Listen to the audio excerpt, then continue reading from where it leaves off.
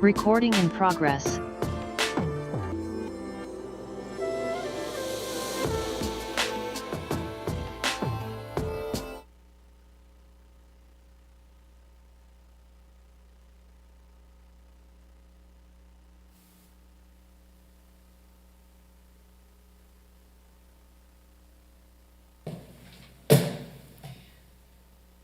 You're live, Mayor. Thank you so very much. I hereby call the Santa Ana City Council meeting to order at this time. This meeting is taking place with in-person attendance and by teleconference via Zoom. The public may access the meeting via the Santa Ana YouTube channel or the city's website. Please bear with us as the technology may disrupt the flow of the meeting. Madam Clerk, please conduct the roll call. Councilmember Becerra. Here. Councilmember Hernandez. Councilmember Lopez. Councilmember Penaloza. Present. Councilmember Vasquez. Present. Mayor Pro Tem Fan. Here. Mayor Mesqua. Present. We have 5 members. That is a quorum. Thank you. Madam Clerk, are there any additions or deletions to the closed session agenda? There are not. Thank you. Do any council members need to announce their abstentions on any closed session items? Seeing none, do we have any speakers, Madam Clerk, for closed session? No, we have no speakers, and we did not receive any emails related to the closed session agenda. Perfect. At this time, we'll recess to closed session. Thank you.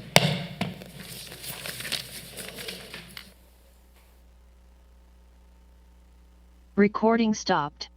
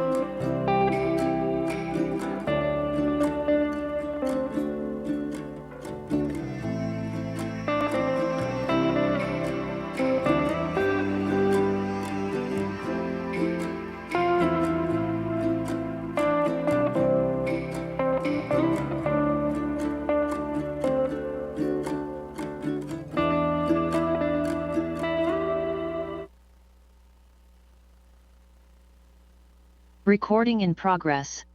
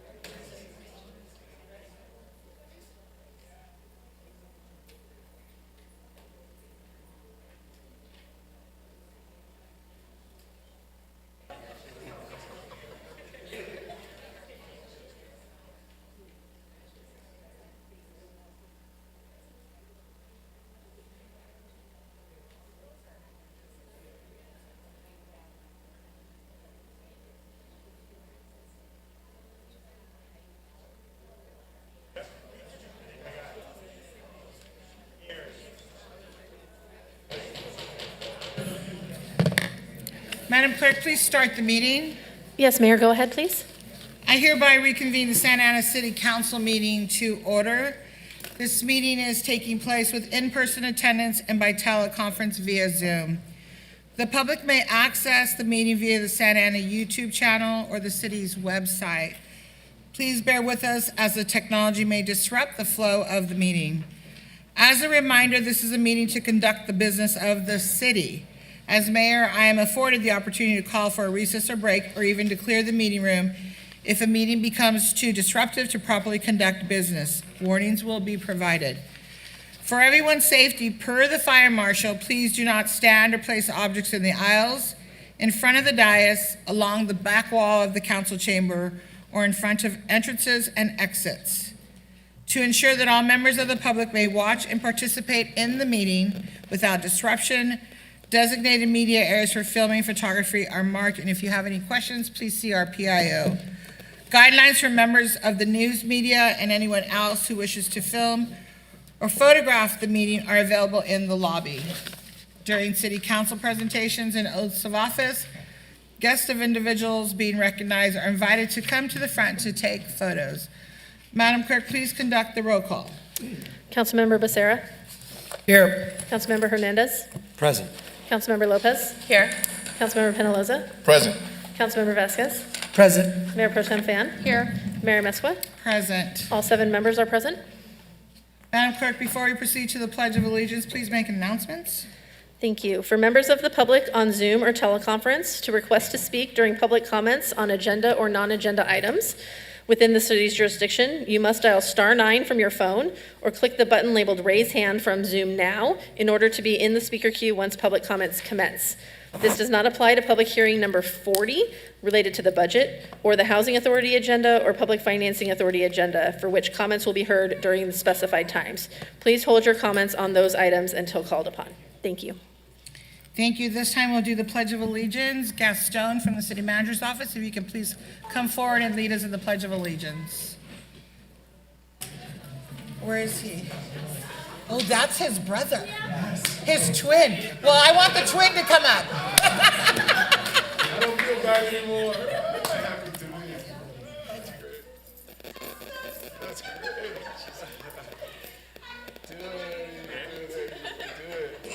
Let's do it. You have to introduce yourself. I guess I'll be Gaston for today. No, please introduce yourself. So my name is Eduardo Flores, also known as Eddie. I am the Senior Management Analyst for Public Works Admin Services.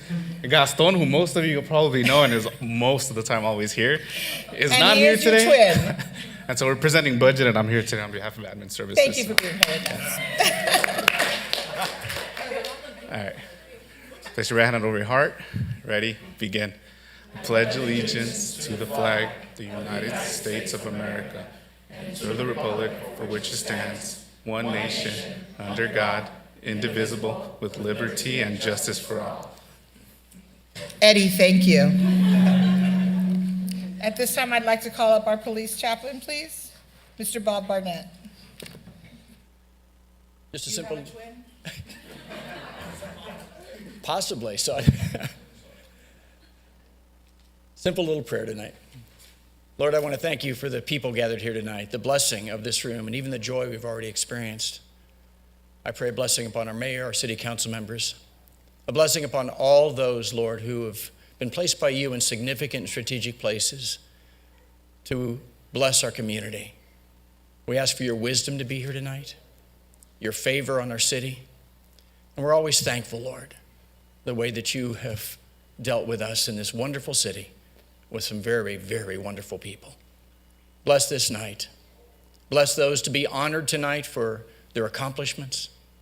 And we ask, Lord, you always bless all of the men and women in our law enforcement and the men and women in the fire authority. Keep them safe, Lord. In your name we pray. Amen. Amen. Thank you, Chaplain.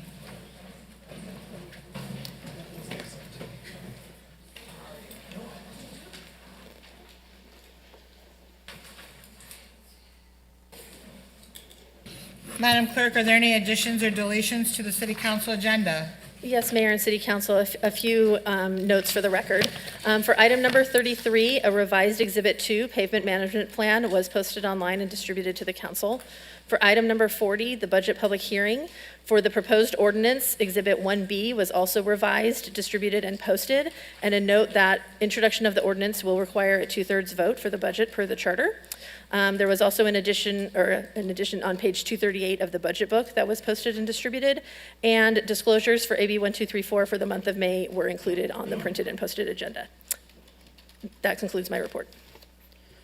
Great, thank you. At this time, we're going to go to ceremonial presentations. If I can have the Junior Achievement of Orange County and Inland Empire join me, please.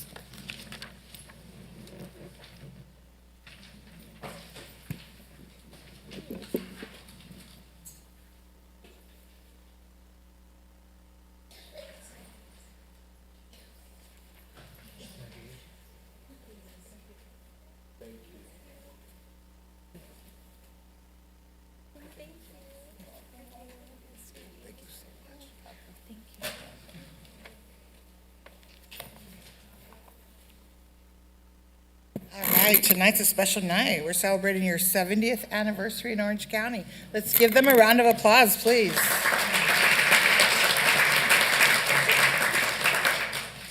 I am here with the Orange County Junior Achievement, but it is their 70th anniversary, as I had indicated, and I know I'm going to mispronounce it. Burgundy Onikia? Okay, I got it right, okay. Eric Goodman, Kaylin Morford, and Carlos Mejia. The Junior Achievement of Orange County and the Inland Empire is a dedicated nonprofit organization. Their mission is to educate K-12 students in financial literacy work, and career readiness and entrepreneurship. Their programs are volunteer-led and aligned with both national and state educational standards. Last year alone, they positively impacted over 12,700 students in Orange County. Thank you very much. During the last school year, they delivered programming to several schools in Santa Ana, including MacArthur Fundamental, Middle College, Monte Vista, Santiago, Scholarship Prep, and middle schools. Junior Achievement addresses the vital knowledge and skills that young people in Santa Ana need. Their goal is to ensure students are able to own their economic success, plan effectively for their future, make informed academic and economic choices. We encourage community members and organizations to support Junior Achievement, OC, and IE by volunteering, donating, or partnering with them to help reach even more students and make a lasting impact. Congratulations to the Junior Achievement for 70 incredible years of empowering generations to achieve greater heights and create a brighter future. Your dedication to teaching financial literacy, work and career readiness, and entrepreneurship has made a lasting impact on countless students. Thank you for your unwavering commitment and visionary leadership. Please, let's give them a round of applause. 70 years, a long time. I'm not that old yet, but I'm sure I will be there. So this is on behalf of the city of Santa Ana and myself and the entire council. We'd like to say congratulations on your 70th anniversary. So I know one or two of you want to speak? Yes. All right. Thank you. Thank you for serving. Do you want a picture with that too? Well, you go ahead and speak. Okay, great. Thank you very much.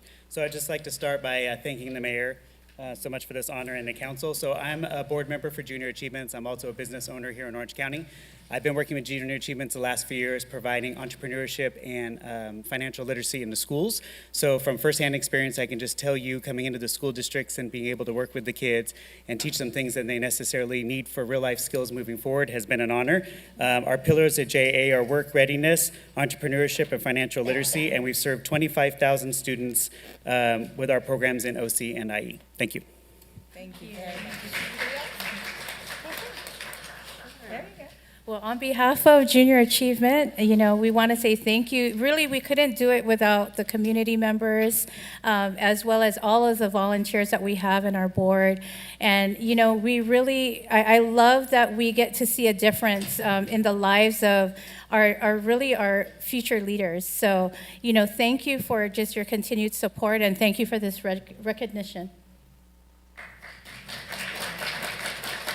Let's celebrate their 70th anniversary. Council, if you'd like to take a picture, please come on down.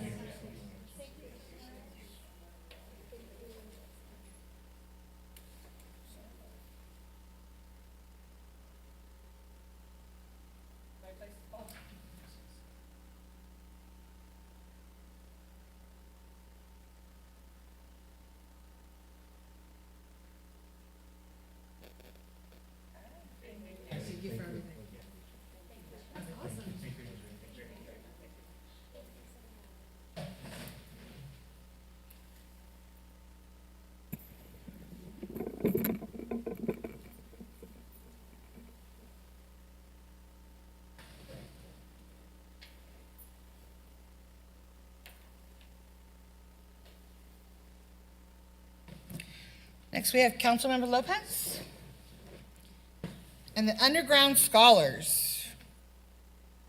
Come on up. Thank you. Yes, so if you're here with the Underground Scholars team, come on up. Hi. Hello.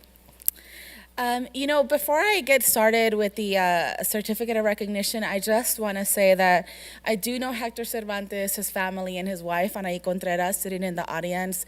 We all went to school together here in the city of Santa Ana, and I really am so proud of Anaí becoming an attorney, Hector now directing Underground Scholars at UCI, and really all of our peers that grew up in this city that have done incredible things and continue to give back to their community.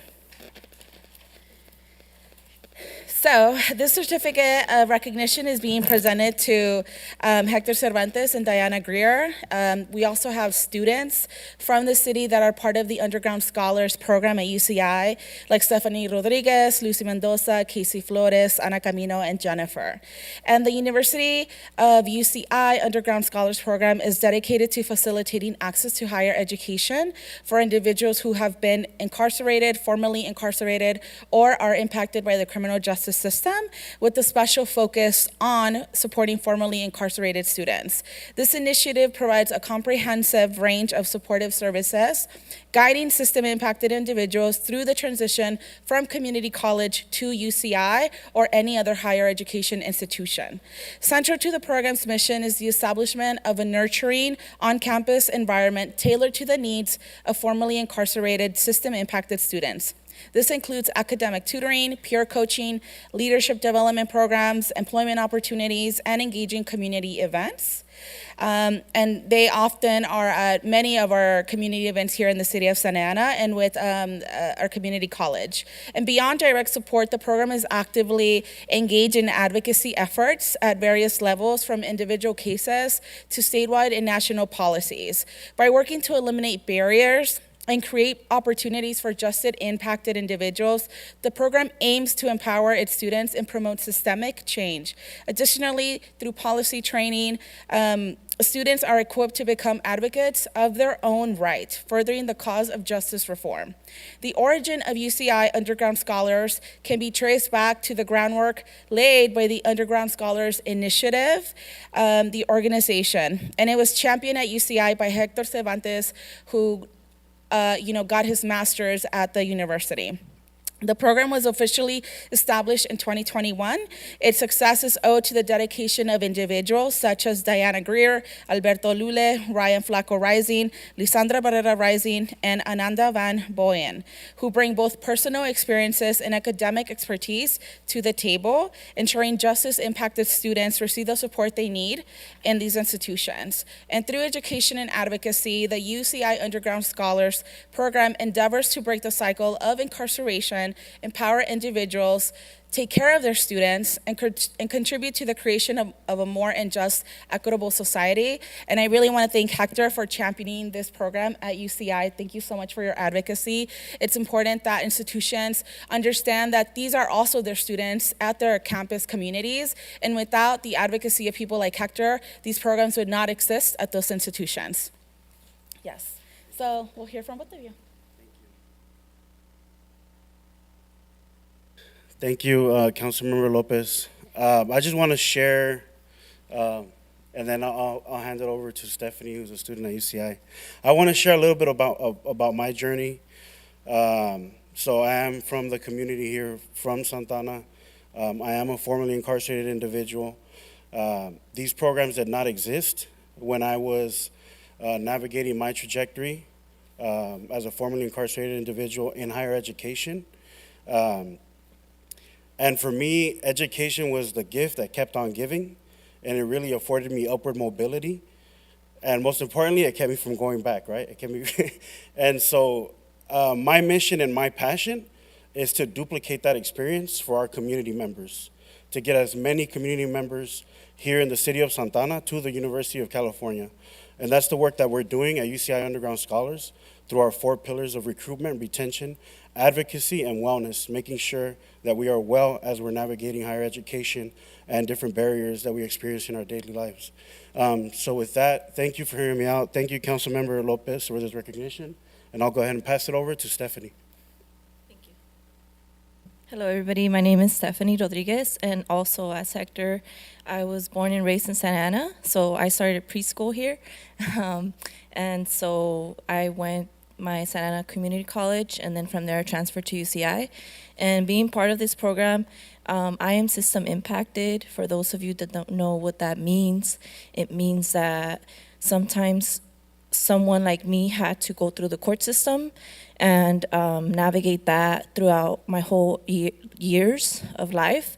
So basically, like, it was hard for me to navigate school and life when you're part of something that, both my parents were incarcerated. So it was very difficult to be part of that product. But thank God for education, and Santa Ana has been a well city for me growing up, and I was able to navigate that. And when I went to UCI, that's where I met Hector, and this program has helped me be able to break those barriers. I'm also a parent, and so higher education with being a parent, it's a lot of challenges, a lot of, like resilience that sometimes I can't believe I'm still standing.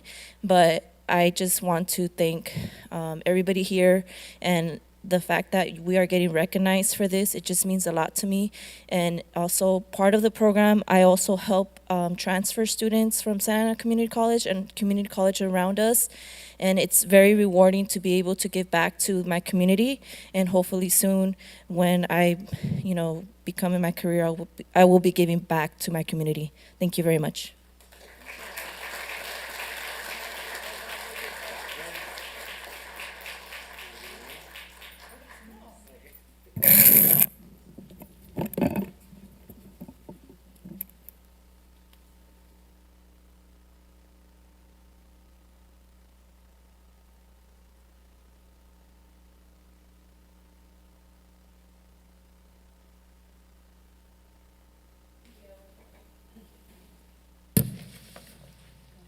Councilmember Vasquez.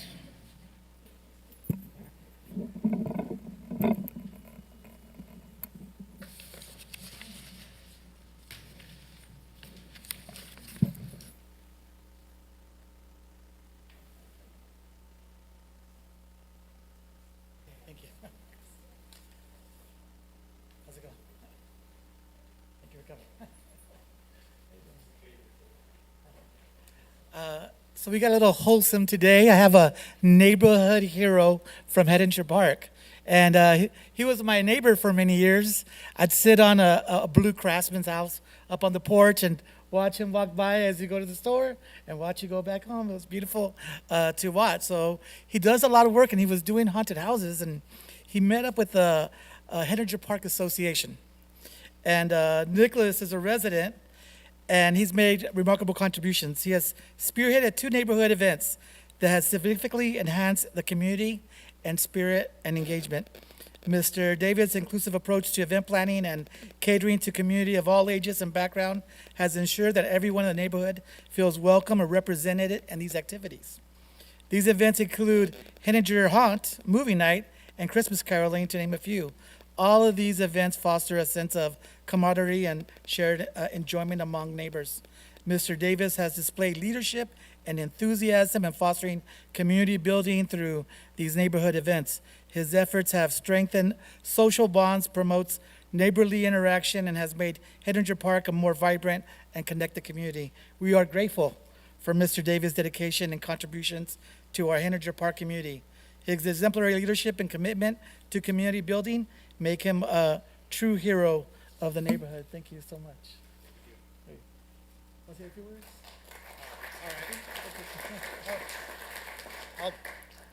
I'll be honest, I'm glad I just wasn't getting fines for it. When I was a kid, there was always a couple dads that did a little too much on Halloween. And I would think about it all year long. I'd be excited to go trick-or-treating.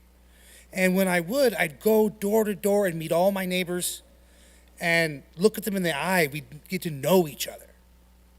And somebody has to do that every generation. And I really like haunted houses. Thank you.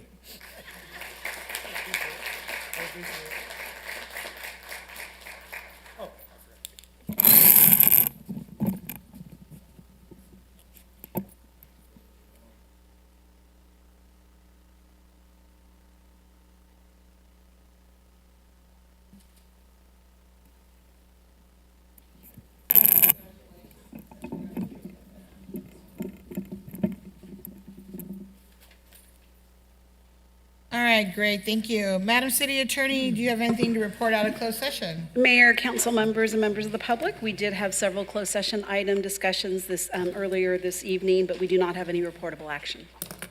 Thank you very much. This is the time of the meeting for the City Council to receive comments from the public on agenda and non-agenda items.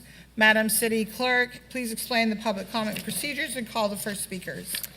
Thank you, Mayor. Pursuant to Resolution Number 2023-047, speakers are requested to address the City Council directly and to refrain from profane language, racial epithets, and libelous or slanderous statements that disturb the decorum of the meeting. Pursuant to the Brown Act, the City Council may not enter into discussion at this time. Speakers will have 3 minutes for their comments. Before calling speakers, I'd like to report the following summary of emails provided as of today. There were 10 e-comments that were received by the city, forwarded to City Council, and posted on the city's website. 1 regarding item 32, 1 regarding item 36, 1 for item 39, 2 for item 41, and 5 non-agenda related comments. We'll now hear from members of the public that are physically present in the council chamber, followed by those on the conference call or Zoom, to provide comments on agenda or non-agenda items. When speaking, please state your name and the ward or neighborhood that you reside in for the record. I'll be calling 3 cards at a time. If when you hear your name, you could please line up in the center aisle behind the podium, that would be appreciated. First 3 speakers: Genevieve Southgate, Kelly Radomski, and Ren Shadowhorse.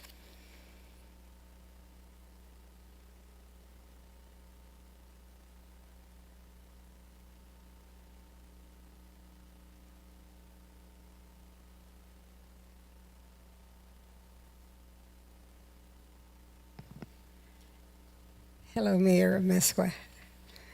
We're friends from way back. And City Council members. I'm here to support the Bowers Museum and to let you know that, we are part of the community and the community is part of us. And just to let you know, my name is Genevieve Barrios Southgate, and I am the Director of Community Programs at the Bowers Museum. Although I presently do not reside in the city of Santa Ana, I have deep roots here. I was born in a small maternity hospital on Main Street, 1 block from the Bowers Museum.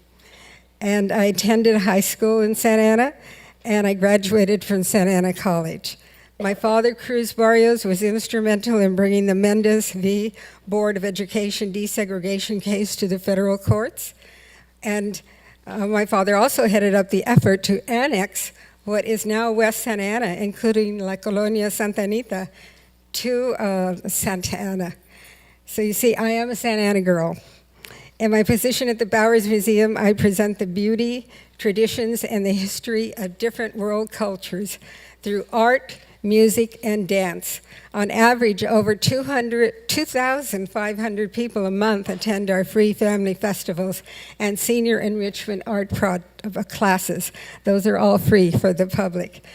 When people ask me what I do in my job, I tell them that I make people happy. Bowers makes people happy. Thank you so much.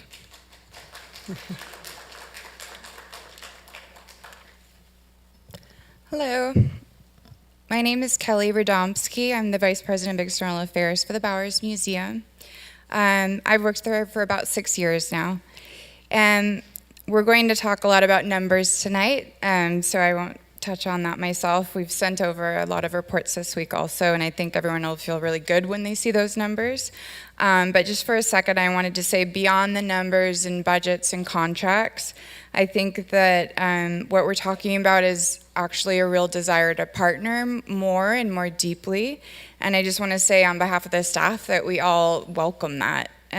Most of the staff at Bowers Museum choose to work at this nonprofit because we want to do that meaningful work. We wanted to have an impact on our community. And I'm a native of Orange County myself, and I was thrilled to join Bowers Museum after working at other larger institutions and museums because of its record of service. We're a small team, but really hardworking, and we truly care. I think we want to welcome the opportunity to expand our partnerships and be ever evolving in those, in that work. And I just wanted to say that before we go deep diving into any numbers, because I feel like that's the heart of what we're all here to talk about. So, Ren Shadowhorse, followed by Thuy Nguyen and Sue Palick. Hello, aloha, my name is Ren. I'm the art director of the Bowers Museum. Can you speak closer to the mic, please? Thank Oh, you. yes, sorry. My name is Ren. I'm the art director of the Bowers Museum. And as a child, I lived here in Santa Ana, and I went to the Bowers on a school field trip. And I come from an immigrant family, low-income background. It was the first time in my life that I had been surrounded by so much art and culture. And coming from the background that I did, it was the first time I could believe that I could have a career in the creative arts, somehow, some way. I also come from a military family, so we moved around a lot. And I was also living with a foster family overseas. And I ended up studying art, came back to America, and now here I am back in Orange County. To be the art director of the Bowers Museum is so meaningful for me on a personal level, deeply. I am multicultural, I'm Asian, I'm Pacific Islander. My grandfather is black, and soy español también. And so when I look at our colleagues, we represent so much of our community, we reflect our community. And we have so many colleagues who are artists themselves and have art backgrounds. We take our work very seriously, knowing that we are of service to our communities. And when I see the school children who come to the museum, thousands of them, I see me, I see my siblings, and I see my nieces and nephews in them. And so, in addition to all of this too, I also happen to be disabled. I'm a survivor of traumatic brain injury. I had lost 25 years of memories. And that has not slowed down my career at all. In fact, it has strengthened my advocacy for people of a variety of disabilities, whether they're visible or invisible. And all of us at the museum, we strive always to keep the visitor experience centered and inclusive for people from all walks of life. And again, as somebody who's openly non-binary in the Pacific Islands, people like me are called mahu. There is one place in Santa Ana that I feel safe, and that is the Bowers Museum. And I also look around at our wonderful city, and I think how many other people feel safe at the Bowers Museum. And it's hundreds of thousands every year, and it is an honor to be there every single day to work alongside our community members. Thank you.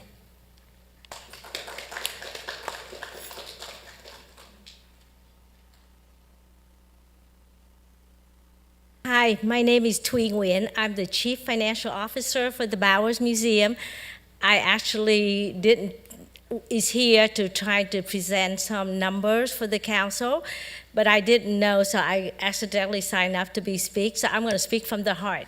I've been working at the Bowers Museum for 25 years, and I love every moment of it. I am also immigration, and I saw what the Bowers represent and offer to the public, and I'm very proud to be part of the team, and I want to thank you very much for everybody for your support to the Bowers Museum to make us what we are today, but it is a lot of work to make the place as nice as it is and as safe and present a lot of world art culture.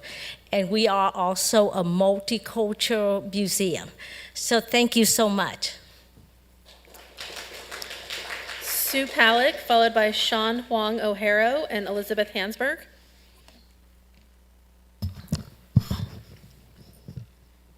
Sue from Ward 4. Good evening, Council and Mayor. I find the love for America by so many on this council to be so shallow at heart. Can you speak into the mic, please? I apologize. Yes, ma'am. Councilwoman Lopez, I went to the Floral Park Memorial Day ceremony. The mayor was there, the riderless black horse, the sheriff's bagpipers, the All-American Boys Choir, the Santa Ana High School Orchestra, and many others who contributed their hearts to the service. Your May newsletter made no mention of your constituents of the Santa Ana Memorial Day services at Floral Park, and your newsletter was only posted on May 30th. Kind of sneaky to me. No one would be paying attention as the month was over. Jeff Katz, president of the Floral Park Neighborhood Association, was a steady, inspiring MC at the Floral Park Memorial Services, and Congressman Lou Correa and our mayor were there and gave inspiring speeches. I felt we were all one at this honoring memorial, paying our respects and love for our country. There was no division of race, politics, or wards, and so many children were there who patriotically brightened the day for everyone. Why were you not there? This is your ward. I heard you were lending your holiday presents at this serious time, starting Friday at a soccer tournament beer fest. Now, this is how it was presented to me. I ask you why you could not find time to honor our fallen veterans, approximately 1 million and counting. Councilman Penaloza, Becerra, Mayor Pro Tem Fan, and the mayor all attended Fairhaven Memorial Services together. And Councilwoman Fan gets Memorial Day. God bless you for that. And where were you, Councilman Hernandez and Vasquez? I find that the very values that America stands for and why people want to come here are buried by the anti-American lack of respect for our flag non-participants on such an important national day as Memorial Day. I'm not asking you to stand for the flag. I'm asking you to explain to us why you won't stand for the flag. I don't understand. And Councilman Vasquez, you and I need to have a conversation. I don't want to leave you out tonight. I will be back again because we need to talk about this clutching your pearls business. You keep to be using that quite a bit. And so maybe you might want to start clutching your pearls before I talk. God bless America. Thank you. Sean Huang O'Hara, Elizabeth Hansberg, and Mark I. Lopez. Greetings. Thank you, council members, for your service. My name is Sean Huang O'Hara. I'm the relatively new president of the Bowers Museum. From the very moment I knew I was moving here, I wanted to live in Santa Ana, and I live in the neighborhood of Park Santiago. I felt it was important to live and contribute to the community I am proud to serve. I came to beautiful Santa Ana after leading 4 art museums around the U.S., ranging from university institutions to city-founded museums like the Bowers, to more recently a museum of contemporary art. I have run numerous living artist programs and worked with and commissioned hundreds of artists in my career. Please know that the Bowers Museum was established as the cultural archive of Orange County, and as such, we have the duty to preserve, protect, and present human culture going back thousands of years and up to the present day. This is a very broad remit. However, it would be only our pleasure to do work and expand our partnerships with living artists. Currently, we work with, partner, and hire hundreds of artists, performers, musicians, writers, designers, chefs, and other creative members of the community in the many public programs that have served hundreds of thousands of public visitors in our area of Santa Ana, which, as you know, is a financial multiplier for our local economy. There are very few organizations with the breadth, depth, and reach of the Bowers Museum, one of the rare multicultural institutions that brings world recognition to the city of Santa Ana and our creative communities. Your predecessors, much like you today, came up with some genius solutions, including the problem of trying to run a museum as a city entity. We all know the challenges municipalities have when they are faced with operating public education institutions. Your predecessors created a public-private partnership that has returned tens of millions of dollars back to the residents of the city of Santa Ana. As you can see by the budgets of the museum going back many years, the footprint and effects of the Bowers Museum is many times larger than the city's annual investment. The museum is significantly larger than it was in the 1980s, with probably some $70 million worth of facilities and architectural expansion paid for by museum donors and actually given to the city of Santa Ana. These are facilities paid for by funders, many from outside Santa Ana, for the benefit of the city of Santa Ana. Imagine that. The transformation of that key neighborhood of Santa Ana, a major northern gateway to the city, has been nothing but short of a miracle. We are now able to provide programs in partnership Sean, with your creative... time is up. Oh, yes. Thank you so much.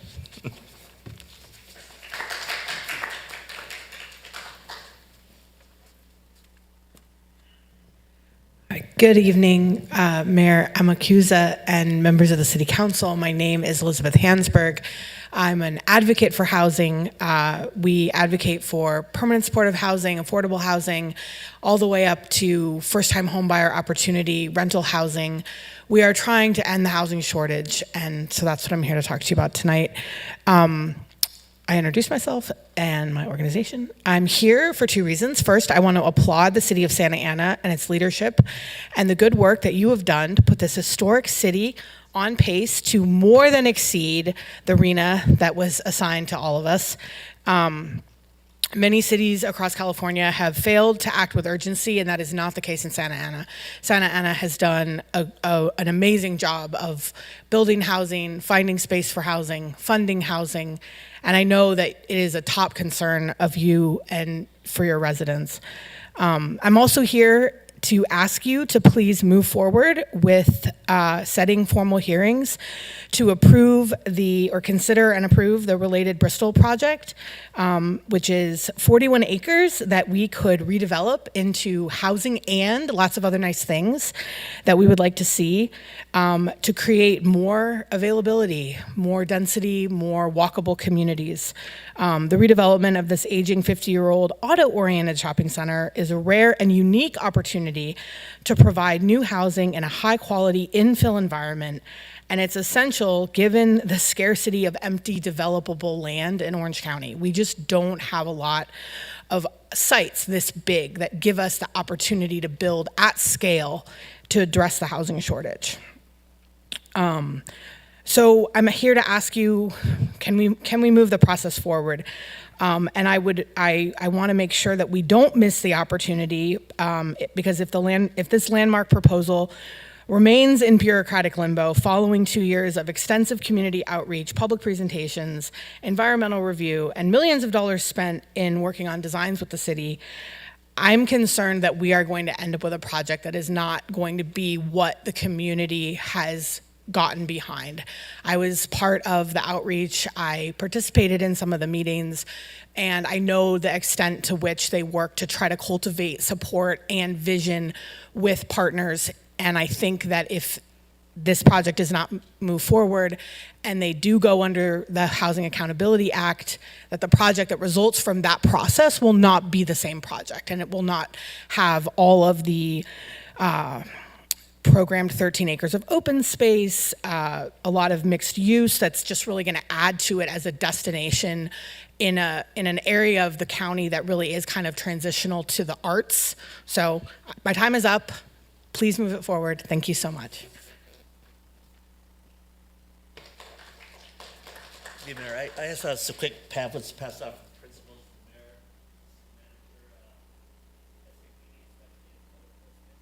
Part of a new community advisory team I'm sitting on Pacific Park, sort of to replace the neighborhood watch.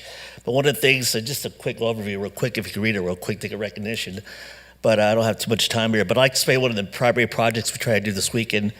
Now, first of all, I'd like to thank code enforcement for helping me out this weekend. We've been communicating how to handle this situation.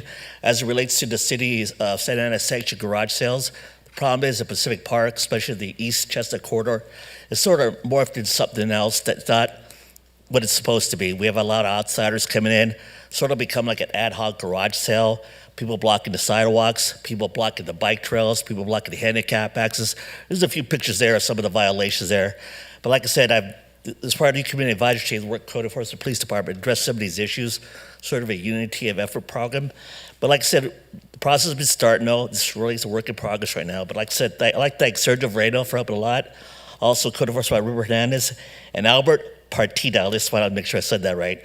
They went out this past weekend on Sunday and talked to 72 vendors to let them know about the rules. They said they've always done things in the past, but obviously things weren't enforced. But I hope we continue on this venture, doing like a soft approach. Hey, we'll give you a warning this time, second time, like a second strike, third time. Maybe the police officers do fines, maybe give and take us like it says on your city pamphlet there. But like I said, I have to thank you once again. If you read that, that's what our intent is.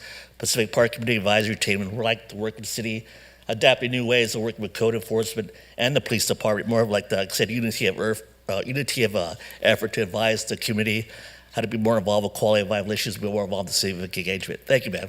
Thank you. And thank you for code enforcement. They really helped a lot. Thank you. Next three speakers, Wendy Haas-Roberts, Jason Garelnick, and Paul Sanford.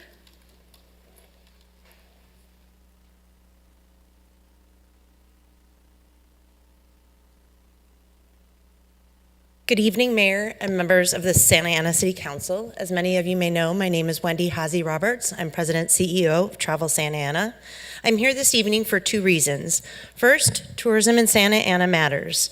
Hotels and motels are integral to Santa Ana's economy, generating hotel visitor tax that benefits our community.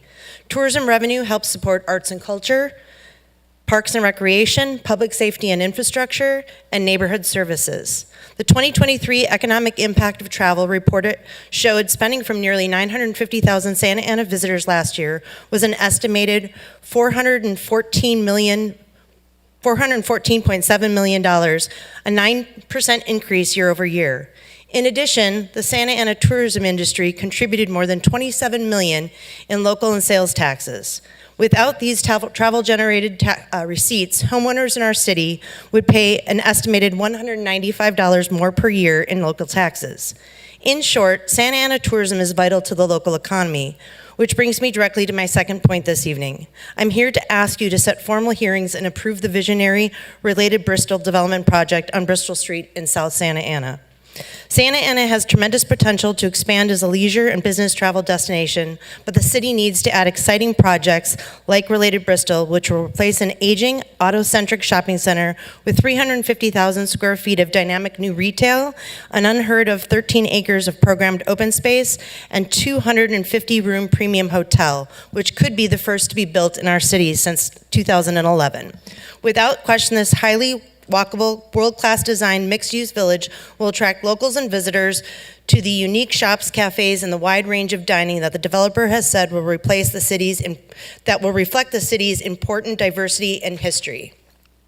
Related Bristol will set the standard and become the model for future development along Bristol Street corridor, as well as across the city. It will contribute greatly to the city's efforts to bring more positive attention and significant sales and hotel visitor tax revenues to Santa Ana as we compete in the highly aggressive Orange County market for domestic and international travelers. Centrally located and easy to access by car, travel, and train, Santa Ana has potential to grow as a visitor destination, with opportunities like the Related Bristol project. This time is now to set hearings and approve this incredible project. I thank you for listening and thank you for your continued support of the travel and leisure business here in our great city. Thank you.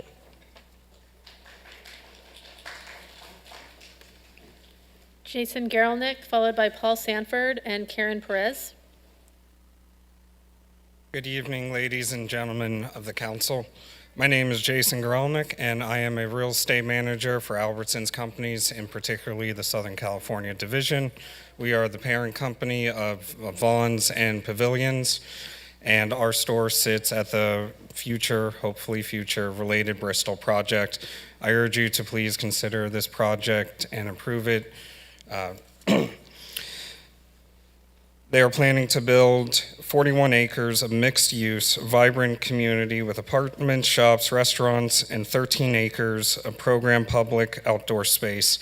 And particularly for the grocery store, they have phased it so that the new store would be built while keeping the existing store open throughout, ensuring that customers will be able to have access to groceries throughout construction. They have also offered to add a police substation, which would help increase security, especially with a large-size project of this size. It is certainly necessary. More than ever, people want and need safe neighborhoods to live and shop in. If approved, Related Bristol would be a model for safety in Santa Ana. Therefore, I urge you to set formal hearings and approve the Related Bristol redevelopment project as soon as possible. It is long overdue for this community and would be a tremendous asset. Thank you.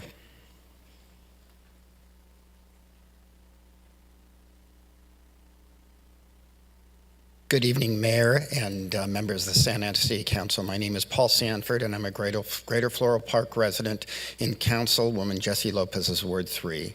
I am CEO and asset manager of Wincombe Hospitality and Wincombe Management and Development. I'm here tonight to conclude my request at the last City Council meeting, and I urge you to set hearings and approve the Related Bristol project on Bristol Street in South Santa Ana. As many have spoken tonight, the 41-acre redevelopment project will generate $500 million in new revenue to the city in the first 30 years of operation, and it will create over 7,500 new construction and permanent jobs. My request again, as others have mentioned, is to set a formal hearing for this project as soon as possible. As a resident, and yes, I'm speaking as a resident, I feel it is imperative that the city leaders prioritize related Bristol. My business is real estate, and I know how firsthand that without a development agreement that reflects existing market conditions and realities and the need of flexibility, it is impossible to secure financing or do any long-term market project of this scale, and therefore the project stands to fail if that is not done.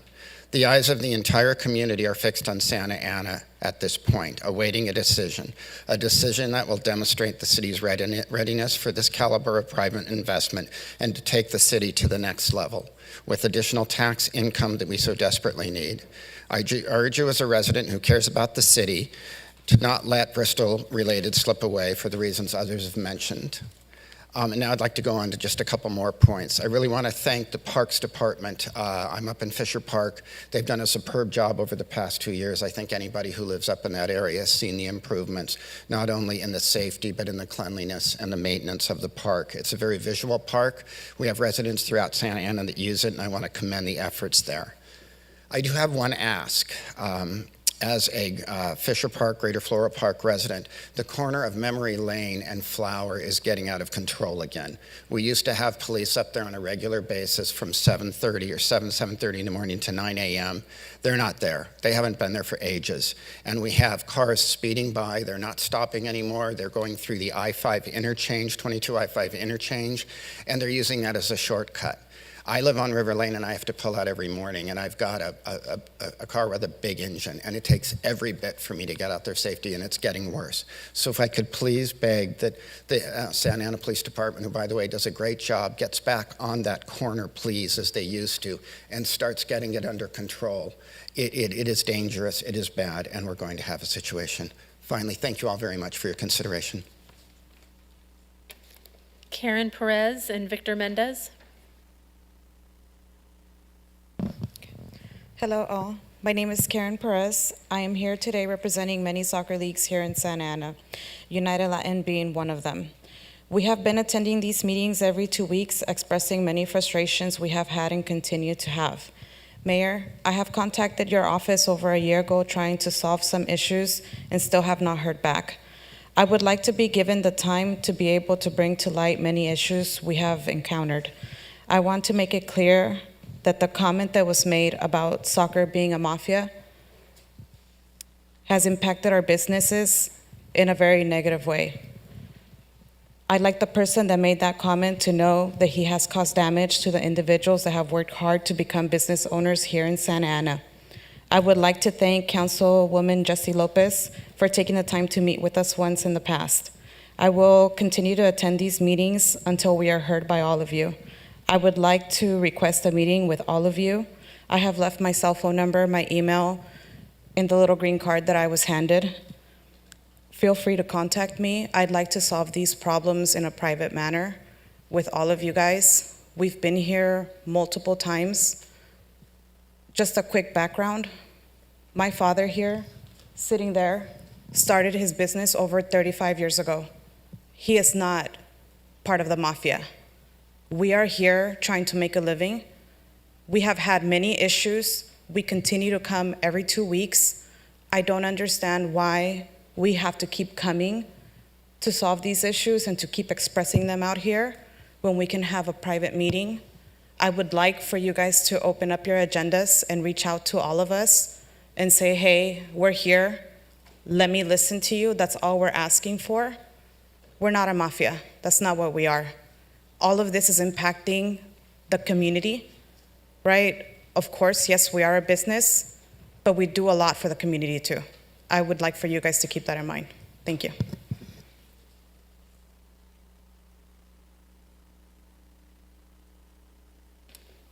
Victor Mendez.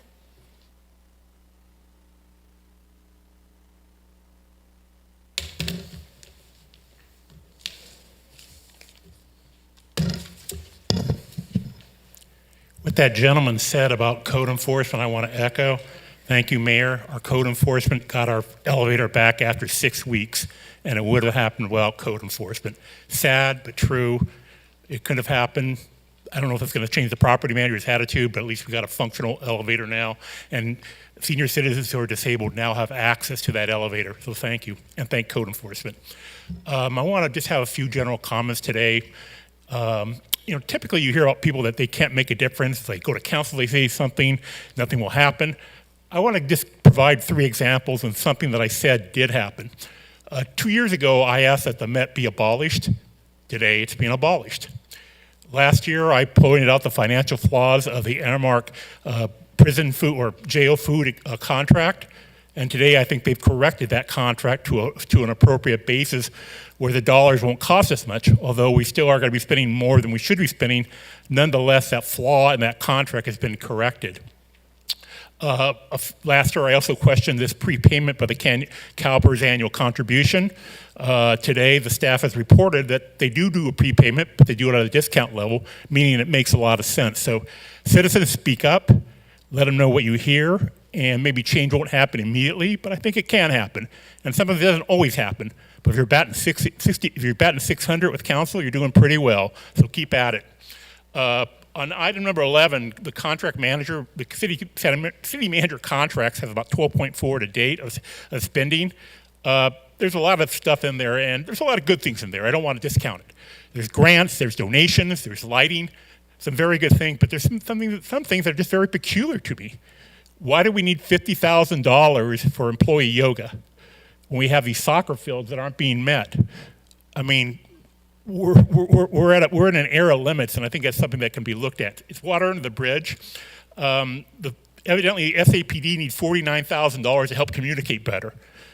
I think they got enough people in there that can tell you how they should be communicating, and certainly the council and the staff here can help in that regard. I think it's $49,000 we may not need. All this is very well intended, but there's a lot of members of the community who are looking for some help in the arts, soccer, whatever. Let's just try to do better, look for better ways to serve the community and spend that money a little bit better and certainly challenge those monies as they're being asked for and appropriated. On the issue of council aid contract, I think the easiest solution is just go to as-need hourly employee. I think you're asking for a lot of work in these contracts. Give us some thought. And item 41, I'm just not sure what the intention is. Fees and taxes are entirely different revenue streams. I'm just not clear what we're trying to achieve here. And because we're talking about cigarette butt removal, I thought we were talking about sidewalk repair. I'm behind this. I'd be interested in finding out, but let's have some clarity as to what you want to do and how you want to fund it, and we can all kind of get behind it or not get behind it. Thank you. Mayor and City Council, that concludes the public speakers that are present. We'll now take the Zoom caller. There is one Zoom caller in the queue. Caller whose phone number ends in 111, please unmute by dialing *6 or selecting the microphone icon. Yes, go ahead, please. Yeah, hello. Hear me? Yes. Can you hear me? Yes, we can hear you. Please go ahead. Okay, thank you. This is Paul Cherez. I'm in Ward 5, and I'm just calling about the mural on Washington and Custard over there at Chiquita Wall, the mural wall. It's ironic that I'm going to talk fast because I don't have that much time. I went to a Memorial Day to Fairhaven, but I stopped at Chiquita because the artist was there. He was there with his camera crew and another guy, and I asked him, hey, are you going to paint my father's name, Tom Cherez? He goes, yes. So I was at that elated. But I couldn't stay because I wanted to go join the Fairhaven celebration. Well, I came back, he was gone, and nothing was done. So I don't know if it was just a PR stunt or what's going on. But my question is for Alvarado Nunez, if he's looked into it, where they at, if there's still a lot of red tape, if any council people are interested in looking into it, or is the ball bouncing back at City Council? So yeah, it is a question. So that's where I'm at. Thank you. Mayor and City Council, that concludes the speakers that were in the queue when we started public comments. Thank you. Before I move to the consent calendar, Madam City Attorney, you needed to share something? Yeah, Mayor and council members and members of the public, I was really hoping that the speakers who came to speak about Related Bristol might still be here to hear these comments. If they're not, hopefully someone will make sure they get this message. We, under the Brown Act, can respond to comments if it's very brief, and I just wanted to give you a really brief update. Some of the speakers tonight commented on this project, and some seem to be insinuating that the hearings have not been scheduled because we, the city, are delaying scheduling those hearings, and that's just not the case. The project application for this project is complete and can be immediately scheduled at the applicant's request. What's at issue here is that the applicant has applied for a development agreement, which is a negotiated agreement. And with the development agreement for this particular project, the developer will be reducing its obligation towards affordable housing payments from $15 a square foot to $5 a square foot pursuant to our existing ordinance.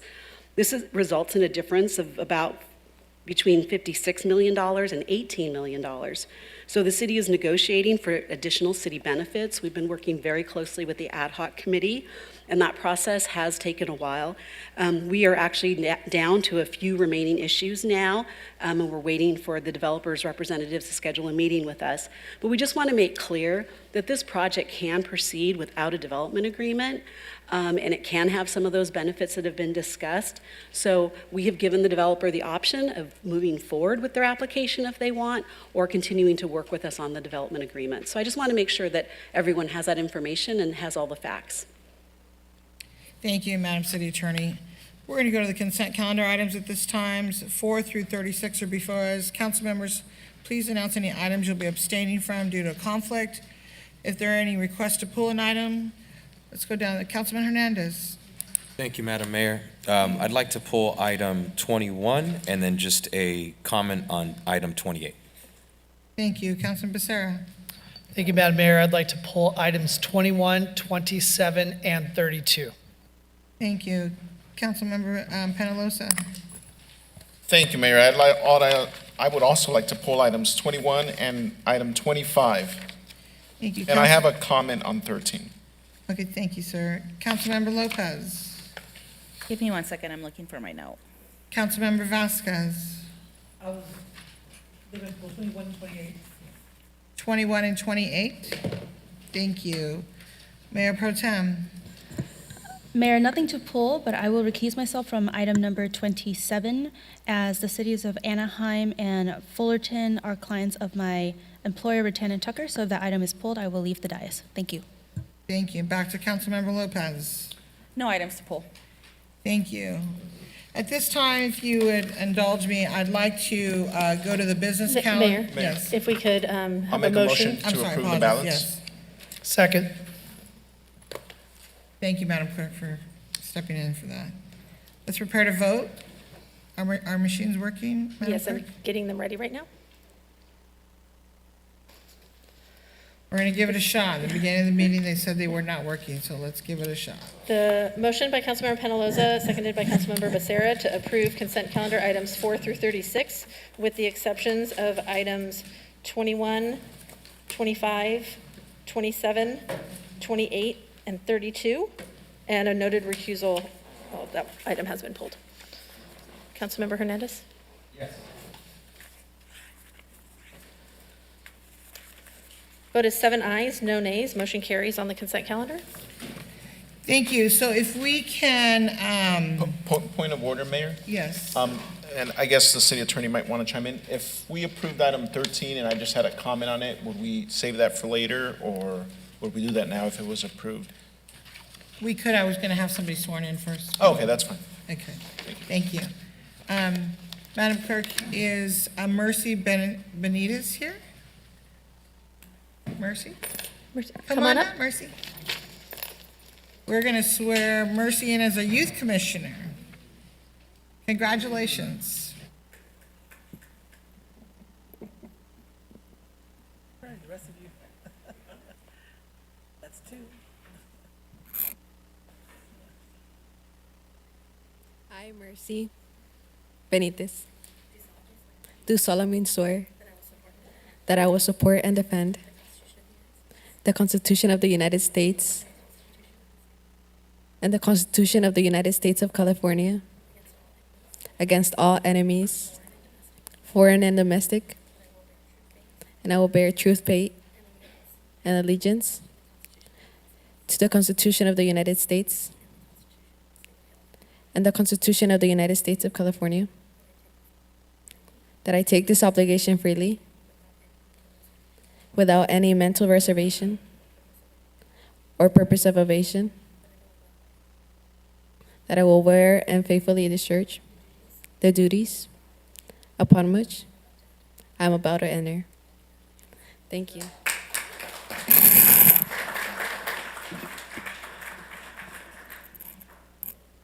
Great. Congratulations. At this time for item 13, there's just a comment for item 13 and item 13 at this point. Thank you. Go ahead, Councilman Penalosa. Thank you, Mayor. The only comment I had on number 13, and City Clerk, you might want to give some clarity on this. There was we were asked to appropriate $617,000 and $800 for that was left over from the special election that we had in November. Yes, Councilmember Penaloza and Mayor and Council. So the budget that was approved last year for the recall special elections was originally budgeted at $1 million based on the initial estimate we received from the Orange County Registrar of Voters. That was contingent upon doing 4 separate special elections. The end of the year, we only conducted 1 special election, and the actual cost for that special election came in at around $300 and some odd thousand. So the finance director and the city management team requested that I relinquish that money back over to the general fund for other purposes. Okay, the only reason why I'm asking for clarity is because in January, you sent us an email stating that the final amount billed by the ROV was $359,000 and 200 and change. But when I subtracted the 2 amounts that it actually cost per this item and your email of the reflected bill, we had an outstanding balance of like $23,000. So I wanted to see where that $23,000 was at, or if it was absorbed somewhere else. So $23,000 that. So in January, you sent us an email with the final bill from the ROV. Correct. And that was $359,200. Okay. And per this staff report, it's stating that the special election actually cost $382,000. So there's a difference of about $23,000. Okay. My question is that $23,000, is that an error, or was that placed somewhere else for now?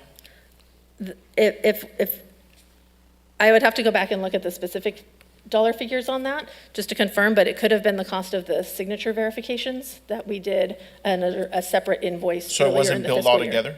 No, the signature verification was billed initially, and then the actual conducting of the election was billed separately. Yeah, if we could just get an email on that, because it's $23,000 that I can't account for, and it's not, doesn't match up with either numbers. So I want to make sure that it's $23,000 that we could use towards art or to fund the art walk.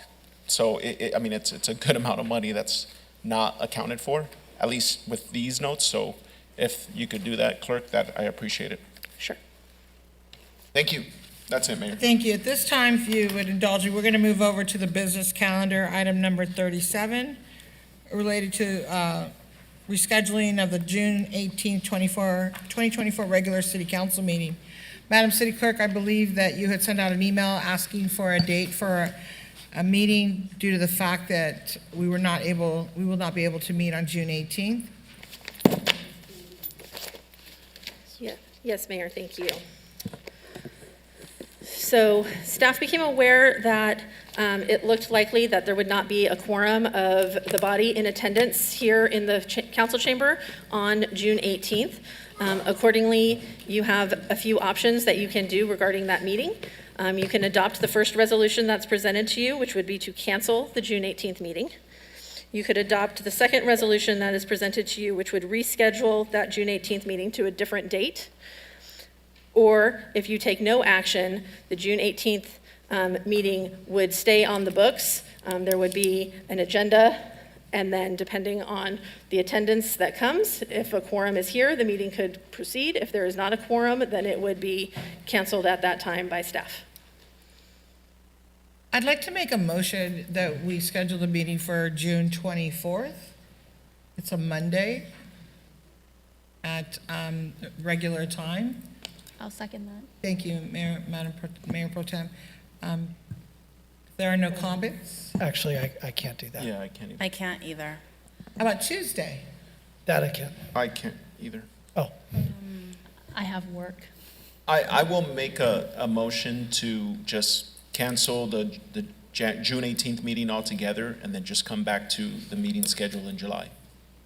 The only reason I'm trying to get a meeting is because we're not going to be meeting again until July 16th. 16th. And so if we think we have a big agenda tonight, we're going to even have a bigger agenda then. So I'm just trying to fit something in if you guys want to pick a day. If not, if the majority wants to go with July, we're going to miss out. how about June 26th, Wednesday? I have work. We just need Jennifer, 4. I thought you emailed all of us asking for dates. I know I responded. Yes, I did send an email seeking dates for that following week of June 4th to June 28th for availability. I heard from 4 council members and did not receive a quorum for any of the dates that were listed. Is Friday the 28th work for everybody? Councilman Hernandez, you wanted to make a comment? Yes, Madam Mayor. I just wanted to ask my colleagues, are there any colleagues who will be present for June 18? Yes, I'm not going to Vegas, so I'll be here. You'll be here? Yes. Okay. Anyone else? So there's 3 of us? In the spirit of moving business forward, I'm happy to delay my flight out to the NALEO conference and stay for June 18th so that we can conduct city's business. That would be an option for you all. If we have 4 members within the city's jurisdiction, we can proceed with the meeting, and that would allow for the ability to teleconference for the remaining 3 members who were at the NALEO conference, if they would so choose. I'll make a motion. I'll happily make that compromise and stay behind so that we don't get behind on city business. I'll make a motion for June 18th if there's any interest from my colleagues. I don't think we need one, do we? No, we don't. If there's going to be 4 of you here for a quorum, then according, I believe what you told me, then we can zoom in the rest of us. Correct. If we have that confirmation of 4 for a quorum, then no further action is required. The rest of us will be zooming in, or those of us. And others who would want to participate by teleconference would just need to tell us where they're located, and we would need to do that posting on our agenda before. Perfect. I'll be zooming in, Madam Clerk, from my hotel. Perfect. Go ahead, Mayor Pro Tem. I mean, I did want to just also offer up June 27th. That is the date of the State of the City. So I presume many people will be there during the day, maybe be available in the afternoon. I mean, we pay to go to these conferences. I have Okay. no CFA. I can't either. How about we just, If we can't get quorum, I would support Councilmember Peñalos's motion. That's fine. I was just trying to, So right now, I think it was Councilman I Hernandez. have heard that Councilmember Hernandez has stated he would be present on June 18th, as well as Councilmembers Becerra, Councilmember Lopez, and Mayor Pro Tem Fan, here in the council chamber. That's correct, and I'll be zooming in, Madam City Attorney. Will anybody else be zooming in? Yeah, I'll be teleconferencing in. Okay. Some of our actions may require a supermajority vote. That's why I was asking, we'll need more than 4 votes, and that's why we'll need others to participate by teleconference. So can we just not put anything on the agenda that needs the 5 votes? As long as you're participating happy to do in that. the meeting, it's sufficient. Okay. All right, right, thank are we you. good with that? Question, Madam Mayor? Yes, go ahead. Thank you, Madam. Just a clarifying question. So does that mean that business that would have been pushed out, we're going to keep our business on calendar for June 18th? That's Okay. So in the spirit of ensuring that we stay on schedule, because moving things forward can impact our city adversely, we have a motion and a second on the floor, it looks like, right? We didn't need one. Oh, we don't need That's one? why- Okay, That's why we wonderful. moved ahead. Thank you so much. All right. And Mayor, I just need clarity. This city agenda tonight is loaded because staff anticipated the next meeting being canceled, correct? That's what I was told by city staff, so anything pressing we're addressing tonight. Yes, given that we have quite a bit of issues, right, so in anticipation, we were a little bit prepared. That is correct. Okay. To the extent that, we focus on key items, the budget being, of course, the primary one, and other ones that need to be discussed today, like the council aid, and of course, this one was the key paramount for us. Any of the other items, depending on the length of the time, we can postpone for the next agenda. That is why we're going in the business calendar. Perfect. So, okay, let's go to item number 38. At this time, resolution of the City of Santa Ana authorizing the issuance and sale of the water bond. Mr. City Manager, Acting City Manager.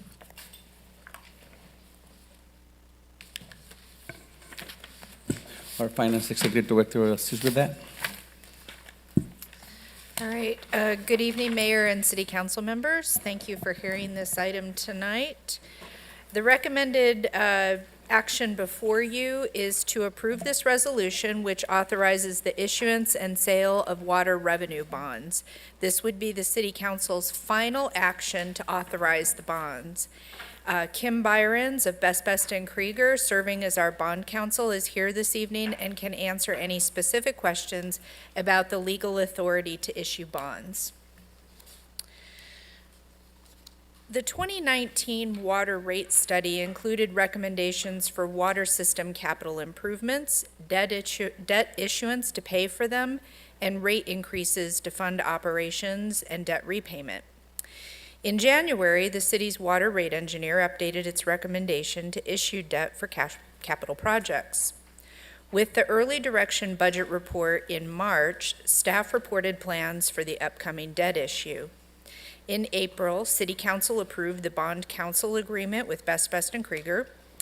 And in May, City Council approved formation of a new public financing authority to issue the bonds. The Public Financing Authority agenda tonight includes a companion to this item. We're proposing to sell bonds with a face value of up to $47 million at a premium to finance $40 million of capital projects and repay the outstanding 2014 water bonds. Proceeds would also pay for the cost of issuance. Our latest estimate is a par value of $44 million, or face value, with a premium of $5 million, which would be the $49 million that we need for the spending plan. Expected terms include a 25-year fixed-rate amortization with a true interest cost of approximately 4.16%. This is a summary of the $40 million of improvements to be financed. $15 million would be used to complete the advanced water meter project. $10 million would be used to improve 2 different pump stations, and the remainder would be used for vault, meter apparatus, well, and electrical improvements. Bond proceeds should be used within 3 years, so we have a commitment timeline on this slide. The recommendation tonight does not include a water rate increase. However, to be completely transparent, the city will likely need to approve rate increases in the future to ensure the water enterprise maintains sufficient revenue for both operations and debt payments.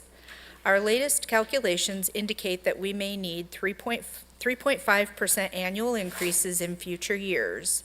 The city's average water bill by month is fairly low compared to other jurisdictions.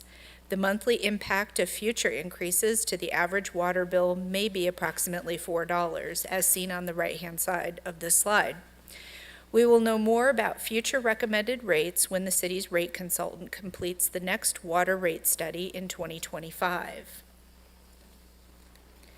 The resolution before you would approve each of these 7 documents, which have been reviewed by the bond financing team, including myself and our Assistant Finance Director, Cesar Barrera, our Deputy Public Works Director and Water Resources Manager, Armando Fernandez, our Principal Civil Engineer for Water Resources, the city's financial advisor, Urban Futures, our bond counsel, Best and Krieger, the underwriter, Ramirez and Company, and the underwriter's counsel, Stradling Law. The master installment purchase agreement, this is where the Public Financing Authority agrees to sell bonds and the city agrees to purchase completed capital improvements with installment payments. Then the first supplement to that agreement creates the obligation and assigns the Public Financing Authority rights to collect installment payments and duties to make those bond payments to the trustee. The escrow agreement would facilitate payment of the 2014 bonds. The bond purchase agreement is with the underwriter to negotiate the sale of the bonds. The indenture of trust sets the terms, covenants, and provisions of the bonds. The preliminary official statement is to be distributed to prospective purchasers containing all material facts for making an investment decision. And then the continuing disclosure certificate committing the city to provide annual reports and notices to investors.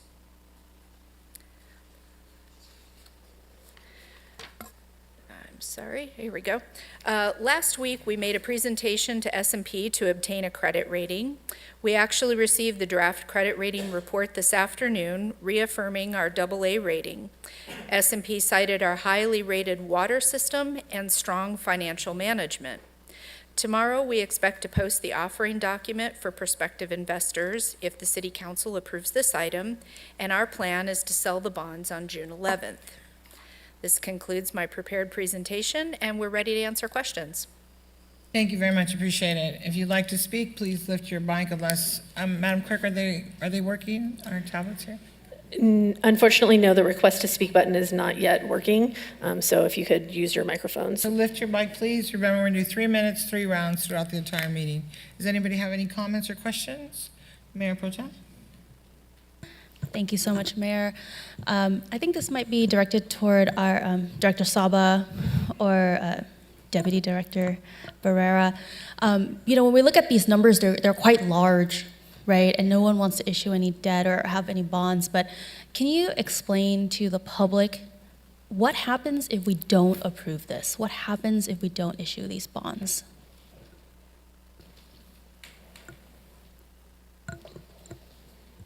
Good evening, Mayor Pro Tem, Council.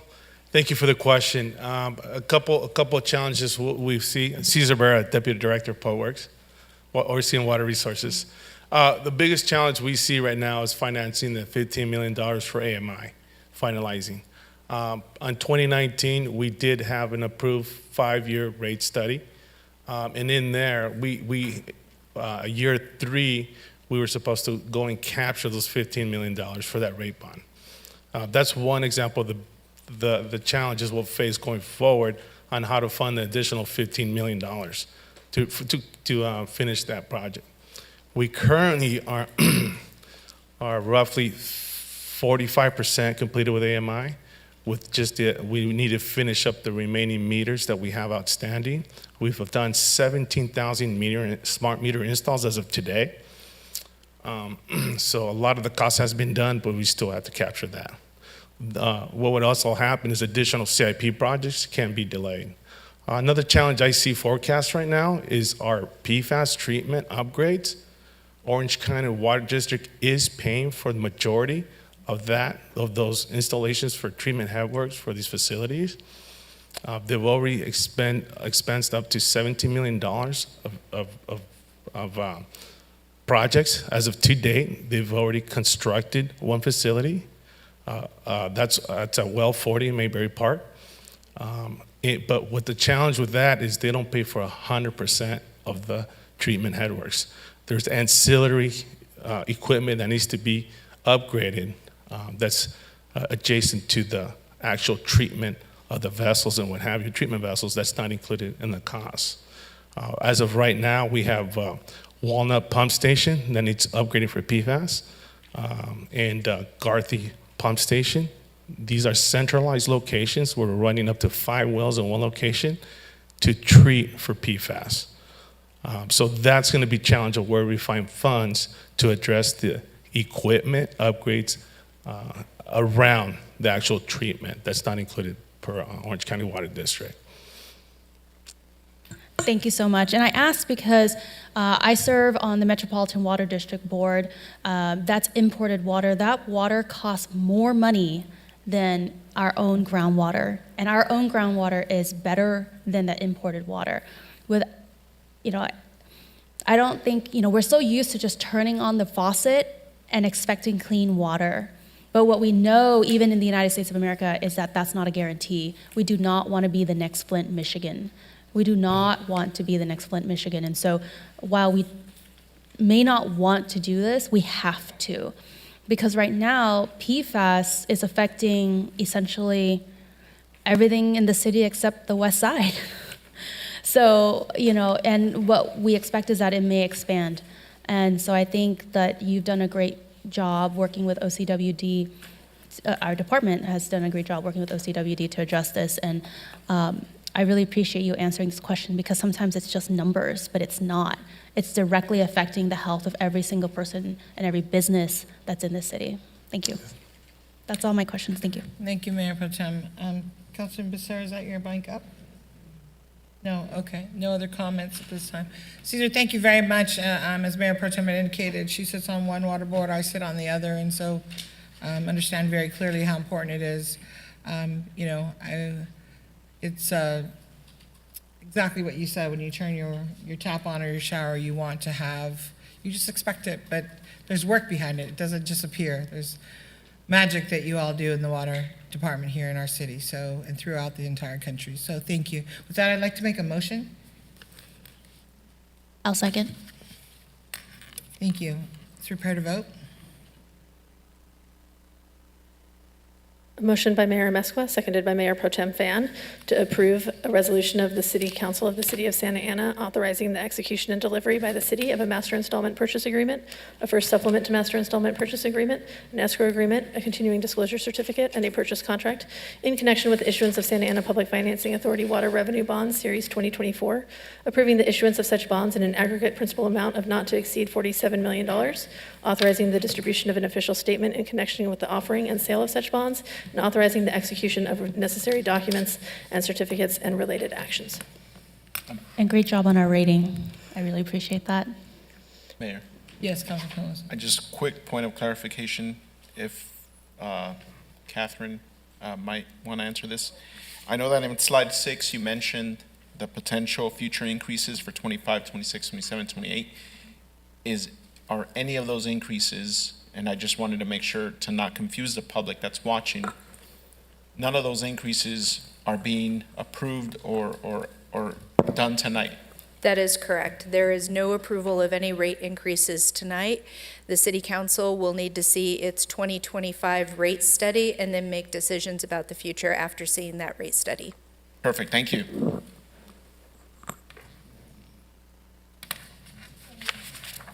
Vote is 7 ayes, no nays, motion carries. Thank you. On to item 39, related to the local resident preference and affordable housing. Mr. City Manager, may we have a report, please? And I am so happy to see this item.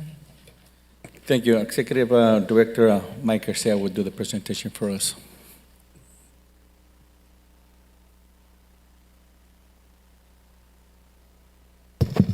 Mayor Pro Tem, City Council, we're happy to have this item in front of you for your consideration tonight.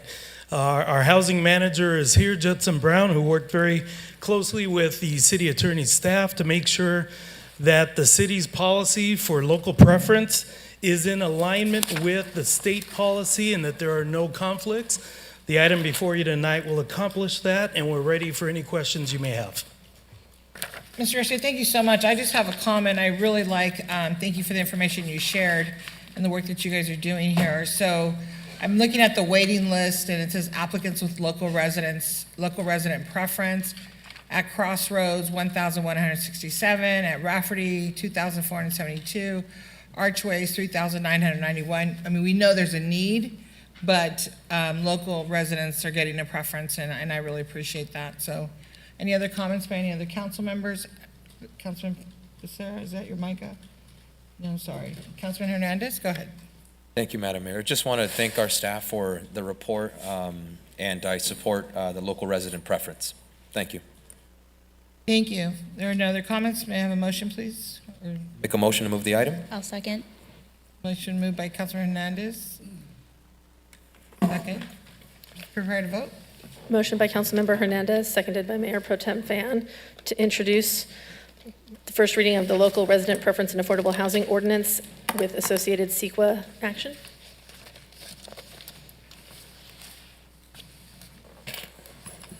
Councilmember Hernandez?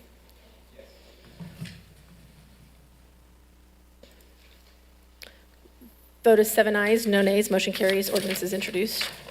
Thank you, Madam City Clerk. At this time, we're going to end the business calendar, and we're going to go to the public hearing, which is the item number 40, the budget. Madam City Clerk, you want to please provide instructions to the public who'd like to make a comment on this item. Thank you. Members of the public joining us by way of Zoom or conference call who would like to make a comment for public hearing item number 40 only, the proposed budget, please dial *9 from your phone or select raise hand from Zoom now.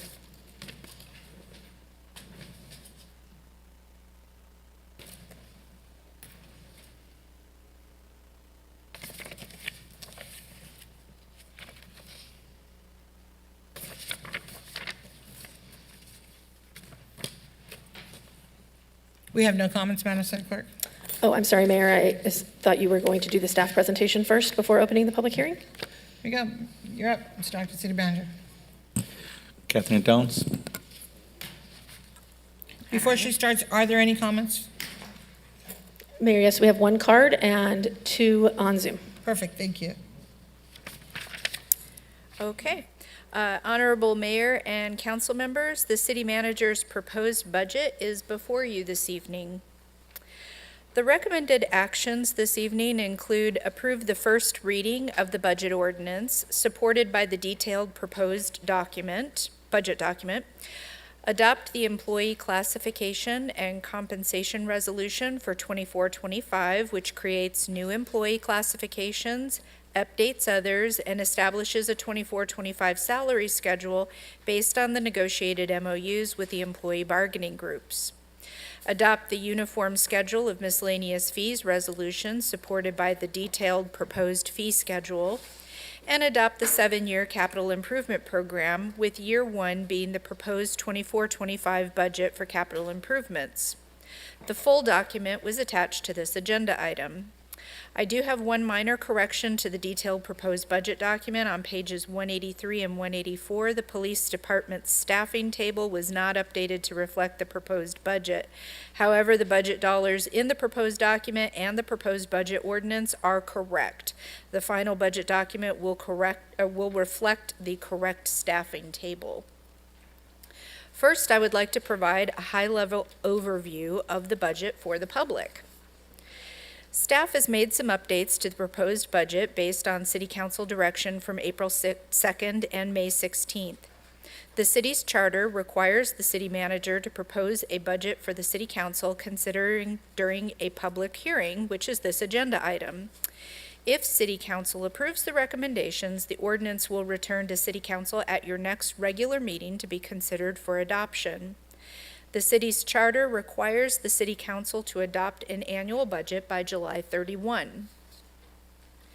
The general fund is the primary operating fund of the city and accounts for the city's unrestricted revenues. The proposed recurring budget is balanced. The City Council's policy reserve level of 18% of recurring annual revenue will be maintained, which is calculated to be $73 million. We expect overall revenue will increase by 2.2%, and the proposed budget for recurring expenditures is 3.6% more than the current fiscal year. The proposed general fund budget also includes a $10.5 million contribution to the 115 Trust for Pension Debt Stabilization. This is a very high-level snapshot of the proposed citywide spending budget. 56%, or $408 million, is accounted for in the general fund. $114 million of restricted money is accounted for in special revenue funds, such as housing. $55 million in other restricted funds, such as gas tax and successor agency debt payments. $128 million in enterprise funds, such as water, sewer, and refuse collection, and the remainder in capital funds, primarily for roadway improvements. Taking a closer look at the general fund, we see that 36% of the revenue comes from sales taxes in the green areas for Bradley Burns and Measure X. 23% comes from property taxes in the gray area. Another 17% comes from other taxes, including utility users tax, hotel visitors tax, and business taxes. The remainder comes from charges for services, franchise fees, jail revenue, fines, investment earnings, and other miscellaneous income. The total spending plan for the general fund is approximately $2 million more than the revenue. However, that includes nearly $13 million of one-time spending from the available general fund balance in excess of the $73 million reserve. Public safety first responders, including police, fire, and ambulance, comprise 54% of the general fund spending plan. Each frontline service department is included in this pie chart, including planning and building, community development, parks, recreation, and community services, public works, and library. For purposes of presentation, I combined the budgets for City Manager's Office, City Attorney's Office, Clerk of the Council, Finance, and Human Resources into a single administration category.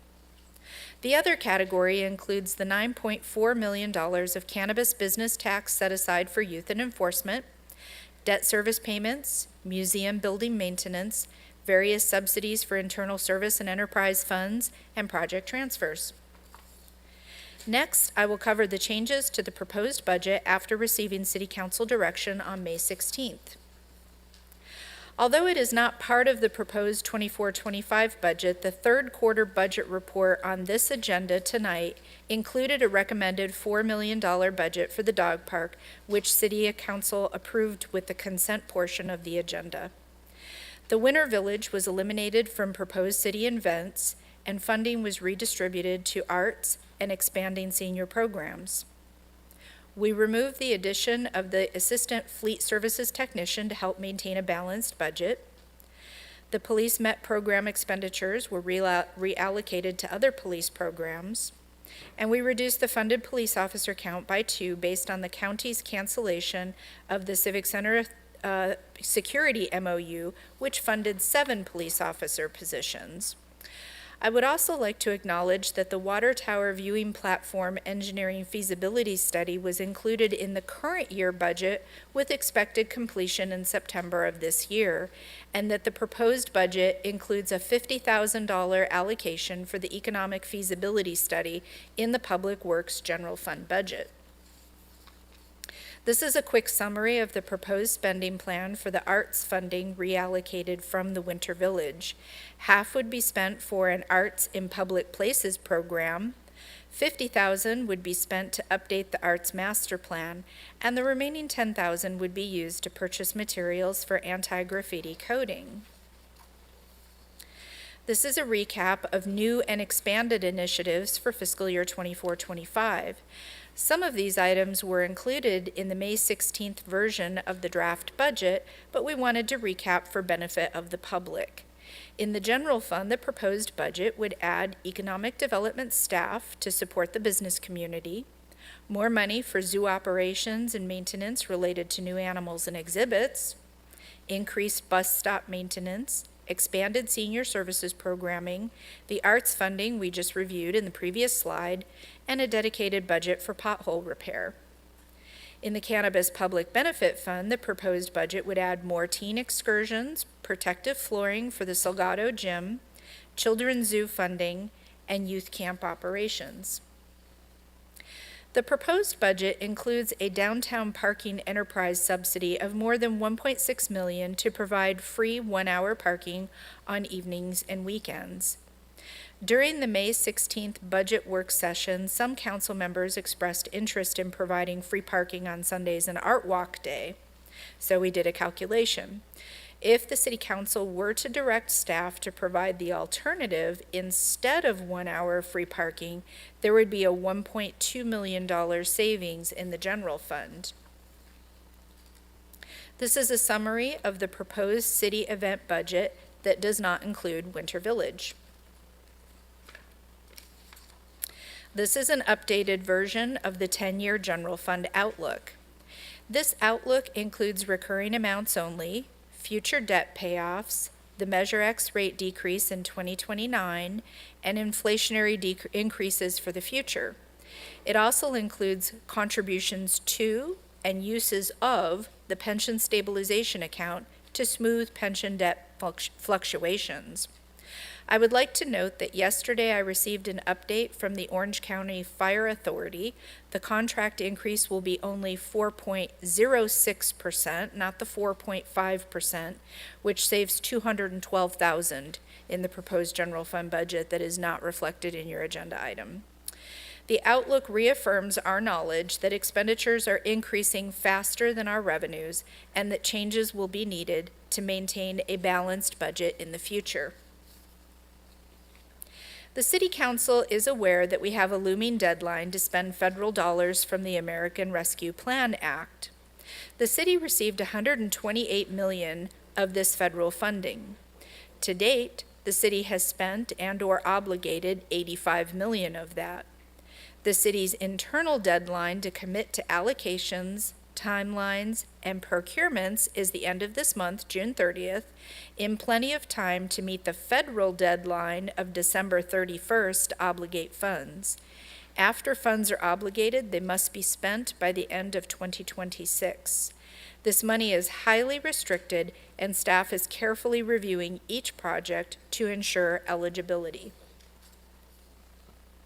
The proposed capital improvement program includes new funding available to continue ongoing efforts for street, traffic, facility, and park improvements. The new funding totals more than $36 million. Although it is difficult to see on this slide, this map will appear in the CIP document and identifies the locations of projects. They are the small titles highlighted in yellow distributed throughout the city. Notable CIP projects include safe routes to schools for $4.7 million, bike lane projects for $3.4 million, traffic signals at 2 locations for $1.3 million, Logan Chepas Park redesign for $1 million, Bristol Street rehab completion for $680,000. That was the final piece of funding. And then outdoor library at Jerome Park, another $450,000 of funding. So at this point, I'd like to take a pause in the presentation. The remaining 74 slides include department-specific summaries, highlights, and goals. So we can either end the presentation here and move on to City Council questions and discussion, or we can keep going. Is there a preference? I think we're ready for questions unless you want to sit here for, how many pages, Gwen? 74. So we all received the budget. I'm assuming we all looked at it, so. I have questions. Mayor, Sure. I would suggest that we take these questions for what we've seen already, and then the following slides are still presented for the public's viewing. I'd support that. I'm not quite sure I do. It's, how many slides did you say? 74. 74 more slides. Let's see how many questions we have first, Councilor Pennell. How about we do that? Because we may be sitting here for 2 hours with just the questions that we have. So I know I have questions. I'm sure a lot of people do up here. So a lot of council members do. All right. So let's start with questions. 3 minutes, 3 rounds. I'd ask somebody to keep track, but I'll keep track here. All right. Let's start. Who's first? Please raise your mic if you'd like questions or comments. Councilman Hernandez, I see your mic's up. Madam Mayor, thank you very much. Thank you, Catherine Downs, for a fantastic presentation today. Greatly appreciated. I wanted to touch base with my colleagues on a couple of concerns. For one, I'm very supportive of the majority of items that you've put in front of us today.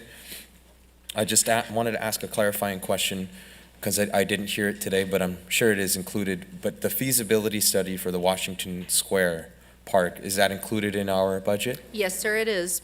Thank you, Catherine.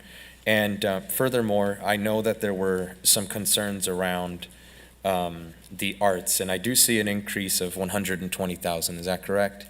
That is correct, sir. And then an additional increase in senior services and programming. I'd like to thank my colleagues for their direction in increasing these areas of funding in two groups of funding where the arts is not something that we exclude our seniors from. I want to encourage more of our seniors to get engaged in the arts or to work with organizations that are doing arts, organizations like OCTAC. There are tremendous orgs in the community. I just want to see the arts be more inclusive of our seniors. But we did have an increase in the area of arts of 120,000. We also had the increase in senior services programming. I'd like to see an increase in arts and culture. I would not like to see us terminate our relationship with the Bowers. I'd like to see us strengthen it. Ways that I think we can strengthen it is for us to be more community oriented, for us to work closer together with them. What I'd like to see done is for the funding to stay with the Bowers Museum, but I would like to see us increase our arts funding. I know we have an increase of 120,000. I'd like to see an additional 100,000 be moved from the Bowers. It's not a significant amount. It still leaves a sizable investment in our partnership, but to take $100,000 off that top to get us a little closer to our arts master plan, I'd like to see that done. I don't know if there's any funding available in the Winter Village.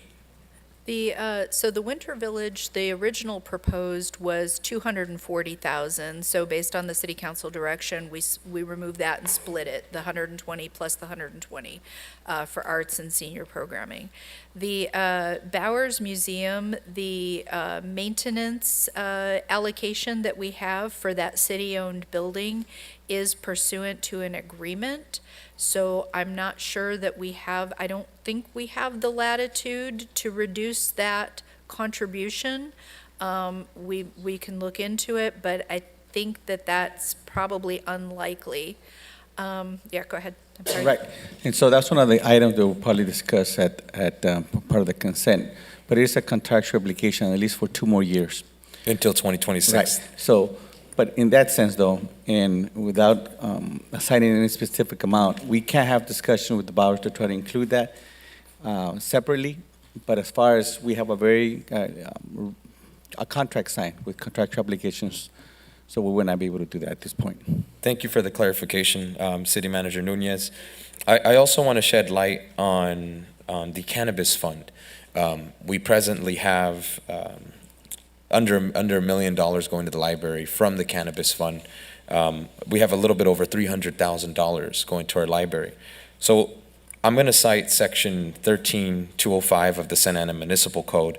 And it says, per our ordinance, we can suspend this ordinance by a 2/3 vote of the council. If the city council finds that there is a structural deficit, then we are able to override that ordinance and add additional funding wherever we do see a deficit. I want to raise awareness on my concerns on sidewalks. We pay out hundreds of thousands of dollars annually in lawsuits related to sidewalks. And these are monies that we don't earmark in preparation of potential lawsuits. So what I would like to do is see an increase in public works. I would like to see a $1 million increase in sidewalks, and that would be coming from our cannabis fund. It would require 2/3 of the vote of this council.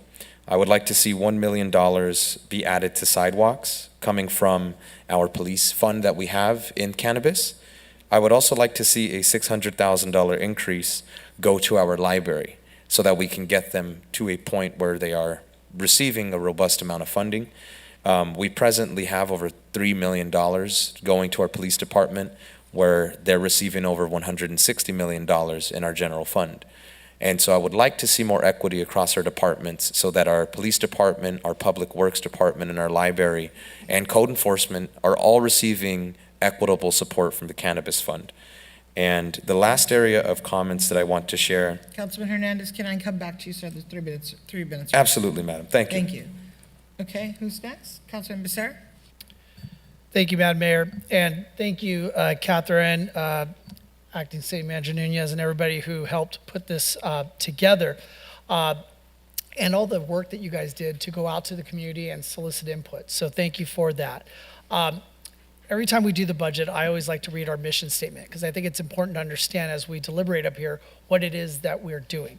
And that is, our mission is to deliver efficient public services in partnership with our community, which ensures public safety, a prosperous economic environment, opportunities for our youth, and a high quality of life for our residents. So a fine example of that was the inclusion in this budget of the dedicated left turn signals at Segerstrom and Rate and Segerstrom and Flowers. So I want to thank you for including those, because those improvements will save lives. We need to look at growing revenue, that's for sure. And I want to thank staff for including the next phase of the observation deck around the iconic water tower to see the economic feasibility of that. I'm pretty sure it's going to come out the right way, but again, I appreciate the thoroughness in vetting it. I do not support what I just heard as far as the Bowers and any sort of shifting of funds. As Acting City Manager said, we do have an obligation.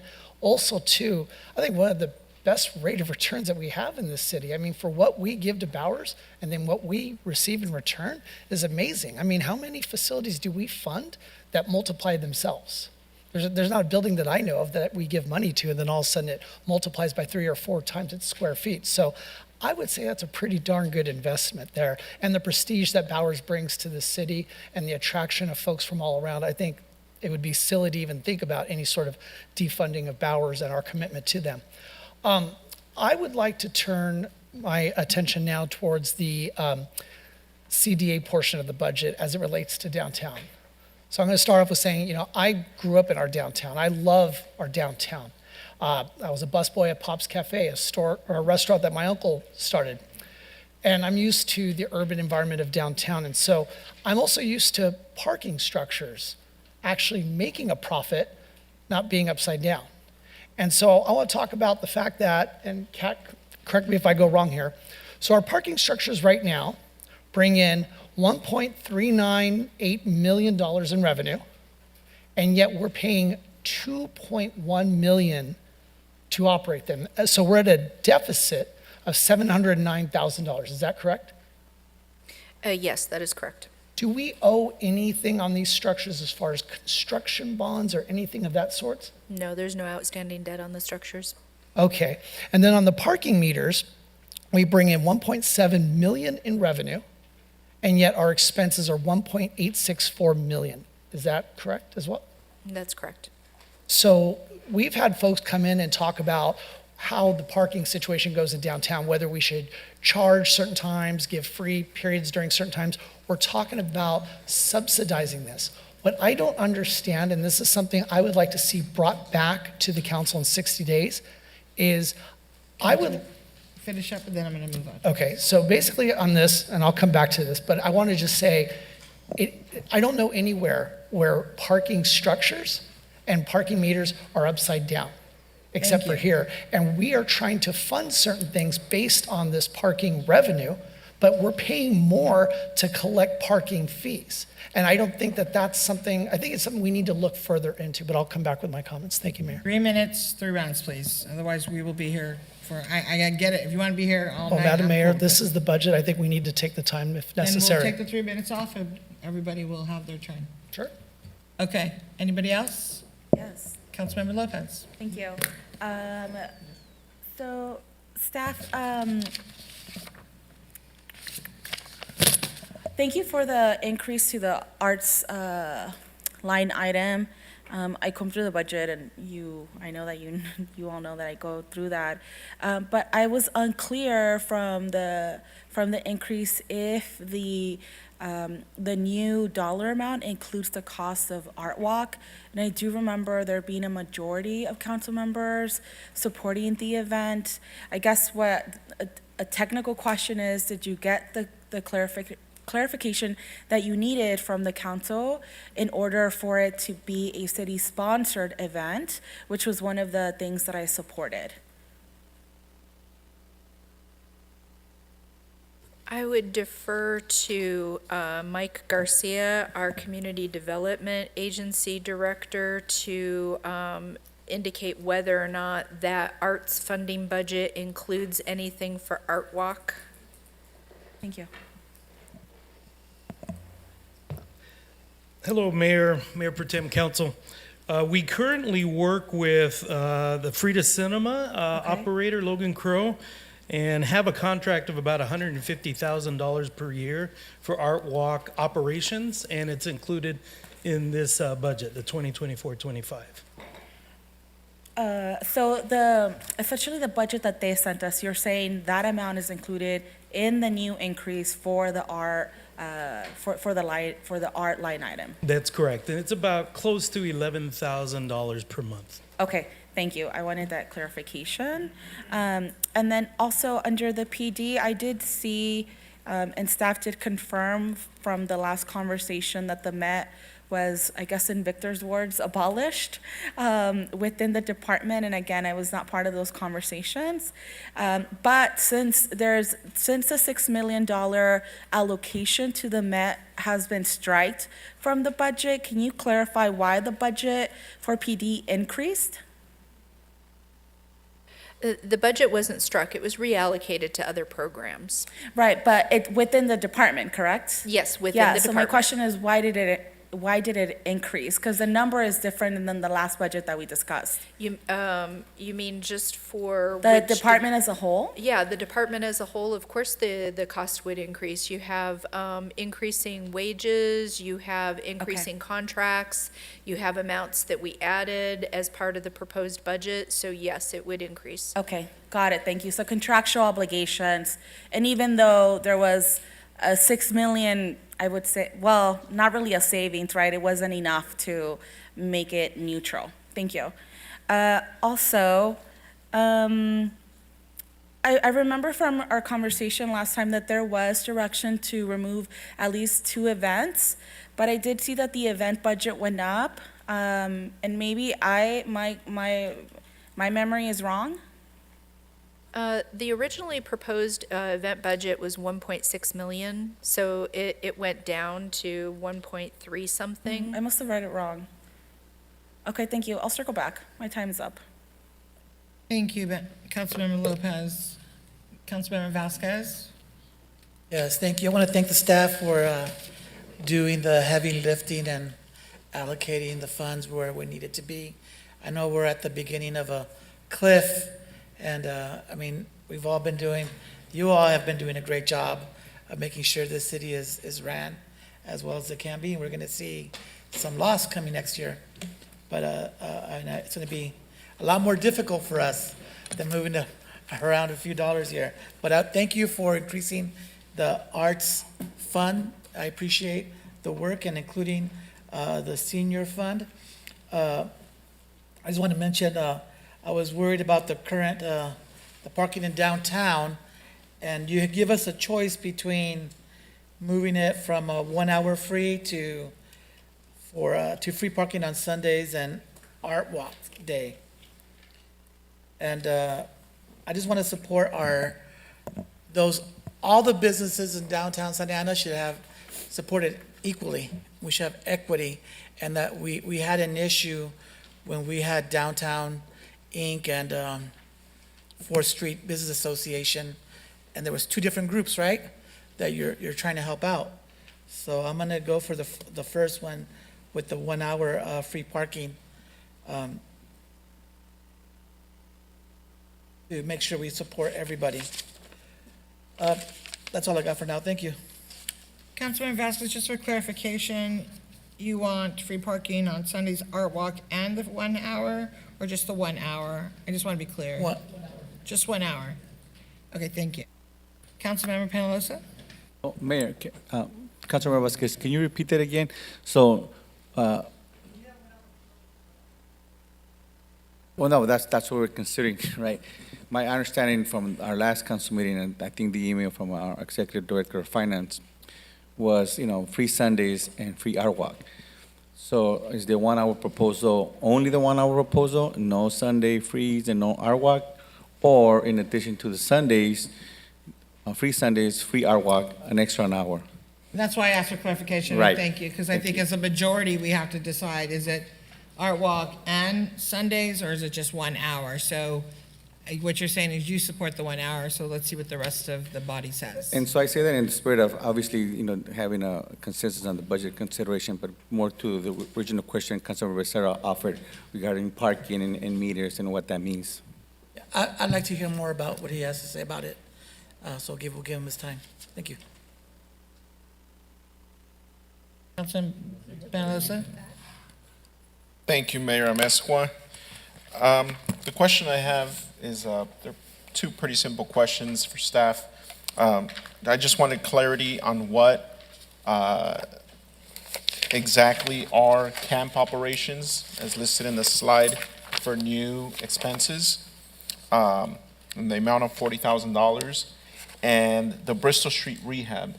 I see that we have $680,000 proposed allocation for that, and is that all that is needed for that project to be completed? Yes, the question was asked several months ago, how much funding do we need to finish up that phase of the project? And Public Works responded with 680,000, so we found a way to get 680,000 in the budget so that they can finish that. Director Nabil Saba from Public Works could answer more detailed questions about that. And then, of course, Director Scott Hawk from Parks and Recreation can answer about the camp operations. Thank you for that. And Director just Saba. quickly, Secretary Director Nabil, so we clarified, when we say, what is it complete in Bristol? Because you say complete the whole Bristol project. Are we talking about a segment, or we're Yeah. talking all the improvements on Bristol Street? Good evening, Mayor Pro Tem, council members. Your question on the funding for the Bristol widening from San Andrew to Warner, we have right now $41 million allocated for that project. And according to my city engineer, we will be going out to bid later this year for that project. This additional fund was to complement and add to that fund. We have $41 million for that project right now. Okay, so all you need for the project to be completed is $680,000. Yes, that was the addition for this year in the CIP. Again, the capital improvement program that you have does not reflect back and accumulates all the funding that has been allocated to that project, but we do have $41 million for it right now. Okay, thank you for that, Director Saba. That's good to know, that the residents that use Bristol Street, which is everybody in Orange County, will see that completed soon, hopefully. Thank you. And you said Director Scott will have the... Yeah, the camp operations for our summer camps and our aquatics camps. It's a small amount just to increase them. Like I said, we've increased more camps at Roosevelt. We doing more at Garfield. So that's just, again, a little bit more of the campus fund going toward that. Perfect, thank you. Thank you for that. That's it. One more thing with the parking that was mentioned. I am supportive of staff's recommended alternative, free parking on Sundays and Art Walk Day instead of 1 hour free parking every day. That would give us a $1.2 million savings to our general fund. I think it's time that we start moving away from that, city staff. So I'm supportive of that alternative. And yes, and the other item of interest is, and it's not necessarily in these slides, but I know that we, the city participates in a number of regional memberships that we are a part of. I want us to, I would like to move away from funding ACCOC and our membership in that regional board. I haven't seen the value in being a part of it. I was initially the original board member and wanted to stay on to see the value, but I do not see that. So I don't know if our board member would want to chime in, but wanted to see if, I know that for this year we've paid, but as we move forward, we cut back on that funding for that board and remove from that membership. Do we know how much that is? It's 35,000. Okay. I think that's also funding that could be used for something, towards the arts and continue to increase that amount there. While I mentioned the arts, I'm also not supportive of touching any of the budget that goes to the Bowers Museum currently. I think I am definitely supportive of having a conversation, a serious conversation with legal and revisiting that contract. But as of right now, just removing funding, not supportive of that. Wanted to state that for the record. But as far as that membership goes, we need to revisit those memberships and see which one has value. And I believe that currently we should remove from ACCOC. Thank you, Just to be Councilor clear, I'm sorry, just to be clear, you would propose to remove it for 24-25, correct? Correct, yes. Okay, thank you. Because I know is it done, it's on the calendar year, right? January, so we've paid for this year, but starting next year, we wouldn't be a part of it anymore.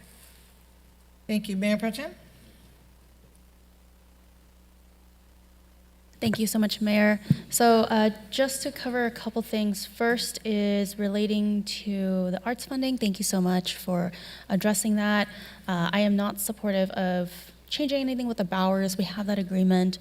And, actually one of the speakers, I'm so sorry I don't remember your name, but reminded me of a memory, which is the Bowers was the first museum I had ever visited as a kid right here in Santa Ana. And it's so easy to take for granted some of the resources that we have right here in the city, whether it's Discovery Cube or Heritage Museum of Orange County or any of these other resources. And, when you're a student in school, you learn about this art and some of this they seem so far away. And I would say with Bowers, y'all have done a great job of bringing that closer to home. Some of the, whether it's artifacts, master paintings and some, the jewels that you had last year, I think that that's really wonderful. And I want our own students and residents to have access to that and to continue to have access. Now, that doesn't mean that there isn't some things that we would like to address, but I hope that we can continue this positive partnership and really elevate Bowers and the city of Santa Ana as we move forward when we're talking about what a city of art means right here in Santa Ana. The second thing I would like to comment on is the downtown parking. I struggled with this at the last budget cycle, and we did increase parking subsidies not parking subsidies, but we increased subsidies to some of the businesses in downtown because of COVID, because of the streetcar, and we had the subsidies for the parking, but it's been 4 years, and I think that we really need to move away from this type of subsidy. We're no longer providing the subsidies for the auto sales, unless I'm wrong, please correct me if I am, and I think that we need to move away from the subsidies for downtown parking. I really think that we should not include the $1.658 million in this budget. I think that we should not allocate it for anything and set that aside. And I agree with Councilmember Becerra that if we want to bring this, if the council majority wants to bring that item back to discuss further, we can. But we don't even know what the numbers are for Sundays and Art Walk days. If those are the busiest days in downtown and generating tax revenue and visitors, why would we lose revenue for ourselves in order to subsidize, other businesses? We need to really look at those numbers. And so that would be my approach to the downtown parking at this time. Thank you. Thank you, Mayor Pro Tem. So I'm going to go to parking. And I'm with Councilman Penalosa that free parking on Sundays in the Art Walk. And now, if you could provide us with additional information being requested, that is, differ how we choose to vote. However, I know that the time that I spend at downtown Santa Ana, which is quite regular, they're asking for Sundays, Art Walk. If they want free parking, I mean, we can't give them every day free, but we should be able to give them something. The weekends are quite busy down there, and I'm not sure we could do the whole weekends, but I'm going to go with the second one. The alternative is free parking on Sundays at Art Walk. Again, unless you can provide with something different. I do have a question for Hawk. What exactly is the Me Encante? I know you invited me and I didn't go. I had something else, but could you explain what that is? That's $60,000. Okay, so the Me Encanta event is a volunteer event throughout the city. This past year, we had 14 different sites where we all showed up, and it takes a lot. Again, and at the end of the day, we had a celebration, a little concert for everyone to come together. I remember now. It's the day Okay. we were all in a meeting. Yes. It's a volunteer day. Okay. Correct. Special meeting. Yeah, I got it. Okay, I forgot. I apologize and thank you. Now, the fun run for $85,000. How much revenue do we generate? This past year, I said the 5K was free because that's been traditional. Out of what we charged and what we got from sales, we generated a little over about 10 grand. We generated 10 grand for an Yes. $85,000 event. Yes, but out of that 85,000, about 50 went to closing the streets and traffic. Is there any event that we have, and not to put you on the spot, and you can, if you prefer to go through the city manager, is there any event on here that is not generating a lot of revenue that you can possibly share either publicly or through an email if you're more comfortable? I don't want to put you on the spot. No, the point of our events is not to generate revenue. They're, free community events for the community. So like I said, we don't generate revenue off our events, to be honest. I agree with you, it's not to generate revenue, but we do want to generate some revenue. I mean, you have beer sales at the 10K or 5K. There's a couple events we do have the beer gardens, and we get a Right. percentage of that, correct? And are we generating revenue there? A little bit, but not much. Okay.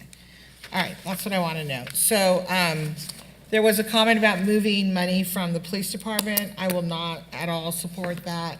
Moving any money from the police department, Mr. Acting City Manager, we are down 45 positions. When Councilman Hernandez and I met with, I believe it was Washington Square, community, when Commander from Traffic, what's his name? Commander Marty shared that out of the 45 officers that were missing or lacking or short of in patrol, 7 of them are in traffic. So when the community member came earlier asking for an officer at the corner of Memory Lane and Flower, I'd like one too, because I live there, and it's awful there, especially in the mornings and late in the evenings. But we are short 7 officers in traffic, so there's a shortage everywhere. So I'm looking forward to us hiring additional officers, not taking money away from them, because what they did say at that meeting that Councilman Hernandez and I were at, and thank you, Councilman Hernandez, for sharing that we do need to have a positive relationship with the police department. I really appreciate you stating that, is that one of the community members said, that is very scary. And everybody agreed. So when Councilman Becerra read off the quality of life and public safety of our community, we're short 45 officers on patrol. And I'll leave that to you and the chief, but that is critical in this city. A city this size, a city with the crime that we have, not the out of control, I didn't say that. The crime that we have, the gang violence that we have, the homicide, we just had a homicide. So we need our officers, so I'll stop there. Next up, Councilman Hernandez. Thank you, Madam Mayor. I just want to share, I am supportive of free parking on Sunday, as well as free parking on Art Walk. I also wanted to express my concern and my support for Councilmember Becerra's recommendation. I'm concerned about the parking. We should be generating revenue if we're spending that much money to upkeep and to maintain our parking lots. We should see a return on that investment. I don't see one. And furthermore, we also do have an LAZ parking contract, which is costly as well. In addition to the fact that LAZ parking is in charge of maintenance as well as supervising our meters in downtown. But in addition to that, they also hand out tickets. We also have officers who are ticketing people in downtown. My concern is, and I'm sure many of my colleagues here have gotten messages from businesses in downtown, like Chapter 1, LAZ parks and treats the businesses like sharks. They wait outside of the parking meters as people are eating, and they wait until the minute ticks down, and in many cases, people have gotten tickets as they're entering their vehicle with 1 minute left remaining. Business owners in the downtown, staple businesses like Chapter 1, businesses that have been here a very long time have expressed their concerns with LAZ parking. I want to be very clear, the issue of parking in downtown, I'm supportive of us isolating that dialogue, given that there's sizable investments that our city's making in the downtown, over $2 million in the parking structures, and then over $300,000 in LAZ parking contracts. So I'm curious, and I'm also not supportive of LAZ's contract. I would like us to see some alternatives to that. I also am going to cite my support for the city bringing Fiestas Patrias back to the downtown. I know that we have worked creatively on expanding our partnerships. I think ways that the city can improve how we generate revenue is sponsorship. Partnering with Latino-owned brands that are local especially, that can bring in some money for these events. These events should put on themselves. I also think that having the Chicano Heritage Festival rotate and going to respective Chicano communities is going to be a big it'll generate revenue for the city. Parks that I would like to see it visit are Delhi Park, Memorial Park, Santa Anita Park, Campesino Park, El Salvador Park, Centennial Park being the hub, but it being rotated around our city. The Orange County Heritage Council running the Juneteenth event, not supportive of the way that we RFP'd it. We can already see a vast difference in the level of events. The first 2 years that we had with the Heritage Council, world-class talent. This year we have a cover brand of Bruno Mars, who's not black. It speaks volumes of the first 2 years that we had the Juneteenth celebration being spearheaded by our residents. This year we do not. That's money that would stay in the community because many of the performers are from our city. That concludes my second round of comments, and thank you, Madam Mayor. Councilman Hernandez. Councilmember Becerra? Mayor, if you can, just to clarify on the LAC concerns regarding the enforcement and maybe overly assertive enforcement in the downtown, the chief and I will be scheduling a meeting with LAC management and executive to discuss that, the approach. Thank you. And then just out of an abundance of caution, if you can include myself and the mayor in that meeting, because I know we have both been contacted by our businesses in the downtown. I know she's a champion for our businesses when it comes to parking issues. She and I have both talked about our concerns, and I think this would be helpful in next steps. Thank you. Thank you. I had the same conversation you did with the chief regarding the parking. Councilman Becerra? Thank you, Madam Mayor. I just want to, as far as for the arts, I just want to also express support for the arts master plan. I think that before we start talking about anything beyond what's currently budgeted as far as what we commit to the arts, let's have a plan. And I appreciate that we already have an arts master plan, but that definitely needs some updating. To go back to the parking situation, let me ask everybody this. So would you spend $2 million to get 1.3 million? Would you spend 1.8 million to get 1.7 million? So when we're talking about whether we want free parking on Sundays or days that end in Y or don't end in Y, that's like asking what's on dessert in the Titanic. It doesn't matter. We're not making money. Why are we even having an LAZ contract? What, is it more important to have people enforce meters? But for what purpose? The idea, I've always understood it, and correct me if I'm wrong, staff, my understanding was South Bristol doesn't have a clean and safe program. 17th Street doesn't have a clean and safe program. Why? We don't have parking structures. We don't have something that generates that. I mean, I know South Bristol generates revenue, but I'm talking about the additional revenue that would actually pay for a program like Clean and Safe. Not only are we not paying for that program, which by the way costs $762,000 a year, but we're actually paying to enforce meters and structures. So it doesn't really matter what day of the week is free or what time of the day is free. We're in the red. I mean, honestly, we would be better off economically to not charge anything in the meters or in the structures. But I'm not advocating for that because what blows me away, and Director Garcia, if you have any information, I'd love to hear it, but why does it cost $600,000 on the average to manage a parking structure? Back in April 2022, this council approved having our citywide graffiti removal contractor go into those structures, which look like a bombed out third world country, and they look beautiful now because people can go in there with the app, take a picture and report their graffiti and it gets removed. So that's one obligation that this contractor doesn't even have to do. So when you leave the structure, you have to pay with who? An automated structure. We can have Jack from IT do that. So help me understand why $600,000 is being expended on each structure to do what? Go in the red? I mean, is this a hobby of ours? What ended up happening, Councilmember Becerra and City Council, is we increased the level of security at the parking garages, which adds up to almost $600,000 per year because it's a 24/7 security service within those parking garages. So that's, and I appreciate the council members' request to come back in 60 days. We are happy to explore if we want to cut back on those security hours. We're able to pull a month. This is for the most recent month. $48,000 for security for the month of April. So one of the most recent complete months that we had. So it's a big chunk of the expense. So help me understand this. We have our PD. We have dedicated officers to downtown. We have dedicated officers, and yet we're also spending hundreds of thousands on 24-hour security? That's correct. There is even security in the Clean and Safe contract as well. Wow, and by the way, not to go back into that one, the Clean and Safe program is very duplicative.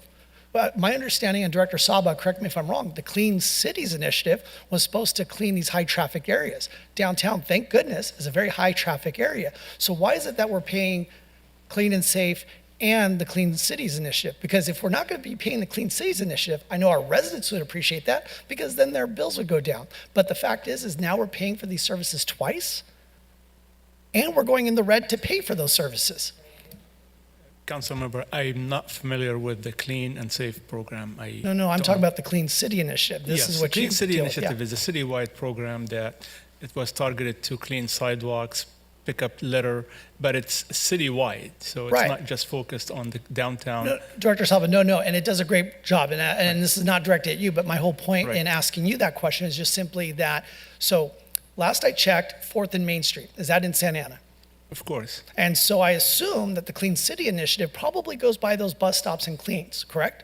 yes. And then yet, we're also paying for the Clean City Initiative to do what sounds like the same thing.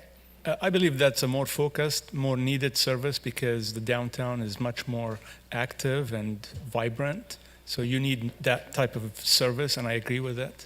Oh, So- and thank you for that, Director Salva. And I 1,000,000% agree. We absolutely need those services downtown. In no way am I advocating for getting rid of them. But what I want to do is look at the fact that as we're getting to a point where we're going to have to tighten our belts, well, first of all, I don't care if we are rolling in cash. The idea that we would spend money to lose money is absolutely insane. And what we're doing here to spend $2.1 million to get $1.3 million, that's out of control. And that's why in 60 days, so with all due respect to my colleagues, it doesn't really matter whether you have 1 hour parking one day or Sundays for free. We need to have a much more serious discussion about this because I'm having a concern. I think Mayor Pro Tem brought this up that, we shouldn't even be looking at subsidizing this. I mean, we're going to subsidize something to lose money. So I don't know how we would do that tonight if my colleagues had the appetite for it. I would like to pull this aside and deal with this separately. I know I don't want to mess up the budget tonight, but at the same time, it gives me a lot of concern to approve something with these numbers. Is that a motion, council member? No, I want to hear it first. So I like that. part of the consideration, especially on this issue, one, you're right, we agree. Second, on the idea of the parking and the free parking is because we have been very supportive of the downtown businesses. One with COVID impacts, then with the OCTA and the train and the completion. So this is why we made that determination as far as the free parking and what we call as the subsidies, right? Maybe the evaluations, we don't do that anymore, right? So why the tempered approach, right? So this is why we did that. That's what we offered based on the discussion. We discussed the budget was how about free Sundays, which is what we heard, and then free art walk to be more supportive. But if the intent is not to have anything free, you're not going to get any level of, combative aspect from us, pushback, right? If that's where we want to go, exactly like you said, do we want to operate as a business, right? And do we want to provide the services in support of those contributions? This is how we yield revenue, right? The parking structures, the parking meters, yes. Do we want to cite people just for the sake of citing, wait for them and hunting them down? That's not what we want to do either, right? So we have to balance that. That's the key. Right, and so the fundamental question here is, do we even do enforcement? Do we even charge money if to do those exercises, we are bleeding out to do that? That just seems ridiculous. So that's the fundamental question we need to do, because to your point, these structures should be generating revenue, and they're not. In fact, we're paying out to just go through the dance and the exercise of having folks lie in wait and go Right. after folks at the meters. But so we're clear, LAZ doesn't just do enforcement in the downtown, it's citywide, that's one. Yeah. Number two, I don't think we paid, close to $4 million on LAC, which is kind of the fines that gets generated. I think our contract is less than $1 million. So we can evaluate that as part of the consideration in 60 days, right? We can bring that too, but we're not losing money per se. We're not paying, for example, LAC more money than we're generating in fines. That's just a clear fact. Well, but I'm sorry, with all due respect, Yeah. I'm looking at the budget and those numbers that I cited, and Kat, tell me if I'm wrong here. I'm looking at the numbers. Those numbers said that we were basically, for the parking structures, the revenue was 1.398 million, and we are spending 2.1 million on those structures. You're not wrong. Okay. But I'm talking about LAC citywide enforcement. Oh, sure. Yeah. Well, no, we need parking enforcement citywide. I think what Councilmember Hernandez and some of my colleagues have talked about is, yeah, we've heard from our downtown businesses that there's this kind of, hunt from the parking enforcement that makes downtown seem unfriendly. I would just add, and I know my time's up, just real quickly, what Councilmember Hernandez, but it's a good discussion. It is. Councilmember Hernandez had brought up the idea of a meeting. Again, I'd like that to come back to the full council. I do respect the fact that Councilmember Hernandez and Councilmember Penaloza, downtown is in their wards, but this is something that impacts all of us because this is a gross No, understood. inefficiency. Understood. Okay, So thank can I you. just so you asked to pull this, so can we separate this item as he's requesting? And are you making a motion just so we can separate it and bring it back in 60 days? That's why I want staff And the to only understand. reason I'm saying that is that in the meantime, maybe we can agree to do free Sundays and our walk until we get the report. I think the acting city manager made a great point, and I think all of us, you were all here and I wasn't. Downtown, they did go through COVID. OCTA is only 86% complete. It's not going to be done until 2025, hopefully. So they're still suffering, and I know that some people are like, well, okay, but they are still struggling, and so I just want to be mindful of that. So are you making a motion to separate this particular item and bring it back in 60 days? Well, and that's why I wanted to ask staff, is that something that is feasible? What we could do to keep this budget process on track is that we could pull the 1.6 million plus contribution from the general fund to the parking enterprise. We could pull that line item out of the budget, so that would be an amendment to the proposed ordinance before you tonight. Yeah. And then we would bring back a staff report with some alternatives, some more information to facilitate the further discussion by city council. And then at that point in time, the city council could determine whether there will be any subsidy from the general fund for the parking enterprise or not. And keep in mind that the subsidy that we had in the proposed budget was from spendable fund balance. It was one-time money.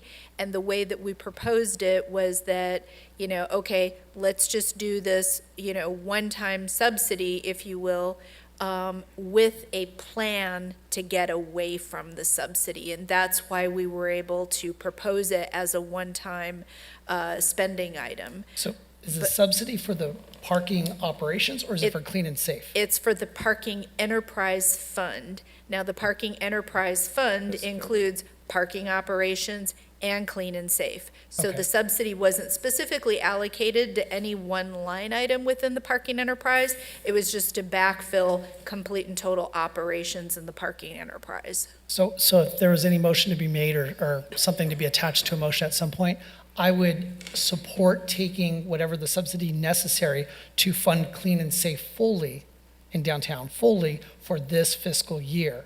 And then as far as anything related to the parking enterprise, that would be part of our discussion, which would include potentially amending existing contracts. And Okay. Mayor, may I just add a procedural issue? So because you have some people that have submitted comments, we are required to take that comment before you take action. That doesn't mean that you can't take motions and put them in a parking lot and then do that. But if you're going to start going beyond just basic questions of your staff and starting to formulate policy, you might want to pause and make sure you take that public comment at some point. Yeah, so the city clerk just reminded me, and they've been waiting, so I was going to ask the council, are you okay with hearing our public comments?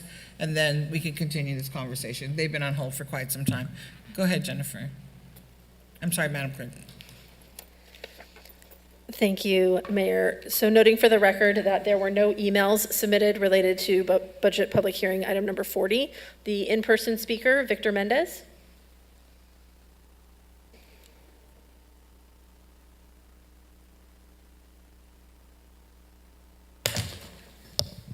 Thank you.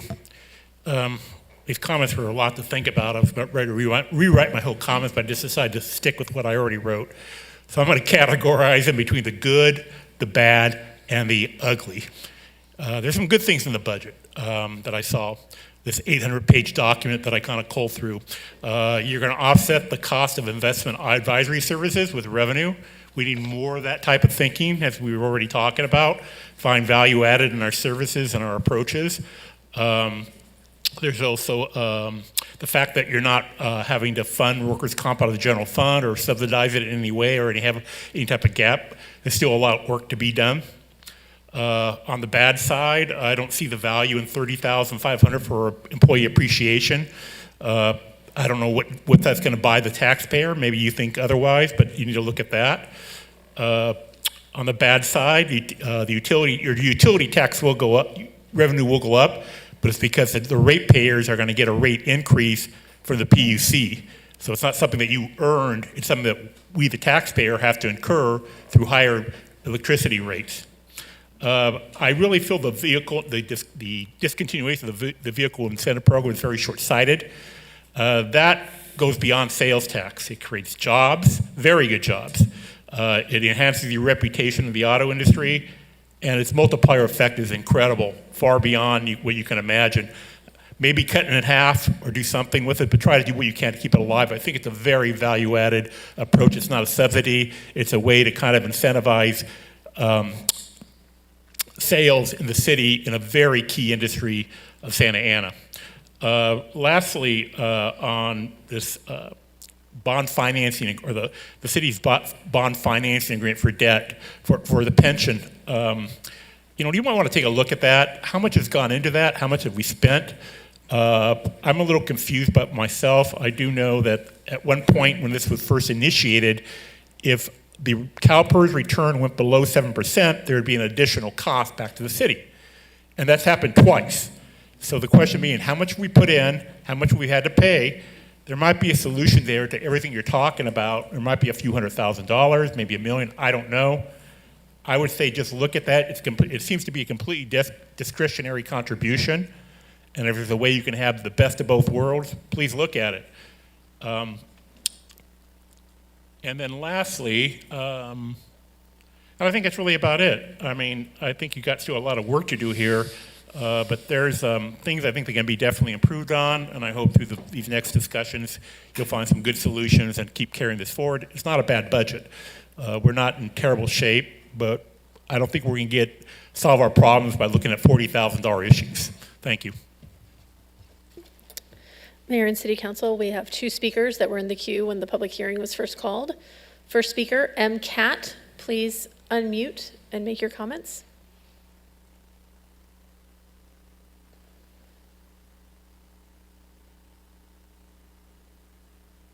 M. Cat, did you wish to speak on the public hearing? Next speaker, Maria Zacharias Torres.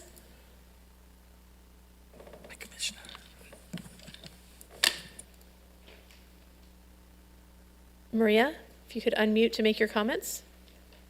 Hi, good evening. Can you hear me? Yes, please go ahead. Okay. Hi, good evening. I'm calling in regards to the budget. I would like to see more funds allocated to the Parks and Rec budget. Studies have shown that more parks, more programming for youth also bring higher quality of life, which also brings down our crime. So I think that we should have more than 4% allocated towards Parks and Rec. I would also like to see the Winter Village not be completely terminated as a program. I feel like it's something that is good for families that don't always have access to being able to take their families out during the winter. And if for parking, I feel like if we're able to have it on weekends, Saturdays and Sundays, it would definitely bring up about more revenue to the city, as a lot of families would be able to come more often to the downtown area. Thank you.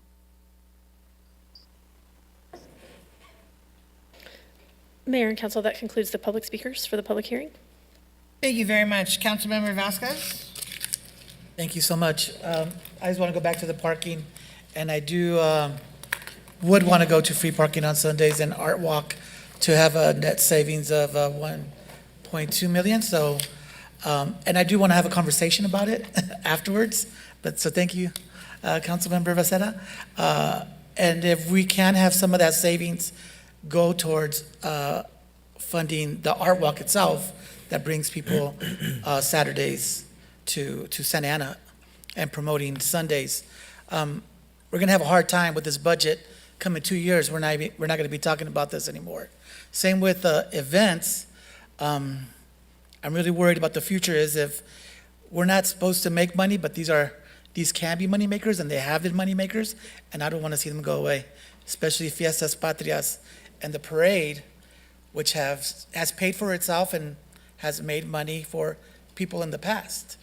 So if somehow we can figure out as a city how to bring in sponsors and from food sales, I know being a event organizer for many years, our budget was ran on food sales and vendors, and we had community vendors, and we didn't try to charge too much, but we did have a lot more vendors and a lot more food vendors. So somehow we got to keep all our events budgeted and paid for coming in these rough years where we don't have the money anymore and our costs are going up. So I want to start now on figuring out sponsorships for those places. Thank you. Thank you, Councilmember Vasquez. Councilmember Lopez? Yes, thank you. So first, to Councilmember Peñalos's point, I am supportive of revisiting the memberships and subscriptions because it's almost at 60,000. And I think we sit on different boards. We're part of different subscriptions that essentially do the same thing. So I'm very supportive of the request. And during the last budget workshop, under museum category, I did ask that the miscellaneous line item be expanded or be explained to us so that we understand, the community understands what exactly it is paying for. I personally did not receive that information. I don't know if other council members received the information that they requested. The receiving file didn't necessarily explain to me what it's paying for. And so I think it would be great if we can hear from staff at this point. Yeah, it's just simply a one line item budget. It's paid, it's divided over 12 monthly installments, so it's paid monthly to the museum, but it is basically for the maintenance of our property. So the museum manages the maintenance of our property that they occupy, and so we pay for that maintenance directly to Bowers, and then they manage it. Before each fiscal year, they give us a detailed budget of, we think that we're going to spend X amount for, sweeping or this or that or the other thing, and that it falls within the amount that is part of our agreement, and then we move forward with putting it into the proposed budget. Okay. So I think what I'm hearing you say is that you would like to see that detailed task list that the museum provides us with to support their request for another allocation of maintenance per our agreement. Is that correct? Well, I saw part of the chart, right, Okay. in terms of the water, what is going to be, or the projection. And so I saw that, but I was unclear again as to what the miscellaneous fund was being used for, because as we all said, we didn't really understand what it was being used for. What I'm hearing you say is that the miscellaneous line item is being used for essentially capital. No, that's our payment to. Okay. That's our maintenance payment to Bowers. Because it is a payment to Bowers, we're not performing the maintenance. We didn't put it under our maintenance line item. We just put it under miscellaneous expense because it doesn't fit in any of our other spending categories. So it should be part of, I guess, like the capital, right? Or the fund you just described? Yes, that is Okay. correct. Okay, thank you. Right. Also, Councilmember, as part of the consent item number 8, we attach a couple of the actual contract that gives the explanation of the contractual obligations and what is supposed to be covered between the city responsibility and Bowers Museum. So the complete contract should provide some of the questions that. Yeah, I think that was part of the confusion because Yes. one of the line items says maintenance Right. and the other one is I see that, yes. miscellaneous. And so Kat's essentially saying it should all be One. included in the one. Yes. Yes, okay, thank you. But as far as the specifics aspects, right, on line item, consent item number 8, you'll see the actual contract and the language and the responsibility. Yeah, I mean, I know you gave us all the contract. It's not that hefty or a Right. big lift to read. So I read it and, but I really just wanted to understand what that 1.6 under miscellaneous How we account in the was. budget, correct. Yes. Understood, Okay. yes. Thank you. Also, one of my requests from the last budget workshop was the 3 million for the alleys. I don't see it reflected in the budget or the CIP, the CPI. Can staff make sure that my eyes aren't reading things wrong? Excuse me. Yes, you did request it. We do, during the May 16th budget work session, we do look for, majority support from the dais when we're building the proposed budget, and we did not see it for the $3 million increase for alleys. Okay, thank you. I brought it up, and I'm bringing it up again because there is a projection of 10 to 15 years that we're essentially telling our constituents, if you have an issue with your alleys and if they're not in good condition, this is the time frame, right? It's going to take about 10 to 15 years with the 1.5. And so I requested 3 million because I would like to see those alleys be repaired at a much faster pace.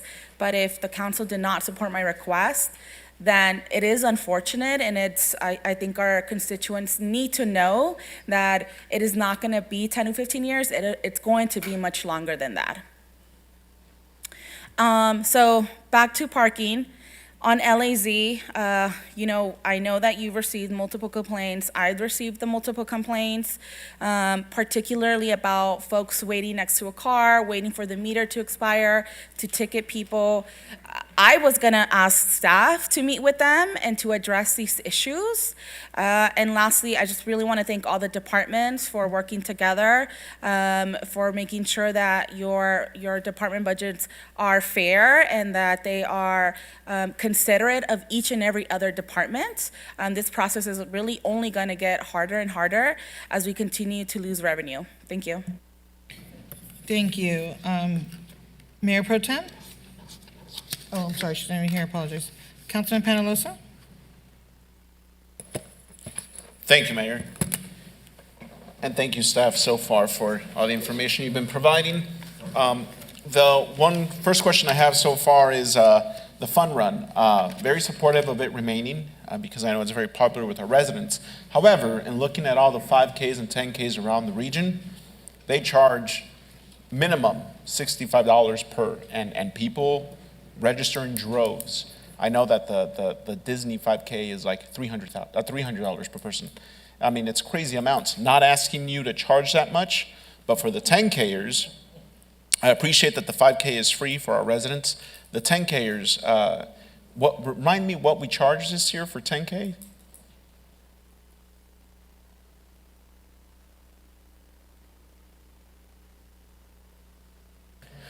Yeah. The amount charged to individuals is 20, but by the time their credit card is charged, it's 24 because of the service fees. Okay. See, I would that includes a encourage shirt. you all to look at increasing the 10K fee at least. If that's $50, it's still cheaper than any 10K in the region. Just an FYI. Right, That's so to clarify, it was 25 plus a shirt, okay. so, yeah. Perfect. So, I mean, there's opportunity there for it to at least just pay for the street closure if we can, and not to make a profit, but to just balance out. Just my suggestion. The other thing with the parking, I'm happy to hear that there's support for just reduce the free parking to just Sundays and the Art Walk Saturdays.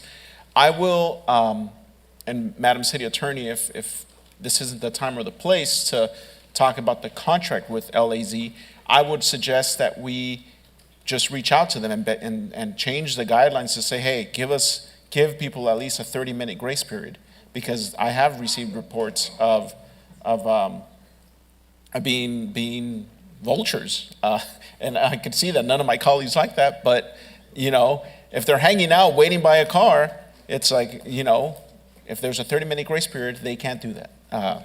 Ticket people. So that would be my suggestion for that. The other thing, and yes, my colleagues don't think that I wasn't gonna bring up the dog park. With the capital improvement project in here, I know that through item 13, we appropriated $4 million, but capital improvement project, on page 67, it lists the dog park at Centennial Park as an unfunded priority project in the amount of $14 million. Is that accurate after the decision that we did today? No, that proposed document was published last week, and council just made that decision to fund it tonight. Okay, but I know that 14 million also included many other relocation costs that shouldn't have been part of the project from the beginning. Will that be because I don't want to vote on this and adopt this tonight or approve the first reading of it if it's not accurate. So how quickly can we get these updated numbers? And that's just one item on the dog park. I could imagine how many others are not up to date. So for us to sit here now and approve something that might not be accurate is also not okay. So do we know what that number actually is that is unfunded? So I can tell you the $4 million on the dog park, right, as it belongs regarding that aspect. As far as and I know if we're talking about the PD relocation, we're still working to get the accurate numbers on that. But I did provide an email, right, that gives you the estimate. So that's part of that where we're moving currently for this fiscal year. Okay. And I think the Executive Director of Public Works, may I have a comment? Once this budget is. Can you turn your mic on, microphone please? might need. Or can we turn his mic on, please?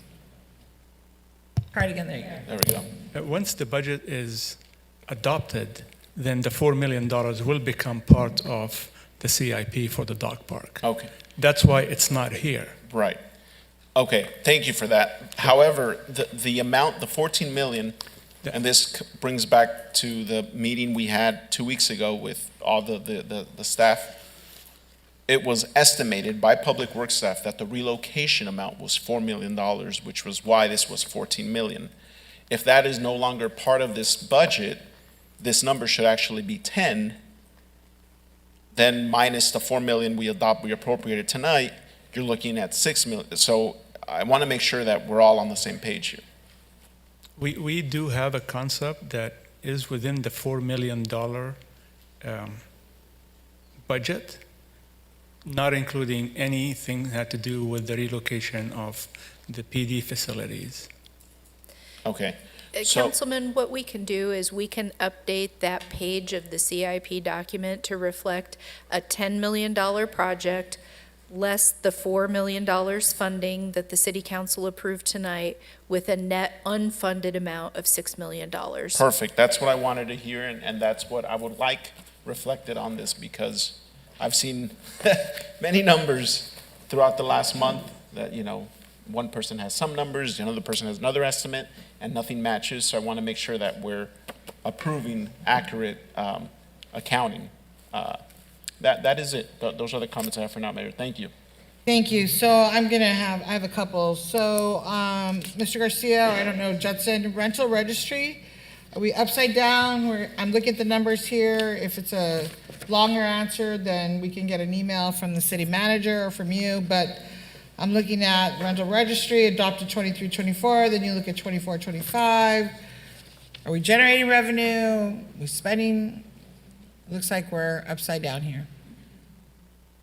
So we currently have 1.9 million in rental registry revenue.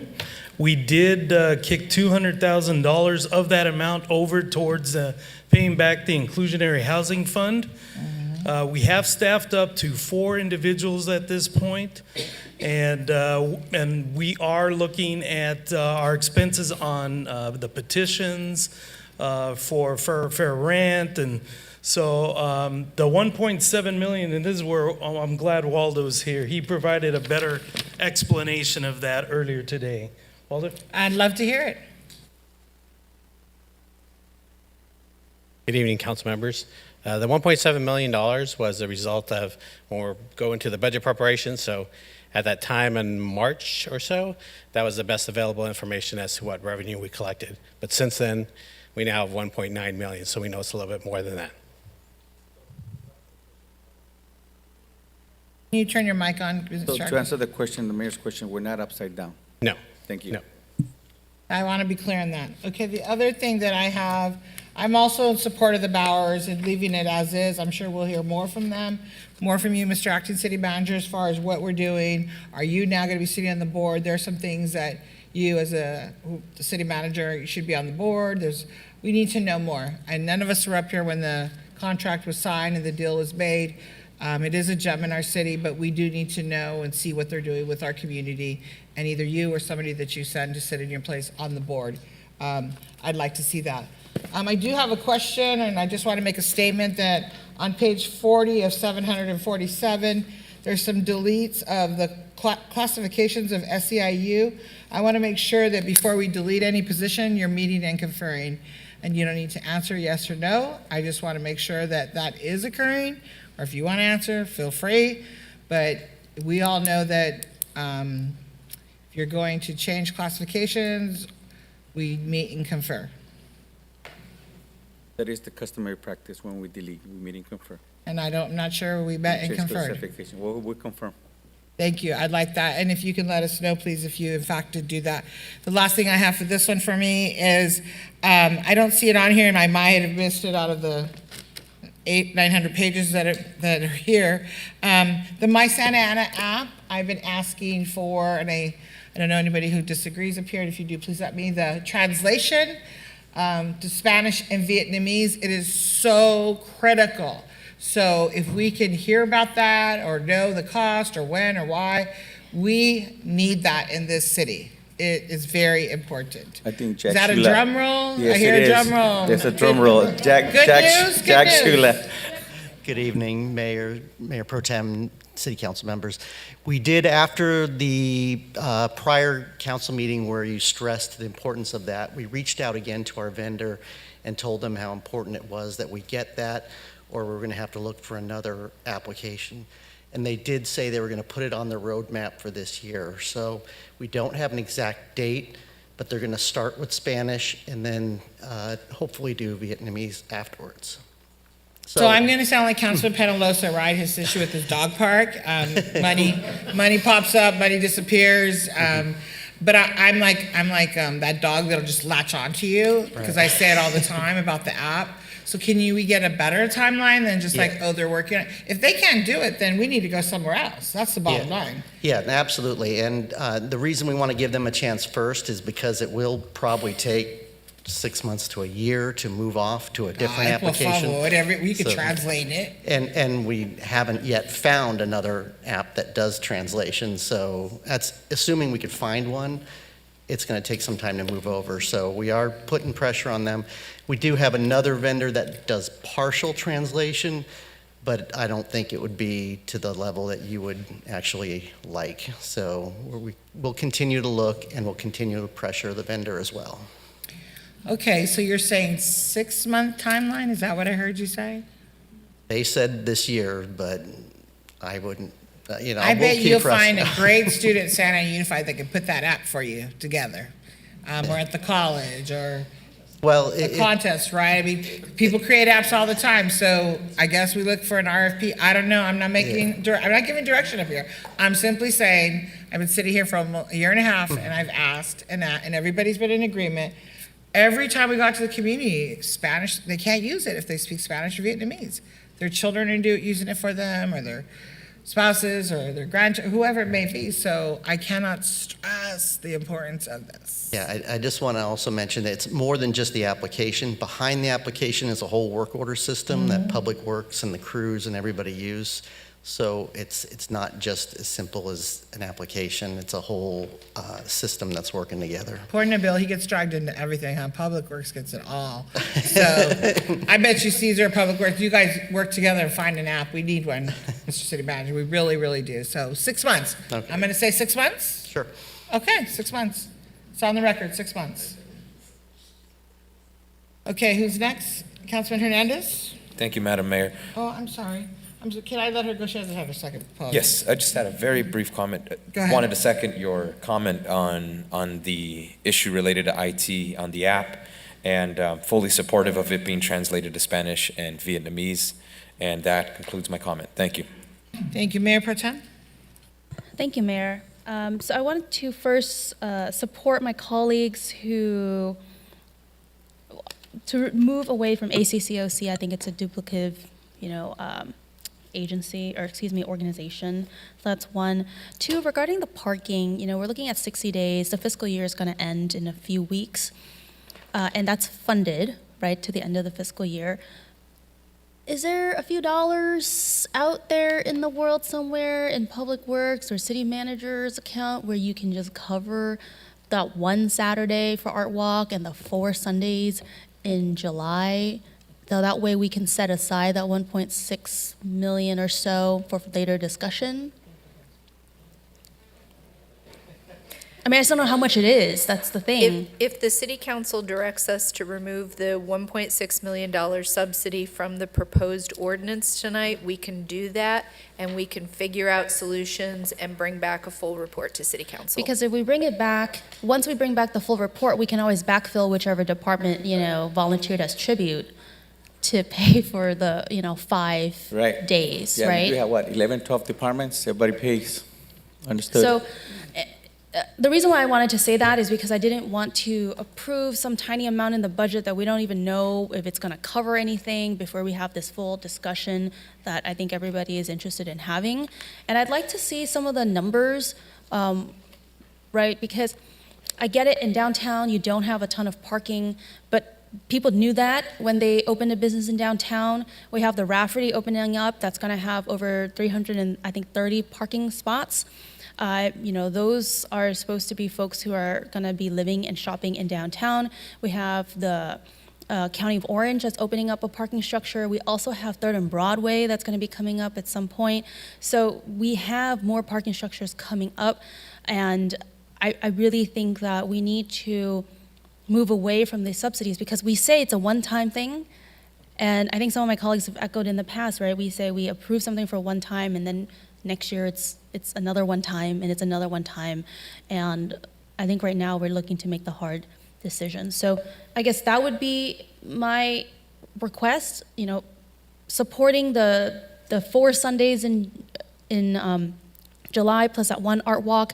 We can divide and conquer among all the different department budgets, and then come back with that analysis or discussion for the other $1.6 million. And then the last thing I wanted to kind of say, Mayor, I think you brought up the positions. I wasn't sure we were going to go there, but since we are, the SEIU positions, we know how to do this, and I think it's really concerning. I think maybe for all of us, I don't want to speak for everyone, that if one of our labor unions is saying, hey, we didn't know about this, I think we can all do better. And so I don't want to approve any of that. Is it okay to bring it back at the next meeting for that particular, item? I think that's all I have for now. Thank you. So I guess that's what we said up here. So we're going to give direction, and that's what we do, correct, Mr. Acting City Manager? I'm going to go really quick, and then everybody has one more round. I'm keeping track here if I'm right. On page 745, I believe, there's a list here of creating the following classifications. Chief, I want to thank you. It looks like it says police officer part-time. What is that?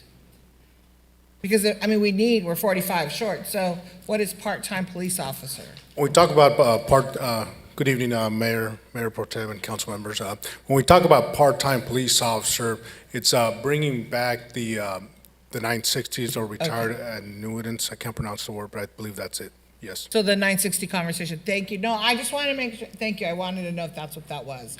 So, Yes. Ay, hombre, por favor. Okay. All right. Thank you, sir, for answering my question. And I don't have a question anymore at this time. I think back, and I'm not going to beat the horse up. I think that what you saw up here, correct me if I'm wrong, the majority wanted at this time free parking on Sunday and downtown in the Art Walk. I think that's what I heard. It looks like the majority. And then, correct me if I'm wrong, and then come back with a parking, report and give us all the information that we've requested. And I know that Mayor Pro Tem brought up the county parking structure, which is great, but they're charging, right? And so it's not us charging, I'm being really clear, it's the county. And I looked at it, it's like $1 an hour, $1 for every 15 minutes. So, I mean, it's parking, but it's expensive parking. So I just want to be clear, the public knows it is not a city parking structure, it is a county parking structure. And there is, yes, a charge. I knew it was expensive. It's $1 for every 15 minutes. But it's good that we have it, right? We can add it to the parking. But we're going to separate the parking and bring it back so we don't get into that situation. But that's all I have for right now. Any other council members? Councilman Lopez, you have? Thank you. I do want clarity as to what the mayor just mentioned in terms are we going to be separating the subsidy that was talked about in PT from the current budget, or is it going to stay, or is it going to come back in a report? Because I'm not clear on that direction right now. And then go ahead. I think we would need a motion from City Council to amend the proposed ordinance. So if you were to follow staff recommendation, it is to introduce and conduct the first reading of the proposed ordinance. Okay. So if City Council would like to make a change to that proposed ordinance, I think we need a motion, and then that change will be made, read into the record, and then we can move on from there. Okay, thank you for the clarity. And secondly, I do want to also agree with the Mayor Pro Tem and the Mayor about the meet and confer with SEIU. Historically, they have been the bargaining unit that has suffered massive cuts. And so I want to make sure that there is an open line of communication with them about any changes to the workforce designations in the budget. Thank you. I do have one final comment. Oh, go ahead. Thank you, Madam Mayor. I also wanted to just speak openly for my support for us to meet and confer with our bargaining groups. I'm not supportive of striking and deleting the following classifications: SEIU full-time DNA coordinator, SEIU full-time police fiscal officer, SEIU part-time special events leader, SEIU part-time special events leader. I need to acknowledge that this is one of the labor groups, and when we had our recession in 2009, they didn't see a raise for many, many years. It wasn't until close to 2020 that we restored this labor organization. So I just wanted to speak openly in supporting our labor groups and supporting my colleagues in that direction. Thank you, Councilman Thank Hernandez. you. I appreciate it. So, just to clarify, so it's not left in the record, so for lack of understanding, if I can have our new Executive Director of Human Resources, Lori, come up and clarify. We did reach out to do a meeting confer, so just to clarify the record. Hi, we did reach out to the unions and provided them with the information and asked if they'd like to meet with us, and we have not been able to schedule a meeting with them. We met with one labor group this morning and clarified some of it, and we're going to be meeting with them again to go item by item with them. So let me ask you, when did you reach out to meet with them? When we submitted it to the staff, when we And submitted when it was for that? council, when we put the staff report together. So I guess for me, it would be about time. Did you give them enough time to meet with you? You just stated that you met with one group this morning. That is just, not, for me personally, I'm not speaking for the rest of council, but that is not enough time. So they have made sacrifices for us, so I feel very strongly that we need to, with our, our unions, we need to meet with them, confer with them when we're looking at, it says, delete the following classifications. And so I'm not going to support it unless I know you have met with them and conferred with them. Right. That's, for me, that's the bottom line. Okay. Like you said, you met with one this morning. That's not enough time. I mean, because they probably didn't, I don't know. Well, right. Well, we submitted the document to them and asked if they would like to meet with us to go through it, and they did not respond with dates to meet with us. When did you submit the document? When we submitted with the Can you give me the a staff date, Mr. report. Acting City Manager? We'll get you a date. I mean, that's my point. If you don't give the Understood. people enough time to I understand. respond. I understand. And I don't want to beat this up. And I'm not trying to, but I Right. just want to be clear. Did Right. There did has they to have be- enough There has time? to be ample time to discuss and review and schedule a meeting. Understood. And Lori, could you clarify, there are currently nobody in these positions, That's correct. Yeah, so these are old positions that have not been used, and so they're just coming off the books. So we're not maintaining positions that aren't being used. So there's no current employees that are going to be affected by I this. totally understand Yeah. there's there's no bodies in those positions. Right, exactly. But the funds are allocated for those positions or not? Not Okay, necessarily. but we're holding the classifications. Yes. Right, So we still need to meet in for. Right. right. And that's for me, I'm sure everybody else up here, Right. it's still important that we meet No, confer. understood. Yes. Okay. Any other comments around this item? Councilor Hernandez, did you have anything on this item? Yeah, and just for the record, I heard our mayor pro tem, Councilmember Lopez, and myself, so it looks like there is consistent direction from the council on meeting and conferring and ensuring that our labor groups have sufficient time to respond. They're working-class people, and I just want to make sure we as a city are understanding that these are our employees as well. They are from bargaining groups, but I would like to give them sufficient time. I don't feel that being contacted the day of a day where we have to vote on this is sufficient. So I'd like to see us improve those practices. That's all. Thank you. Councilor Penalosa? Thank you, Mayor. I just want to say that I agree with what my colleagues have already stated. When we're developing these plans and these staff reports, it's important that we engage directly with our labor groups versus submitting the staff report and then reaching out for as a heads up. So I would agree with my colleagues there. And I have a couple other comments. Go ahead. Should we? Okay. Unrelated. Thank you, Lori. I'm sorry, hold on, Lloyd. Councilor Vasquez, did you have something? I just wanted to add my voice to meet and confer, Yes, sir. please. Okay, so thank you, much. sir. Mayor Mesquad, just to join the chorus, same here. we got Yes, absolutely. I think we're all in agreement up here about Yes. Absolutely. Understood. Councilor Penalosa? Thank you. Councilor Penalosa? Thank you, Mayor. This isn't directly related to the slides that we saw, but I wanted to see if we could have a conversation about the splash pads that are also partly unfunded. I know that, and just my 2 cents, my colleagues could agree or not, but instead of having a plan to build 3 or 4 splash pads throughout the city, I think we should reconsider that and look at having one holy grail of splash pads somewhere in the city, or 2, and that way we have funding for something, and then we could see if it works, then we duplicate that. But if we're shooting for 5, and then we're trying to stretch pennies, and then have 5 sprinklers in 5 different parks, which is what it sounds like I'd rather have a nice big splash pad that we could fund than stretching these out all over the place and then having subpar splash pads. Just my 2 cents in regards to that. And with that said, the other comments I had were related to... Can I ask you a question? I'm sorry, just to clarify? Sure. Splash pad, so you want like a mini water park? Yeah, why not? Other cities have them. Okay, I just Aliso wanted, Viejo has I just wanted to clarify. Okay, thank you. Regards to I think that's it for now, Mayor. Thank you. Thank you. Councilmember Lopez? Yes, I actually don't think it's that bad of idea, particularly because in the area of Madison, we're investing so much in a pool renovation, basically campus, it looks like. And so I would be supportive of staff looking at areas like north of the city or the west of the city, areas that don't have any aquatic features, functions at the moment for youth, and prioritize those areas. And I know Portola Park is on the list, so if the council member gives us the blessing, maybe that can be moved up to number 1 or number 2. Thank you. Thank you. Councilmember Penalosa.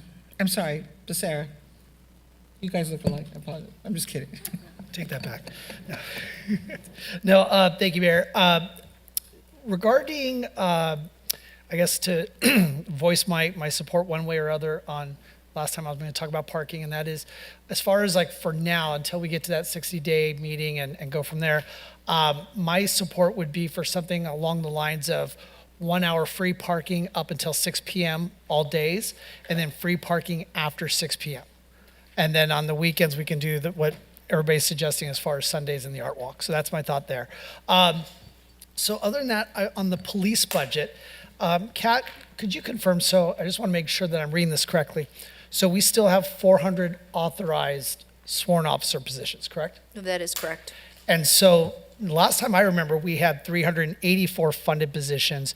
What I saw in your presentation, you were saying that there was 2 that were unfunded due to the loss of the MOU with the county. Is that correct? That's correct. The MOU paid for 7 dedicated officers for the Civic Center campus. Right. With the cancellation of that MOU, City Council gave us the direction on May 16th to go with an option where we would reduce that head count because it's no longer funded, reduce that head count by 2, which still leaves 5 remaining that can be redeployed in other areas of the city. So just to be clear though, then, so with that math, we still have 384 funded positions. 382.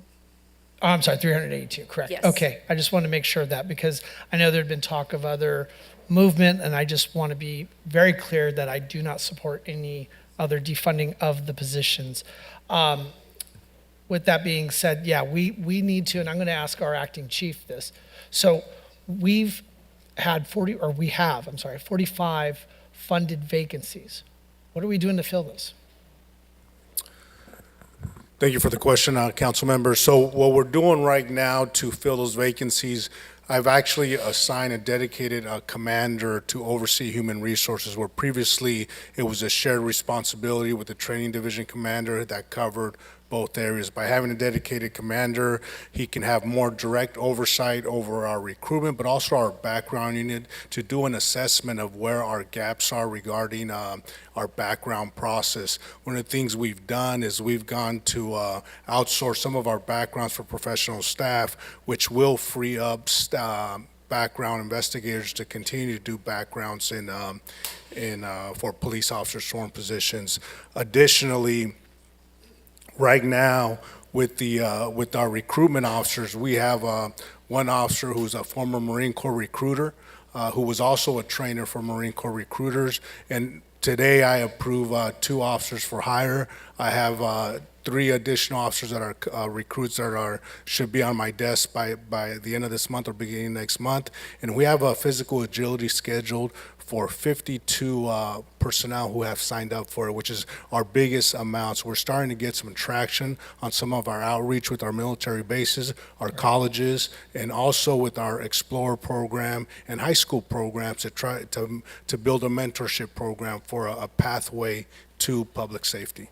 That is great news. Thank you for that. And that's key. I want to make sure though that we're not looking to unfund any positions. I want to make sure that we maintain. I mean, frankly, I think we need more than what we have. But with that being said, I appreciate that we're seeing some progress in that arena.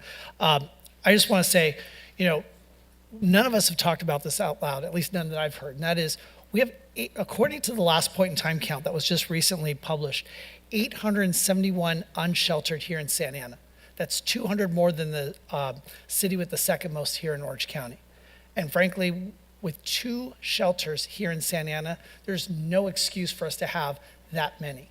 So what that tells me right now is that I believe that frankly that there are a lot of folks who are service resistant. These aren't folks that are looking for help. These are folks that are refusing help. And I think they take advantage of the fact that we have these police staffing deficiencies. So I really appreciate what you just shared with us, Acting Chief Rodriguez. That's great news. So I want to make sure that we continue to listen to the community because as Kat presented to us in previous budget hearings on this, crime and homelessness are the top priorities, and we need to address those. I'm glad that our budget is reflecting that. So let me just ask, I guess at this point, Madam Mayor, unless you have any other comments or changes. Well, one last thing I would just say is, I know we've talked about different numbers for the subsidy when it gets time for a motion. Kat, can you confirm, because this is the number I pulled from the budget, is the Clean and Safe program for this upcoming fiscal year, is the dollar amount 762,300? Yes, sir. I love the fact that you didn't even have to look down for it. That's awesome. So 762,300. So I would support at the right moment that we subsidize up to 762,300, knowing that the rest of that proposed subsidy, we're going to be discussing in 60 days regarding how we address parking in the downtown. So thank you, Mayor. I just have one question can I ask before? So just one question. Do you have a question that's related to his? Yes. Okay, go ahead. I'll ask. Thank you, Mayor. So that's the clarification I'd like to have, because we talked about parking in so many different ways, and I think the reason why we're also focused on it is that this almost 7 million, $1.658 million is a big chunk of our budget. And as you can see, staff has done, and I know we're all like picking on different issues, but you guys have done such an amazing job looking at over $400 million budget and getting all of our thoughts and the community's thoughts over, thousands of responses and trying to, get them together. So I think that's really great. But, we're looking at this number, is this 1.66 million, right? If we remove it from the budget and hold it for further discussion, is that going to prevent the Clean and Safe program in downtown from moving forward at all? Not at all. The water enterprise has revenue coming in, and the water enterprise has expenditures. And so for the first couple of months of the year, the water enterprise will have enough revenue to cover its expenditures while we work out a plan with the city council going forward. So I believe that you can go ahead and direct us to remove that 1.658 subsidy from the proposed budget ordinance to facilitate the discussion within the next 60 days or so. Thank you. Would that be okay with you, Councilmember Becerra? I haven't made a motion yet, but if you want to make it, go ahead. Yeah, I would make a motion to approve the existing budget with the amendment regarding the $1.658 million, set it aside to hold for further discussion in 60 days. That Can I just ask a question before? I just have one question. Please. And then we can, before Madam City Chair, I'll turn it over to you in a second. Oh, yeah, I think there was a motion and a second. Well, I was just going to say to that motion, we'd also, I think per Councilmember Penaloza, that we would update the CIP regarding the dog park per Director Saba's comments earlier. Yes, remove ACCOC. Oh, 3, yeah. Right, and also not approve the resolution regarding SEIU positions, so we bring that back. That's correct. So just really quick, the Prison to Employment program, which by the way, I think it's great, Prison to Employment, and that is at our workforce, correct, on Civic Center here in the corner? Yeah. And so is this grant money or is this coming out of our general money? Prison, you know what? I Prison think to I'm gonna Employment need, program. yeah, I'm gonna Mike? need the.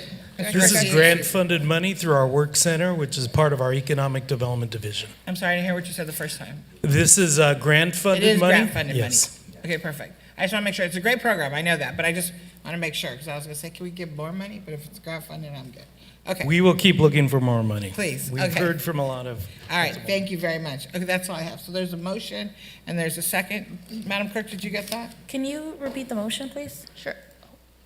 Yes, so the motion that I have heard is by Mayor Pro Tem Fan. I have not yet heard the second yet. Okay, by Councilmember Penaloza. Becerra, apologies. It's the mayor's fault. I don't know that Okay. hairstyle. Okay. It's Eddie. It's Okay. Eddie. A motion by Mayor Pro Tem Fan, seconded by Councilmember Becerra, to introduce the uncodified ordinance of the City Council of the City of Santa Ana appropriating monies to the several offices, agencies, and departments of the city for fiscal year budget period commencing July 1st, 2024, as amended, to remove the allocation for ACCOC, to remove the $1.658 million subsidy to the parking enterprise to be brought back at a future date, and 60 days. Okay. To update the police staffing table as noted by the finance director at the beginning of her presentation. To not approve item 2, which is the resolution related to classification and compensation plan. To approve item 3, which is a resolution of the City Council of the City of Santa Ana establishing a uniform schedule of miscellaneous fees for fiscal year 24-25. To approve item 4, adopting the 7-year capital improvement program as amended to update the dog park allocation. And approving item number 5, depositing $11,946,740 into the Section 115 Pension Trust Fund. Madam City Clerk, that second to the last item, did you say update the CIP? Because that's what I heard Director Sabas say. Yes, update the CIP related to the dog park. Correct, thank you. Yes. So the amendments are to the ordinance, which is item 1 of your recommended action, and item 4, the CIP, the Capital Improvement Program. And I just want to remind the council that upon the second reading, when this comes back, you can't make any significant substantive changes, because if you intend to do that, you'd have to have a new first reading on the ordinance, just as a reminder. Jennifer, can I read back what I heard? Because I think I missed one. Okay. Remove the subscription to ACCOC, remove the workforce changes, which I think is item 2 on your list. Remove and hold the 1.658 million for 60 days. The miscellaneous fees, you said? Yes, approving that resolution.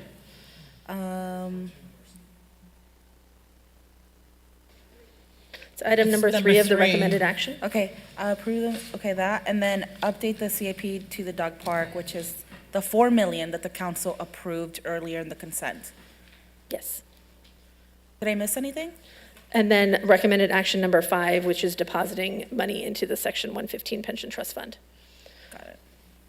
So there were 5 recommended actions. You're approving 4 of the 5. The one that's not being approved is the resolution related to classification and compensation, the workforce changes. The ordinance is being amended, and the CIP is being amended. And the workforce is around SEIU, Yes. so that'll come back to us. Yes, the entire resolution is pulled at this time. Perfect. And Councilman Peñalosa and then Mayor Pro Tem. just wanted to clarify, it would be reflective of the 4 million the city council appropriated earlier today. Okay. Correct. Perfect, thank you. Mayor Pro Tem? Thank you, Mayor. Madam City Attorney, I know you had mentioned that, once we approve the first reading of the ordinance, we don't make any substantive changes for the second reading. But in the future, when we bring back this 1.658 million, that would just be a budget adjustment. Right, it'd be like an appropriation. Appropriation or adjustment, okay. So I Yes. just want to make sure everybody knows there's not going to be 2 different ordinances or something funny. Correct. Thank you. Don't forget to add the by app translation. He said 6 months. So Yes. I'm not going to bring it back, but it was That's- very, I think we all agreed on the translation of the My That'll be in the Santa. minutes. Okay. Jack catch it. Thank you, Madam City Clerk. The vote is open.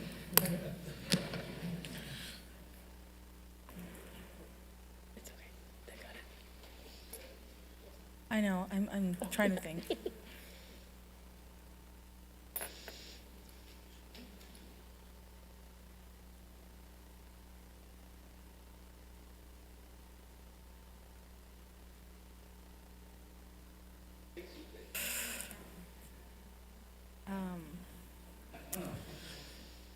Did we vote? We're all, Waiting for one more. who are we waiting for, Madam City Clerk? I think for me, just because I'm trying to figure Oh, out okay. Go ahead. about the parking subsidy. Just to clarify, the parking was, it's, The parking. Yeah, it's just on hold to bring back at a later date. but we also said right now we were gonna do free Sundays and Art Walk. No, that's not part of what we discussed. Oh, see, I'm not in agreement with that then. Yeah, Let me remove that's mine. why I asked for Let me clarity. remove mine. I think 4 of us had said, and Councilman Hernandez, so 5 of us had said, Why don't we actually do what Councilmember Becerra suggested and take can we legally separate that from this I was just going to motion? say, if there was a motion on the table and a second, if you'd like to do an amendment motion just to delete that issue and then vote, at least that work gets done, and then you can go back to that one issue. We could do that. You want to make an amendment? I'll make a motion to isolate the parking issue and for us to come back at a later date. Wait, no, I don't, wait, correct No, me we if I'm want wrong. it free downtown center. Well, okay, make the motion first, and is there a second? Well, actually, it was the maker of the motion, because, right, you're trying to vote on the motion that was made. I just want to make sure that's clear, right? So City Clerk? I think council, both the maker of the motion and the second of the motion are clear as to the motion and the ordinance. If there is a sub-motion, that's fine, but right now, we want to ensure clean and safe continues until the item comes back, not to further subsidize free parking on the 2 days of the month that are very busy, that people should be using anyway. That's all. Okay, if that's the maker, if that's a motion and the sub-motion, then you should vote on that. Let me And- ask a question then, just for clarification. So to what Councilmember Lopez is bringing up, so let's just say we approve the staff recommendation as is. So per her question, what is it that would be approved regarding, like, which days are free parking, which days are not? It's actually two different items that you're talking about. So the first item, which was your motion, which was included, was to just put the subsidy on hold. Okay. Okay, so that's talking about the budget dollars. Now, if you separately want to make another motion to give staff direction to add something or somehow change the current free parking structure that we have, I mean, structure of free parking rates, that would be a separate motion to give us that direction, and then we could do that until we come back to you 60 days from now to facilitate the discussion for even potentially further tweaks to the direction. So as of right now, before we even entered this chamber tonight, what is the policy on parking and the structures and the meters in downtown right now? Right now, it is 1 hour free parking. Mayor, City Council, it is free all day until 5 p.m. and it's currently right now 2 hours free after 5. And that's all 7 days. That's correct. So for my colleagues, I mean, first of all, not shocking that we're upside down. Second of all, Okay, so I'll say yes, just to not complicate this, with the comment that I'm voting yes because that specific item is coming back in 60 days and it's going to give us the opportunity to further discuss. And the other Thank thing you. that I might add too is that if the city council gives us direction tonight to somehow change the structure of what it is that we're doing, that takes lead time, because we'd have to post signs and this and that and the other thing. So, as it stands right now, we have a range of times that we offer free parking. And so right now, you would just be taking the action to remove the subsidy from the budget. That's just budget dollars. We still do exactly what we're doing today, which is what the director just mentioned. And then if the city council wishes to give us different direction in 60 days, they can do that. You can do that. Or the city council can give us direction tonight, but just keep in mind that if you give us direction tonight, that it will take a little while to go into effect because of signage and noticing and things like that. Okay, thank you. I appreciate that breakdown. And because this is the first reading and no major changes can happen, it's why I wanted clarity. So I voted yes, and hopefully we'll have the conversation 60 days from now. Thank you. The vote is 7 ayes, no nays. Motion carries. Ordinance introduced as amended, as well as the resolution related to fees, the CIP as amended, and the deposit into the pension trust fund with the workforce changes and the parking subsidy to return. Thank you. At this time, I'm going to close public hearing, and we're going to go back to consent. Madam City Clerk, the items that were pulled. Yes, Mayor, the first item that was pulled is item number 21. It was pulled by council members Hernandez, Becerra, Penaloza, and Vasquez.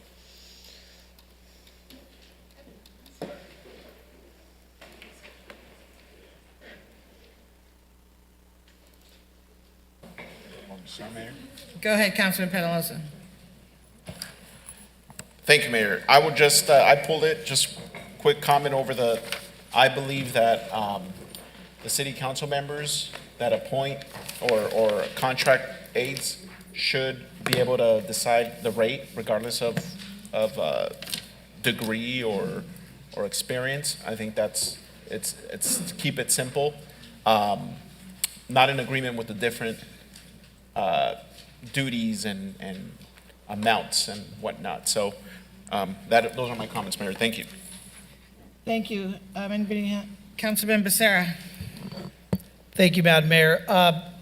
Just real quickly on that item, I just had a couple of, so I agree with Councilmember Penaloza. I don't want to see us restrict the aids when it comes to, I guess, the proposal as far as some of the meticulous details. I mean, the whole idea of the aids is to help us, not give us another task to manage, right? So let's keep that in mind. So just real quickly on the agreement, thank you, staff, for putting that together. It should be a uniform agreement. I don't want to repeat what we've all said before.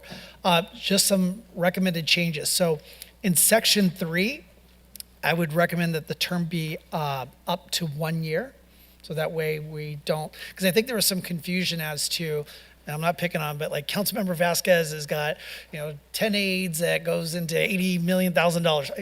Obviously, that's not the case, right? So just so that we're all clear, we have something uniformal, having agreements that go within a year. I think that'll keep it clean, especially for our finance folks. Subsection G should read, receiving any payment or reimbursement from a campaign for a candidate for Santa Ana City Council or mayor or their campaign account. In other words, I think that particular section was talking about whether our aides would be employed on any campaigns. If an aide wants to work on a congressional campaign or some other campaign, I don't think that their work here at the city would conflict with that. I'll defer to my colleagues to see if they agree. And then on section 7, for the insurance policies, what is the cost of all those? Because I feel like, it's very cost prohibitive. When I look at some of the aides that are assisting our council members, they don't look like the types that are carrying $1 million insurance policies. I mean, no disrespect to our aides. I don't think that's a burden that they should have to shoulder, but could I get some clarity on that particular section and its intent? On section 7 itself?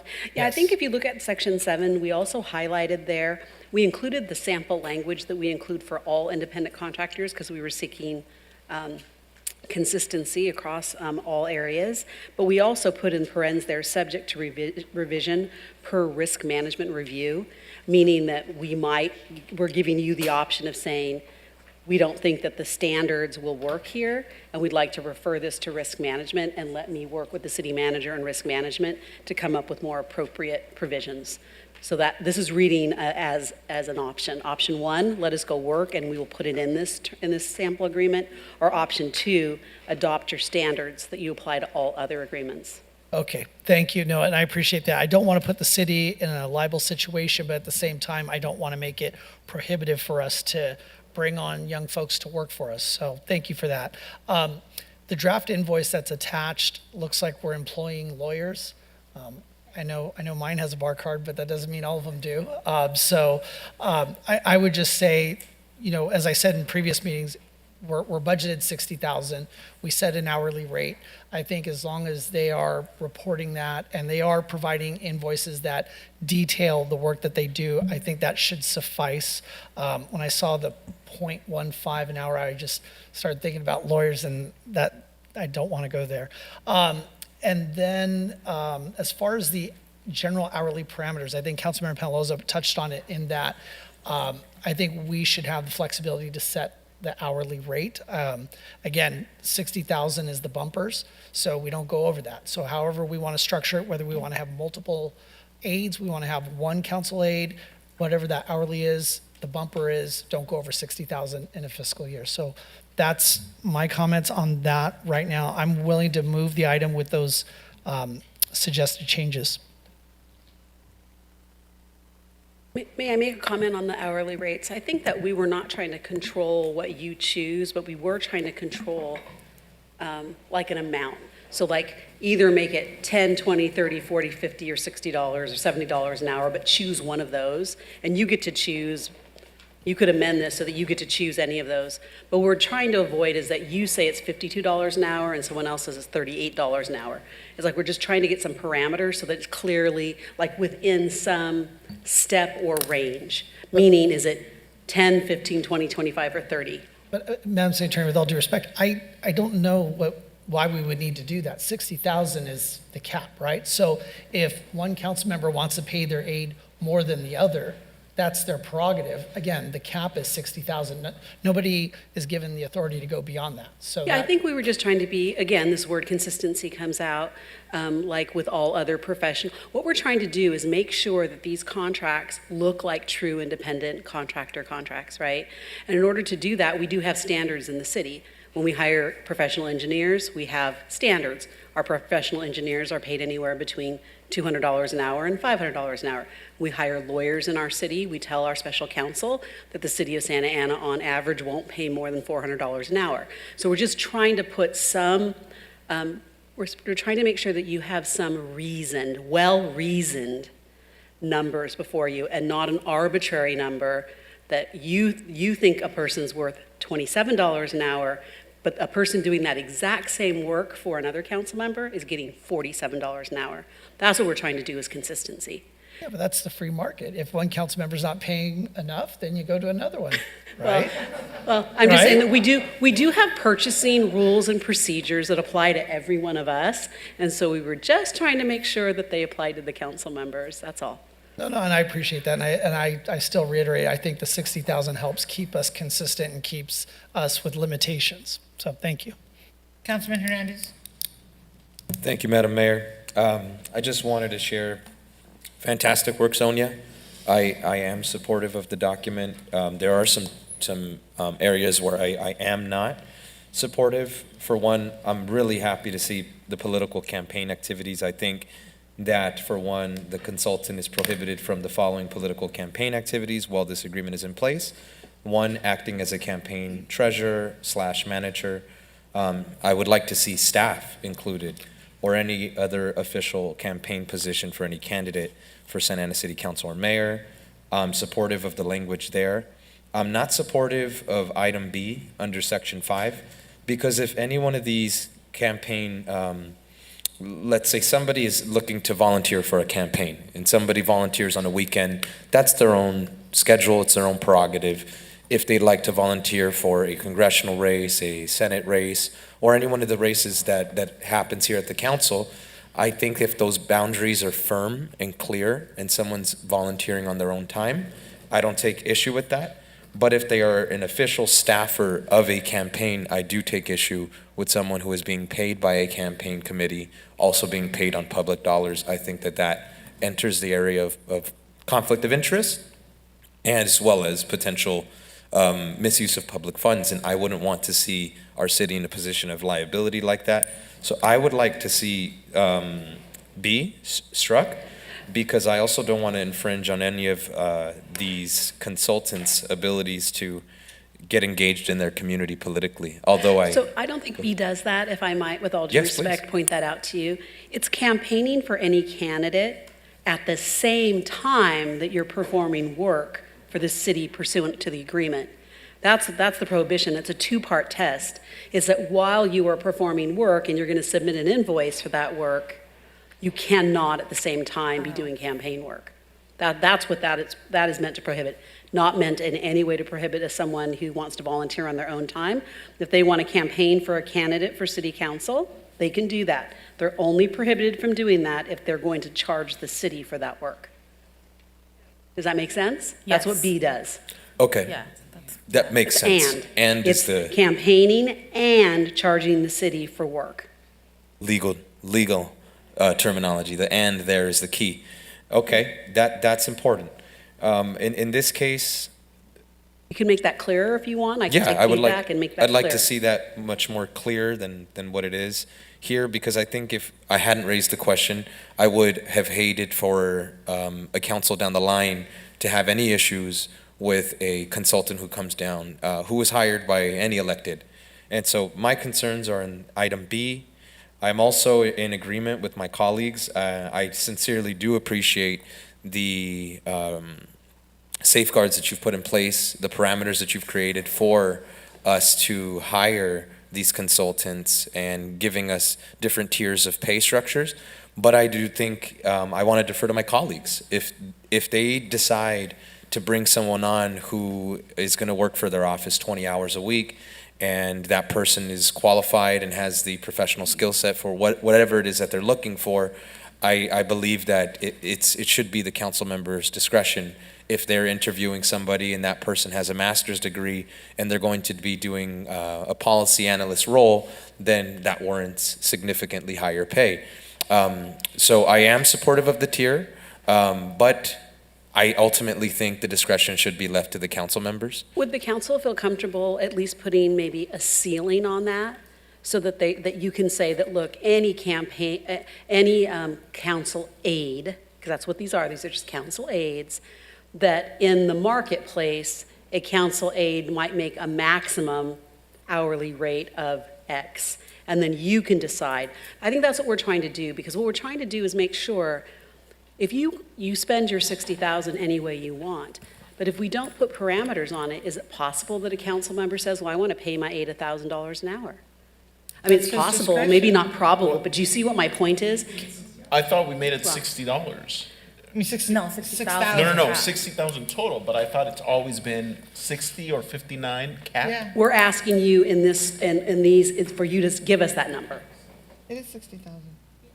No, the money, the maximum amount that you can spend is 60,000 for Annually, your aides, yeah. right? What we're saying is, do you have a maximum hourly rate that you would allow yourselves, policing yourselves, to pay per hour? I always thought that hourly rate was $60. I know it was 60,000, but I know that when we did this. There were no rules, that's So why we never were did asking you any. for rules. So Oh, you just give okay. me the number, then we can plug it in and say, okay, if you want to pay someone $12 an hour, you want to pay someone $45, that's fine, but can you give us direction on a maximum hourly amount?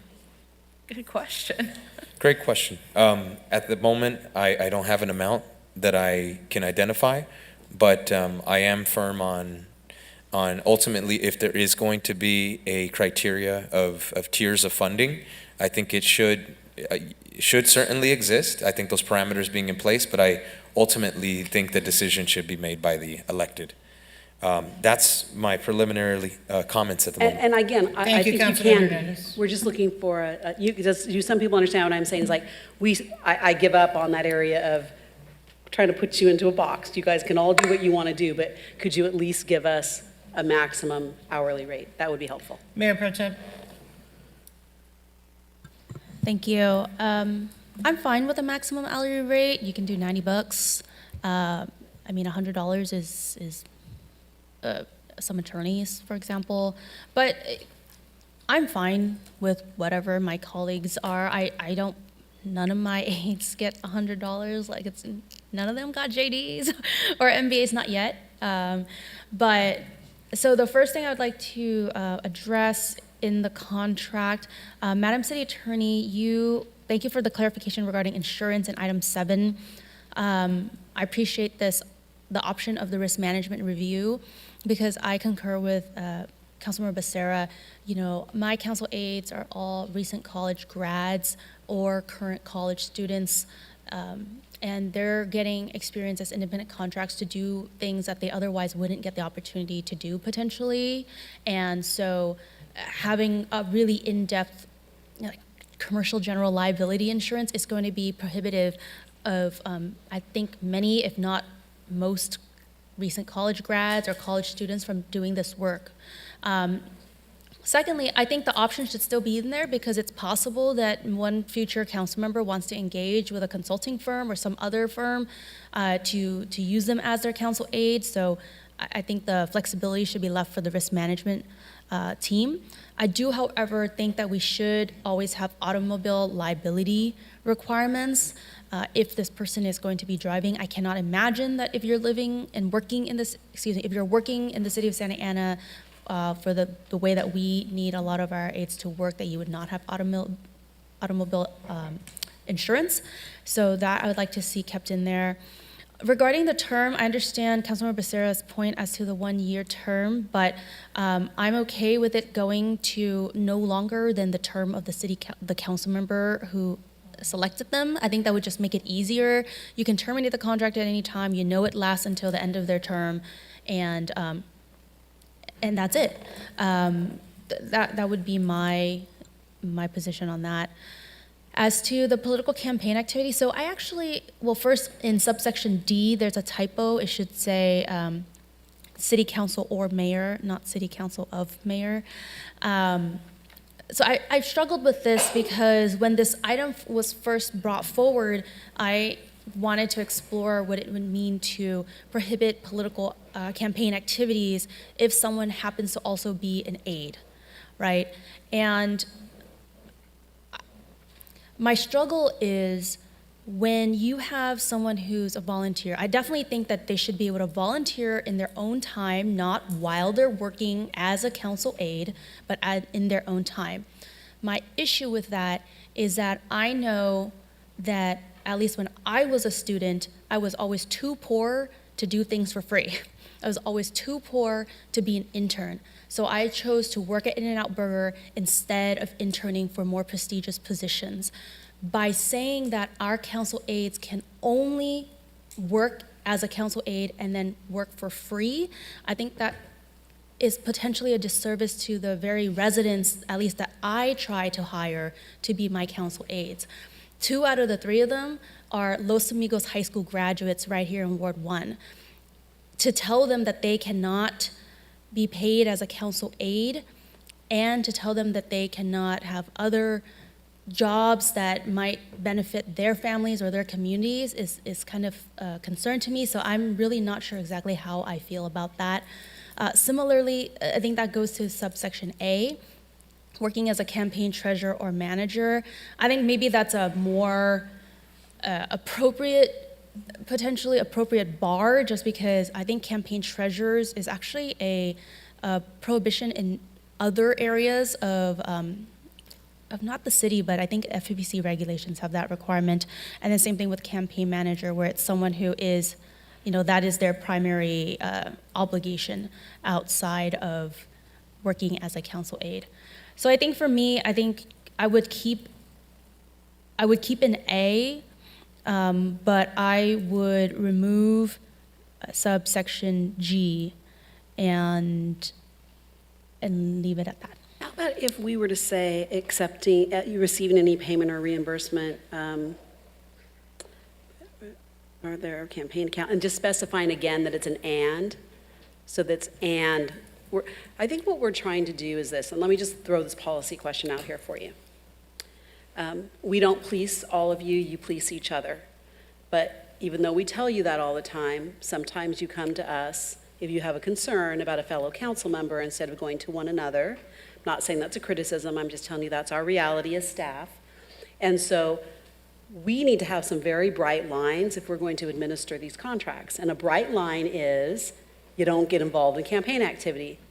If you allow this campaign activity, for them to conduct this activity, then we think what could happen is that we're going to get more of those complaints like we have gotten. Like, well, we saw that council aide at the campaign event. Well, they can do that. They're volunteers. It's 8 p.m. at night. They're allowed to do that. That's fine. But, we saw the council aide carrying one of the council candidates' flyers, their campaign flyers. And that's the kind of stuff that honestly, those are the kinds of things that could happen. So all we're trying to do is you give us the bright lines. If you don't want to have this bright line, that's up to you. But then know that you can't come to me and complain because we won't know what to enforce. Thank you. So for me, my bright line would be campaign treasurer or campaign manager. I think that those, if anybody runs for office, those, the campaign treasurer, you're filed in your 460s, that's really clear, you can see it. It's filed with the city of Santa Ana. Campaign manager is someone who is the primary contact, typically other than the candidate, when it comes to an election, so that's also pretty clear. And then I think with all the other stuff, I'm okay with leaving in, except, and then removing G, because in that case, receiving any payment or reimbursement, that could be someone making, $15 an hour knocking on doors. I don't think I have a problem with that. And then on top of that, because we're instituting this general, or at least hourly invoices, which I've required of all of my aides since the very beginning, that's the control. You can see what they're doing, when they're doing it, how much they're getting paid per hour, and that's how you check if that's what you want to do. That's my comments. Thank you. Thank you. Councilmember Vasquez? Thank you very much. Thank you for this. I like the safeguards. I need the guidelines. I'm usually a rule follower, and if I'm not, I'm protesting it, right? You're gonna know. You're gonna know I'm against it. But I appreciate this. I'll take it myself and use it. I'm in agreement with the political campaign activities. If you give somebody a job, and if they need more jobs, there's other places to get a job besides your own campaign. I'm a little worried about the insurance that we have, commercial general liability. I'm going to agree with Councilmember Mayor Pro Tem Fan, and we should at least have auto insurance on that. That's all I have. Thank you. Oh, and I don't know if nobody wants to throw out a number, but if somebody wants to expand on 50, I don't know what the 50 an hour, but if somebody else is paying more than 50, I'll go with what you say. Because I don't want to bring anybody else's wage down. I think I threw out 90, but none of my aides make $90 an hour. I think it's just a total of $60,000 is what you have to use. So you want to pay him $5 an hour, which I hope you don't, or you want to pay him $55 an hour. It should be at your discretion. But I want to give you some context. I've asked our chief assistant city attorney to give me some context to help you understand. When you hired your former interim city manager, his hourly rate that you paid him under the contract, because the law says we can only pay him an hourly rate, was $156 an hour. When you take our chief assistant city attorney's hourly rate, it's $109 an hour. So I think that's the context we were trying to give it, is putting it within the context of the existing rules for the city. So if you do have someone with the JD that has a chief assistant level of experience, that might be $109 an hour. But we just don't want someone to come in and have you say, we're going to pay a council aide $150, and they just got their bachelor's degree. That's all we're trying to do. But the cap is $60,000. It is. Right, so, however we feel. So, Councilmember Lopez. Yeah, so first on the time frame, I'm seeing 45 days here, and I think for me, that's a little too lengthy, because if this is the only job that our contractors possibly can have, waiting 45 days, as you can imagine, is going to be difficult, especially if you're going from month to month. So I would make a recommendation to bring that down to 30 days, which is what I think is the practice now. I agree with that. I agree with it. Yes, I agree with it. Okay, thank you. I appreciate that. Moving along, I do agree that we need to have a uniformed invoicing system. I know that my aide submits an invoice similar to this, and also a time breakdown with a description. So it's two separate, I guess, sheets. So if we approve the staff recommendation, I just want to be clear, are they only now required to submit the invoice as formatted here? Yes? Yes. Okay, thank you. Also, I agree with Councilmember Sarah about the high insurance costs. I definitely don't want that to be a barrier to all of the council aides from providing a service that they're being contracted and paid for. And so please look into that. Also, I don't have an opinion on the hourly rate, although I think it's a great question, city attorney, and I think that on my part, I can definitely exercise good judgment. I think that the council members here also can do that, but I don't really have direction for you on that specific question.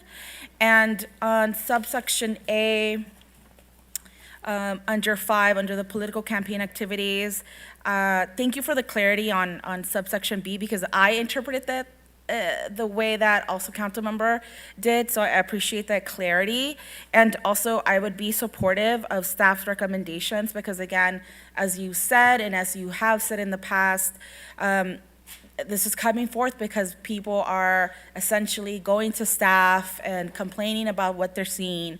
And so I guess in a sense, we brought this upon ourselves, and to really reduce the burden that is being put on all of you staff, I'm gonna be supportive of these recommendations, and I would ask that the council add language to subsection A, just to say acting as a campaign treasurer, manager, consultant, for any candidate of the Santa Ana City Council. That still allows them to work on a state campaign, on a congressional campaign, on a school board campaign, on a water board campaign, on other campaigns.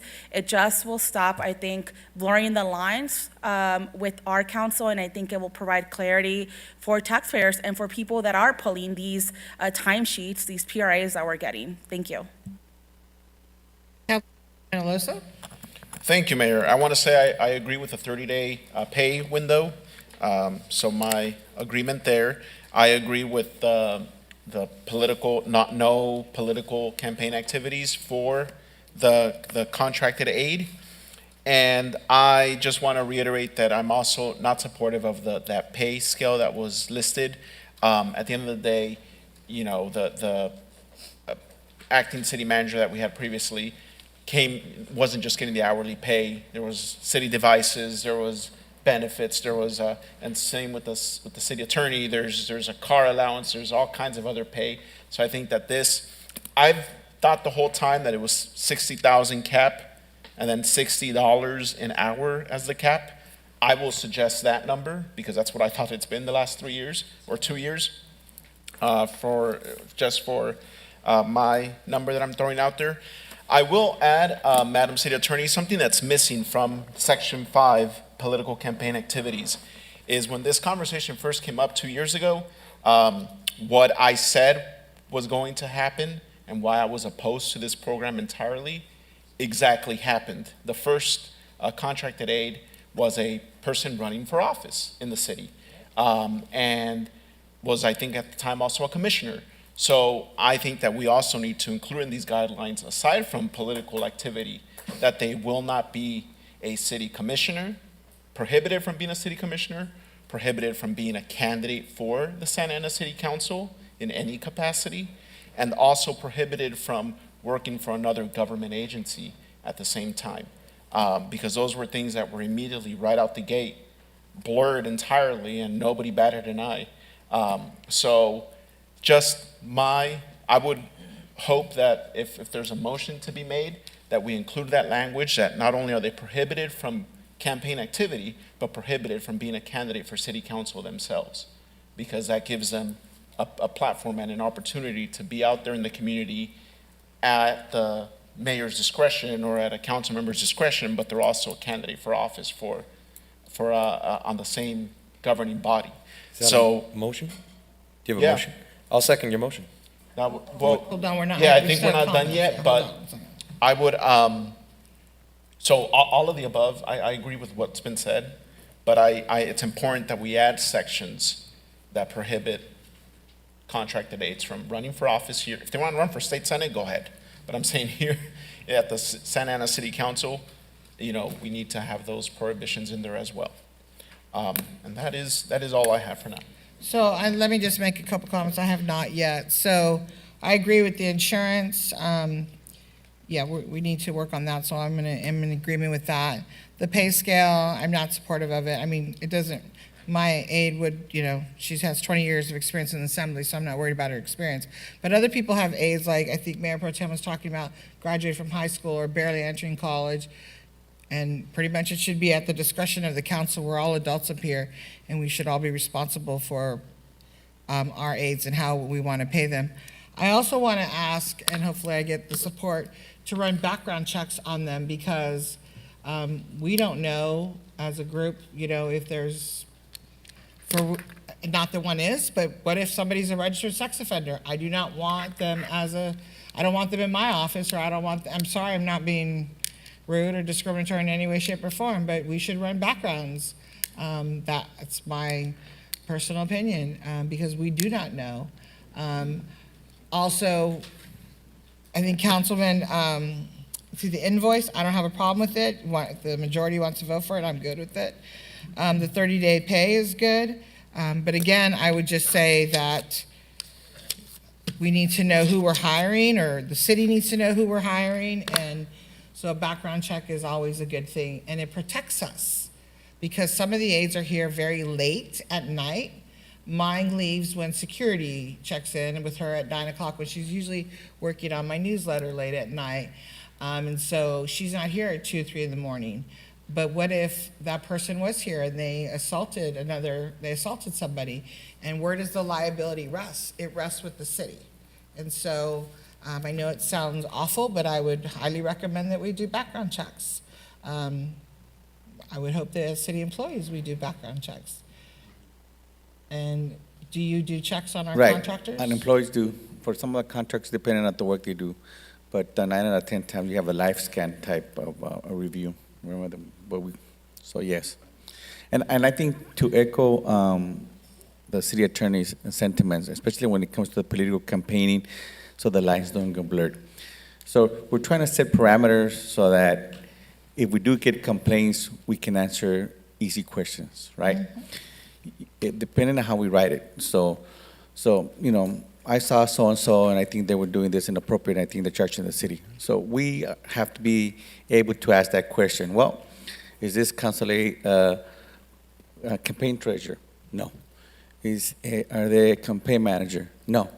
Right? Are they, in this case, a commissioner? No. So we're trying to do it in a way so that it's easy to understand and easy to investigate also, right? So we don't have to blur the parameters, right?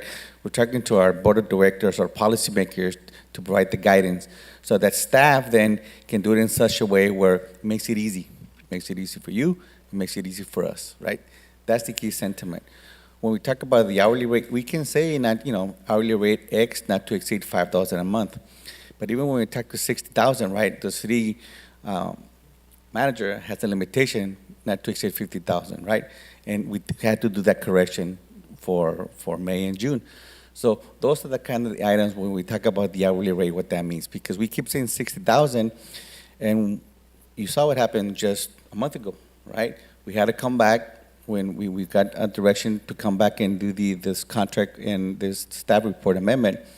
But we had to expand literally for 2 months because we exceeded those 50,000 city managers contract allotment. So that's what we're trying to get at when we write it this way. Right. So thank you. And I appreciate it. And let me finish, please, really quick, because I wasn't here when it was voted on. And I do appreciate the parameters. I have no problem with it at all. But I think I'm going to echo Councilman Penalosa when he says, you know, 2 years ago he didn't support this. There was a reason why. You had a council aide, or a mayor aide actually, who made $26,000 between March and June. If this person would have worked a whole year, it would have been $104,000. So I know you were going to make the point, Madam City Manager. So I'm glad that we're going to put the bumpers on it. 60,000 is the max. Here's the rules, A through G, no campaigning, no this, no that, no chicken fat, whatever it may be. Insurance, it sounds like we're all in agreement, like it's too much. The invoice, I don't care, however you want the invoice, my aide's gonna do it. I have the entire city, I don't have a ward, so I do coffee with the mayor every month, I do this, I do that. Not only is she my aide, but she's my road dog, she's my ride or die, so wherever I go, she's with me. I spend more time with her than I do my husband. And so, and no, she's not out with me, whatever. I just want to be really clear, I'm my aide. When I go to Sacramento, she flies, she pays her own way. We had aides that the city was paying. I didn't even know that, because when I became the mayor, I was told by city staff, we're not paying for her traveling, we're not paying for this. She was told she couldn't drive me in a car. She was given all these rules, and then other council aides where their transportation was paid for to and from work, to and from City Hall, which I was like, wow, okay. So they were paid to go on conferences or go travel with the council member that they serve, which I was specifically told to my face, no, we don't pay for her travel. but you're paying for travel over here for this person. So I'm really glad that we're doing this because it is about being fair and equitable. Everybody talks about that up here, fair and equitable. So nobody should be treated differently. If Mayor Pro Tem, and I'm not saying you are, but if Mayor Pro Tem's aide gets paid, her conference gets paid for, then everybody else's aide conference gets paid for. So I'm happy we're doing this. I have no problem because I know what my aide does. So I think I'm in agreement with, there's a flat rate, 60,000. There's A through G or A through H, whatever we agree to. I really would like to see background checks. 30 days get paid, yes. And then the pay scale, doesn't matter, 60,000, no matter what. And I think that, and prohibit sitting as a council member, I mean, on a commission, you know, whatever Councilman Penalosa put out there, sitting as a commissioner, you said, and a candidate for office. That is a big deal, because you're right, there was somebody who was a commissioner, working for another city out of the county, and running for office. How that worked, I don't know. Not my business, I wasn't here. So I'm really glad that we're cleaning this up, because we should have, from the very beginning, done it the right way. So I'm supportive of you know, what everybody has put out here, pay scale, prohibit the candidate from running for office or being a candidate or being city commissioner, insurance, rate of pay, it's at our discretion, how many and how much. I think Madam City Attorney's got enough bumpers for you. And then I just would ask for a background check. I don't want to be in my office and have somebody in there or have my aide in there when in the next office there's somebody who's registered sex offender. I think that'd be appropriate. We have some things that we can look at. May I ask the council this question, and I think I'm understanding better. You know, and I was looking for an hourly rate. I can see that may not, some of you agree, some of you don't agree. But might we then also just put amount per month maximum to avoid the situation that you just described, that we have a council member that is going to reward a council aide with, you know, $45,000 in the last 3 months of their tenure, you know, or something like that. I think that's what we're trying to control for. We would never do that for an employee, and we wouldn't do that for a contractor. So what you just described is where an individual could come in 2 months and make the equivalent of what would have been an annual rate of 104. That's right. So could we at least have a maximum per month? So I think my 5,000 or only concern 6,000 with a that month. would be is that, like, if you have 3 aides, it's still no matter what needs to equal up to 60,000 a year, right? Right, so if we put a cap, though, that no aide could charge more than $5,000 a month, then that would at least ensure that that $60,000 could last The whole year. the whole year. Councilman Penalosa? That's what I was going to suggest, that if we're not going to do an hourly cap, that we do a 5,000 per month max. So it's 60,000 a year, 5,000 per month. That way, it's just like the former acting city manager. There was a cap of how many hours we just have to police ourselves, and I think that's easy to do. The other thing that I was going to suggest, and I don't want my colleagues to think I'm attacking any of them, so I would even put it to make it, you know, effective next year, that for the periods of and I know that there's an election, a dark period policy that you're working on in your office, if I remember, but I was also going to suggest that for the months of September, October, and November on an election year, that is part of the dark period, where not only do we not get all these additional perks or newsletters and meetings and community staff funded, but also council aides, that would be part of the conversation, how there's a freeze on having that opportunity to have a council aide to be out at events and whatnot for those 2 periods at an election cycle. Again, this isn't about my colleagues today, so I would suggest it to go into effect the next election, when I'm up for re-election. Go figure, I don't care. But that would be my also addition to this item. Councilman Becerra, please. Good job. Thank you, Madam Mayor. I'm gonna be so bold and just take a crack at making a motion. So we move the item.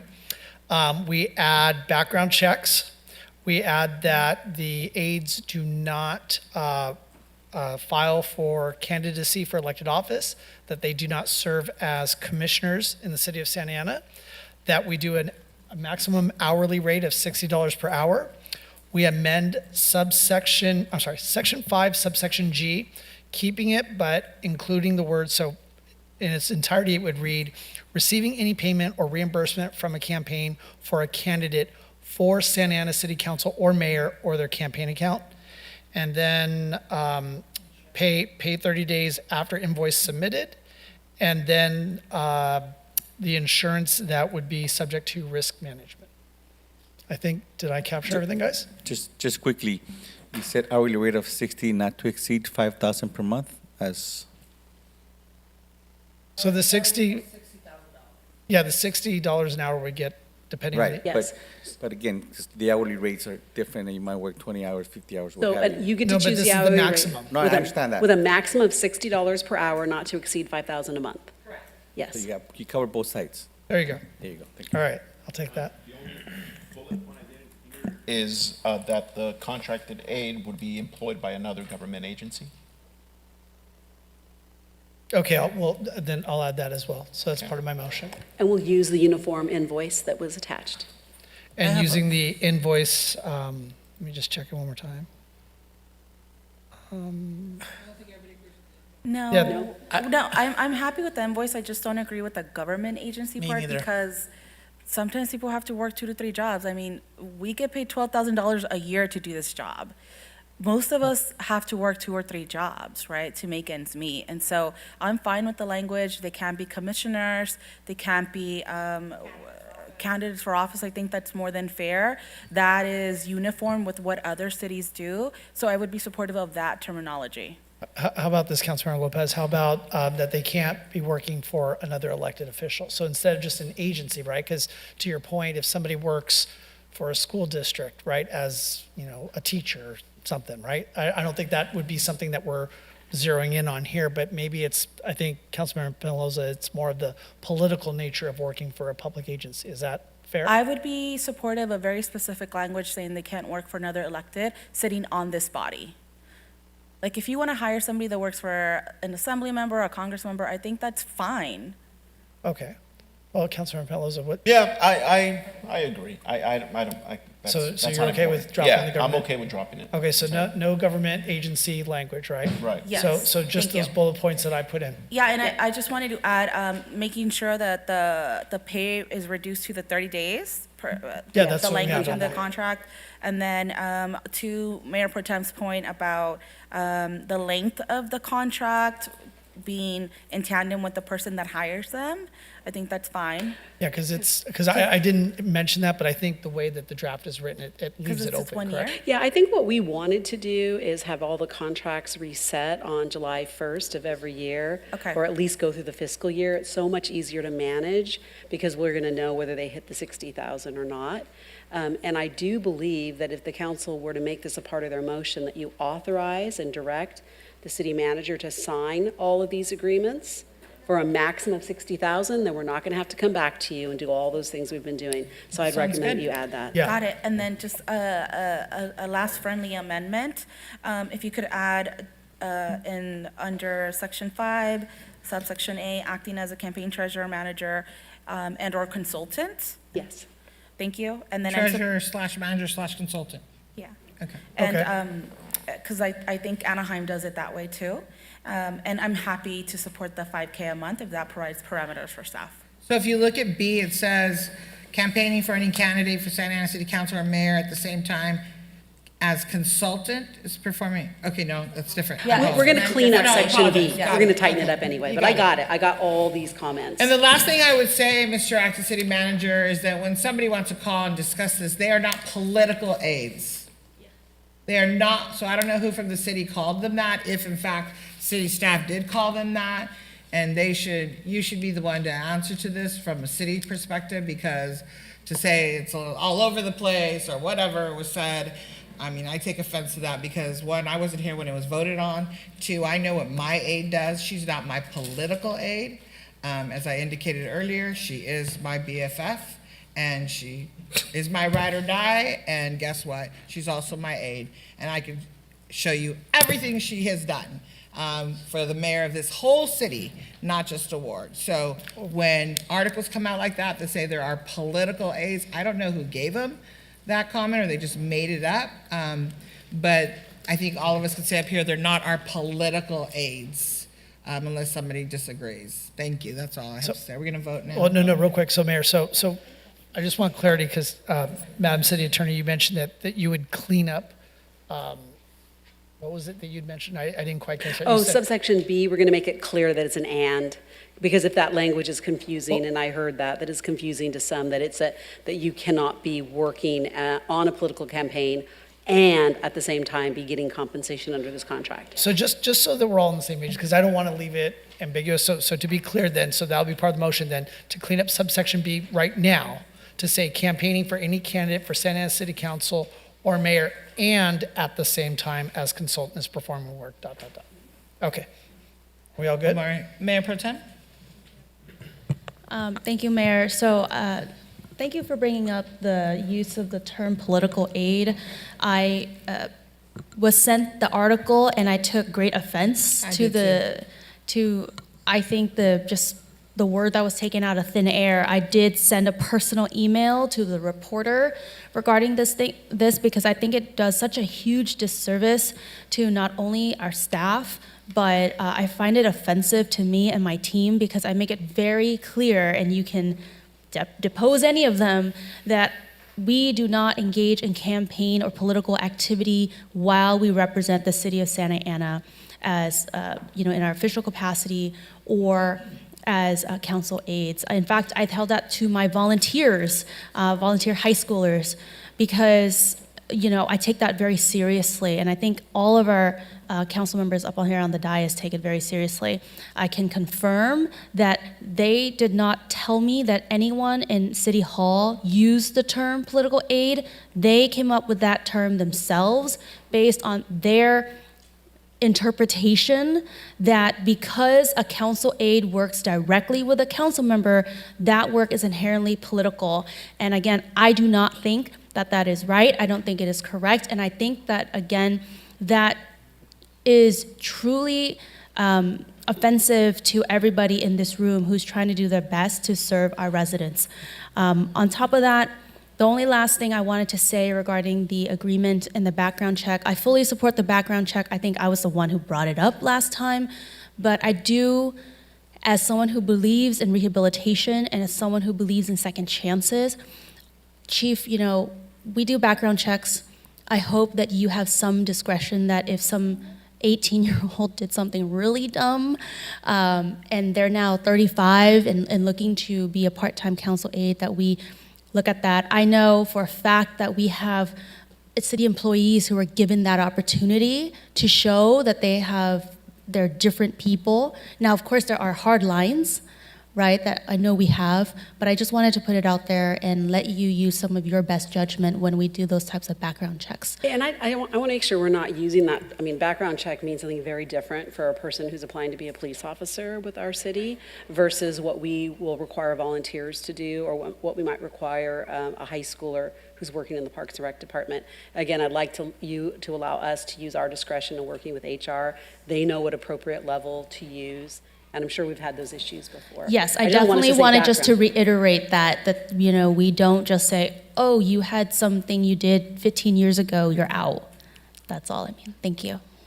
Thank you. I don't think they would do that, so I think that's good you bring it up. Do I have a second? I'm gonna go this way. He's got, did you make a motion? No, that whole exhaustive thing was a motion, so. I'll second. Okay, and then we have a second. You have a comment? Yeah, You have a I comment? need clarity on just a couple of things. With the background checks, Madam City Attorney, I also would hope that we're respectful of timeframes. I don't want us to, potentially one of us get somebody and it's like, oh, it takes 3 months to get a background, because I could see that happening.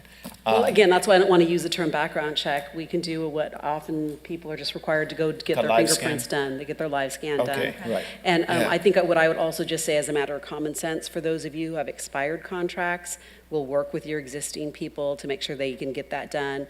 We can go ahead and work on contracts and put Right. them in place. and just make it clear to them that if they don't pass those live scans, we reserve the right to terminate the contract. But we want to get this up and going for those. I know a number of you have been waiting to get new contracts.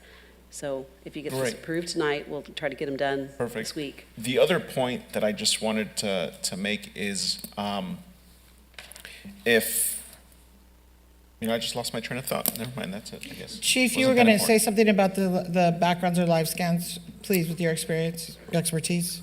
Yes, thank you, Mayor and council members.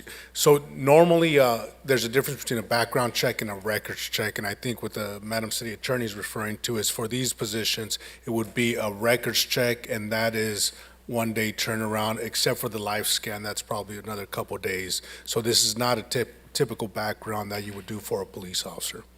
And thank you, Chief, that's what I meant. I use the term background, just by terms, but you knew what I meant, so thank But you. to clarify on the live scan, and it's not staff delaying it. Many times it's dependent on the volume, because it's a DOJ with the state, California, right? So they're the ones to give us the information. But as far as staffing from the police department, they check on a routine basis daily, so we can expedite. Thank And you. just to be clear, I know Mayor Pro Tem, you're always concerned about the juveniles. We don't look at juvenile records, they're sealed, so No, we don't ever, yeah. But the live scan will have something, and so it's not uncommon, Mayor Pro Tem, for city staff to review and evaluate based on the history, where they're at now, and what we're doing. So it's not like staff is overly rigid, but again, there's different criteria for different items. In other words, parks and recreation, selling ice cream in the street, that kind of stuff. That's Okay, exactly Councilman what I wanted to Penalosa reiterate. remembers, Thank and you. then Councilman Lopez, you're up. Yes. I also don't want to, I'm trying not to be back here in March of next year and saying, oh, one aide is expected to go over 50K, and I know that has to do with your signing authority.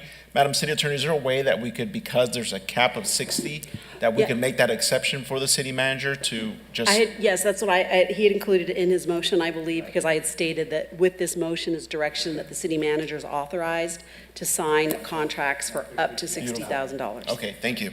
So there's a motion and a second, go ahead. Can I just get clarity on the vote again, because so much was added? Councilman Becerra, and then we're going to vote. I was going to say, would you?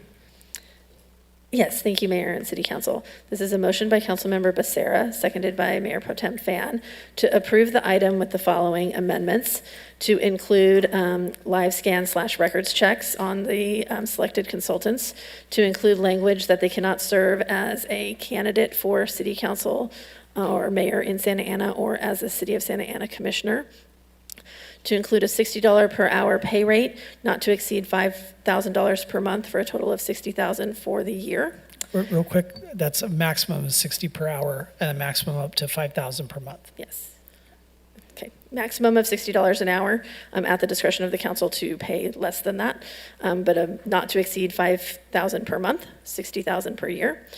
To amend Section 5G to specify the offices of Santa Ana City Council or Mayor, to have invoices paid within 30 days, to have the insurance reviewed by risk management for alterations, to authorize the city manager to sign and execute these agreements up to a $60,000 annual amount, to revise Section 5A to include the word consultant between campaign manager and campaign treasurer, and to clarify the language in Section 5B related to and for both of the items there. I think we got a winner. I have Chicken dinner, let's vote. I have a comment for my council member who made the motion. I'm looking at this document. I don't see any safeguards in place in the event that one of my colleagues, after we adopt this, brings forward somebody who we're going to execute a contract for who may be a campaign manager. And so the question is for our city attorney. If we have somebody who brings forth a contract to be executed, and you ask them, is this a campaign manager or what have you, and they say no, what measures are in place to ensure that that is the truth outside of meeting us at our word? Yeah, so Laura and I had briefly discussed this. We've seen in other standard contracts, sometimes there's like a declaration that the individual will sign. So we talked briefly about maybe having them do that. So in addition, when they sign the contract, there might be like a declaration at the end that just says, I hereby declare that I, will not accept campaign contributions while I'm on the clock. I will hereby declare that I am not going to receive compensation for performing as a campaign treasurer, consultant, or manager. And that would be the way that we do it. We've got trust. I suppose we have to trust people. If we then maybe later on find out that someone did receive a payment from a 460 form, then I think we'd have to notify the council member that we would reserve the right to terminate the contract as a city. Okay. Would you be willing to include that language in your motion? Well, I think it's already in here, and it sounds like that's just procedural from Sonia, but I appreciate you bringing it up. I think, but what she just described, it's already We'll address it in that way. That would be the manner Good. that we want to So address it. just out of an abundance of caution for the sake of transparency, I'm going to say this publicly to all of my colleagues. I'm going to look at all of your 460s, every single one of you, and I'm holding myself to that standard. So if we're adopting this today, please do not be surprised if I come back at a later date pulling your guys' Form 460s to ensure that whatever it is we adopted today, we don't pull any funny business and we keep someone on staff as a consultant who is either a campaign manager for us, a treasurer, a filer, a consultant. So I want to be clear for the record. I'm holding myself to this standard. I'm going to hold every single one of my colleagues to that. And so with that being said, I am looking forward to voting yes. Can we vote? Let's vote. Yes, the vote is open.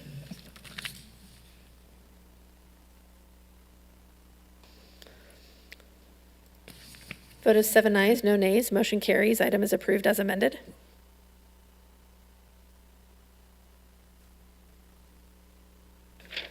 Mayor, the next item pulled from the consent calendar is item number 25 by Councilmember Penaloza. Thank you. Go ahead, Councilman Penaloza.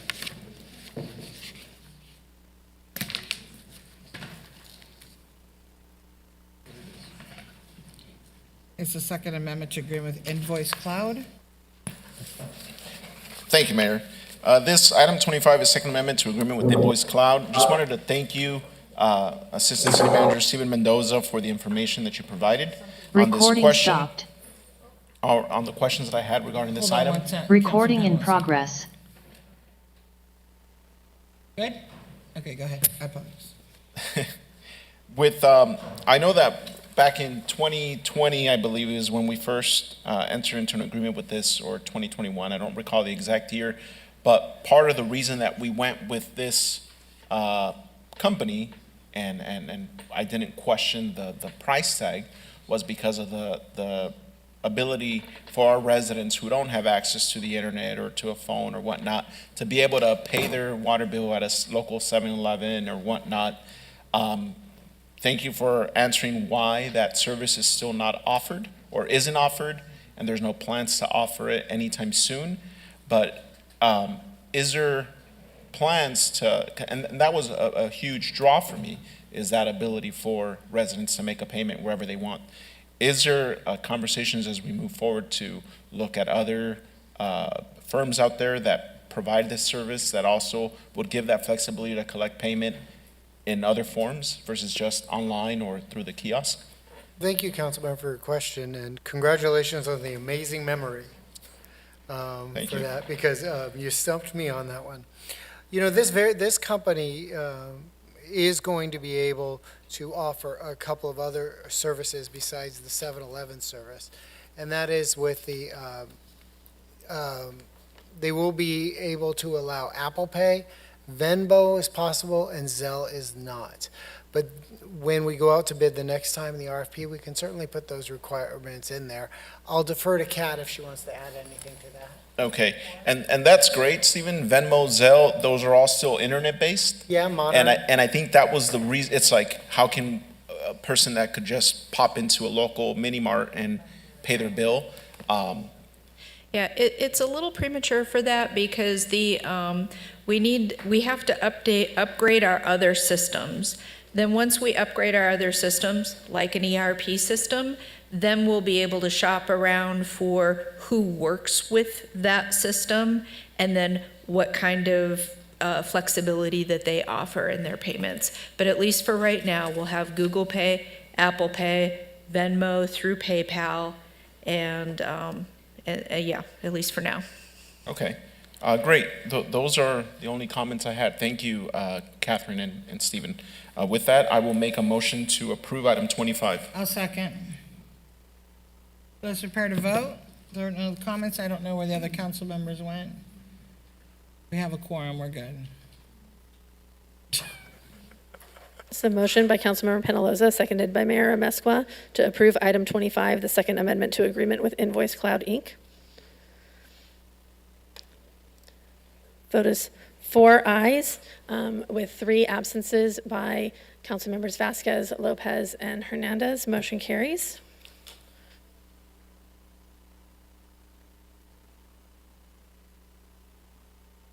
Can you go to 28, Madam City Clerk, because I won't have a quorum. We won't have a quorum if Mayor Pro Tem steps out, because we don't have the other council members. You mean 27? Yes, Mayor. So item number 28, 28. and item number 28 was pulled by Councilmember Vasquez. He's not here, so go to, back Item to 20 32. 27, Mayor Pro Tem's going to Okay. leave the room. Okay. So, Right. 27, right? Yeah, Yes, 27. item number Okay. 27, which was pulled by Councilmember Becerra. Thank you, Madam Mayor. I pulled this item not because I disagree with it, so don't worry, Public Works. I just want to bring this to everybody's attention because frankly, what this item indicates is that other cities frankly punted a good opportunity. So kudos to OCTA. They recognize that Harbor Boulevard has a combined average of more than 10,000 daily boardings along Harbor Boulevard. That's 8% of all their ridership along that one stretch. So OCTA conducted a study looking at possible alternatives to enhance transit. And so what we have before us tonight is the Harbor Boulevard Innovative Corridor Project. That's just very fancy for saying signal synchronization. That's all it is. Now, it's important and it'll improve efficiencies for transit. Unfortunately, the reason why we're at just a signal synchronization project is because of the 4 cities that were a part of the study, only 2 stepped forward to say that they support any sort of significant enhancement. So I would say kudos to us, and thank you, Garden Grove, for having the, I guess, the vision to be able to recognize how important this corridor is, that we would need some sort of significant transit enhancements. So I just wanted to say thank you to the city of Garden Grove, and thank you to our staff for making sure that OCTA knew where we were and what we wanted to do to help folks in our city that ride transit. But I just want to let everybody know how disappointing this is that we've missed an opportunity. OCTA funded a study, Garden Grove and Santa Ana stepped up, and it's unfortunate that other cities did not join us in advocating for better transit along such a vital corridor in this county. So with that, I'll go ahead and move the item. I'll second. Let's prepare to vote. There's no comments.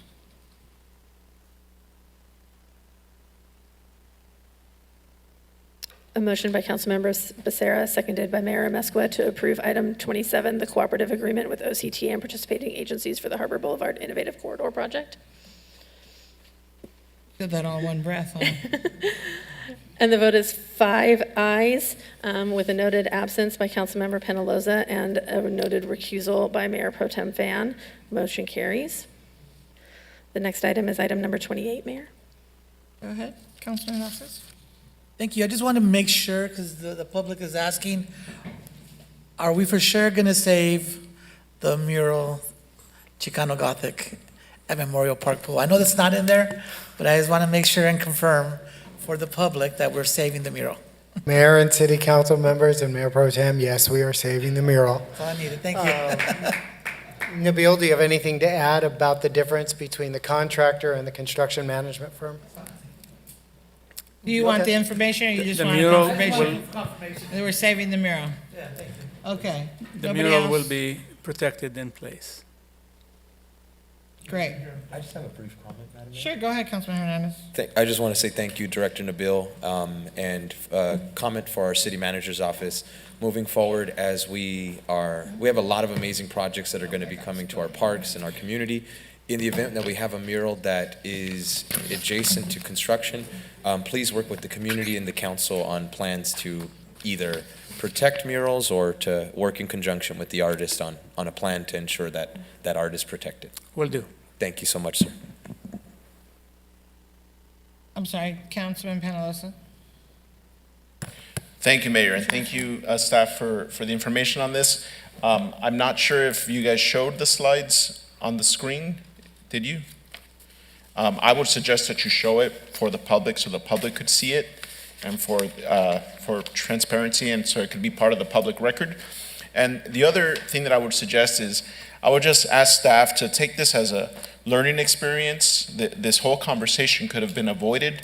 We didn't have to do any of this if we would just, from the very beginning, know that this city council, all 7 of us, are supportive of seeing these murals preserved throughout the city. It's not a conversation of, is it feasible? Can we do it? No, work around it and figure out how to keep it. As if we could make, I mean, just look at 5th and Main.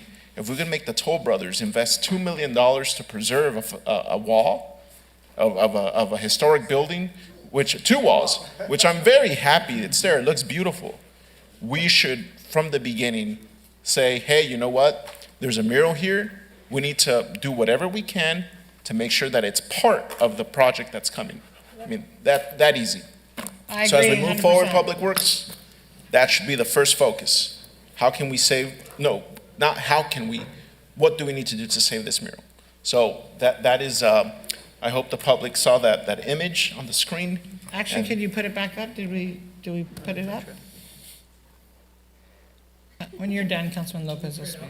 And that is, those are No, the I didn't comments see I it, I'm have. sorry, I was looking down, I was looking for Yes, something. this image is a rendering of how the mural will be restored once the project is completed. Okay. So I can't see it, I'm that far, but I know there was discussion also about a veteran, there's gonna be, I can't see it, so I trust, okay, I'm gonna trust, but. So, okay, and I agree with Councilman Penalosa 100%. I don't think with any of us is it a discussion, it is just, we gotta get it done. So, Councilmember Lopez? Yes, thank you. And I think, learning experience for everybody, because I said I was not an expert in mural restoration, preservation, and so I really had to tap into the arts community to even help educate me. But I really do just want to thank Public Works staff for being honest and for accepting the feedback that the community gave you all and for working with them. It could have been very different, if staff said, no, we're doing it this way, and that's that. But it really shows a willingness to learn and to work with the community. And that really goes a long way with me, and I think with everybody, and with the artist community. And so I just want to thank you all. Thank you, Stephen, Alvaro, everybody involved. Councilmember Vasquez? Thank you so much. And with that, I really want to thank one of our community members and artist, Alicia Rojas, for pushing me to talk to staff, for pushing Councilmember Hernandez, Councilmember Lopez, Peñalosa. I don't know if she spoke to the rest of you, but she was at our heels to make sure that this mural was safe. So thank you, Alicia Rojas. Mayor Pro Tem? Thank you.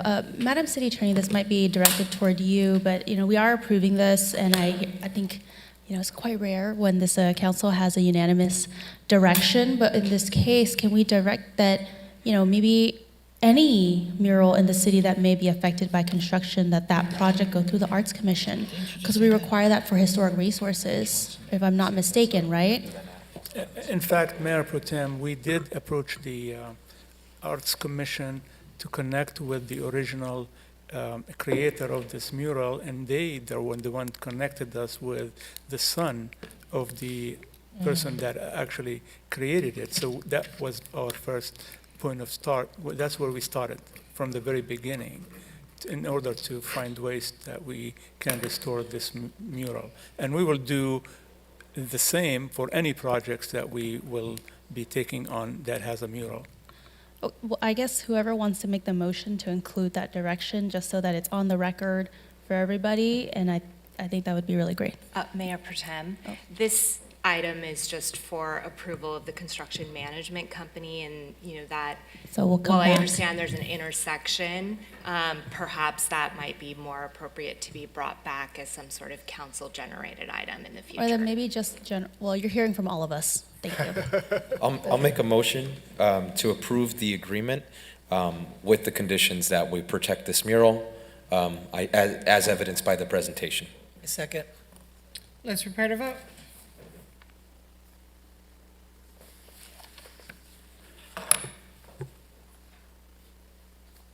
A motion by Councilmember Hernandez, seconded by Councilmember Vasquez to approve item number 28, the agreement with Swinnerton Management and Consulting.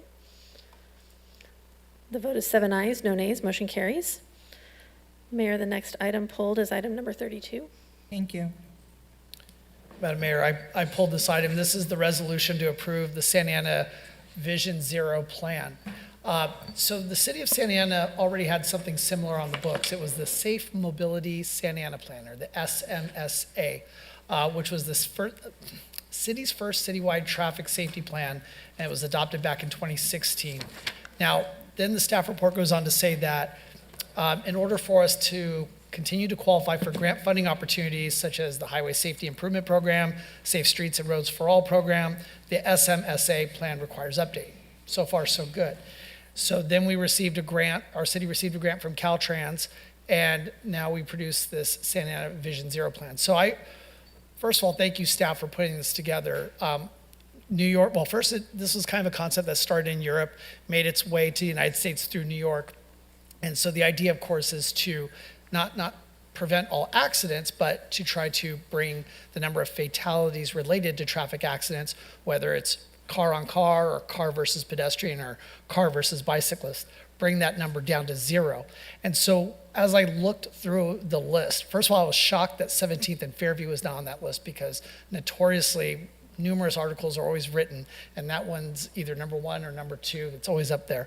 But I was not surprised, unfortunately, to see that the 5 out of the 10 were stretches in South Santa Ana. And a couple of years back, after we had a fatal traffic accident on Bear between, it would have been between Segerstrom and MacArthur, we had a fatality where it was street racing related.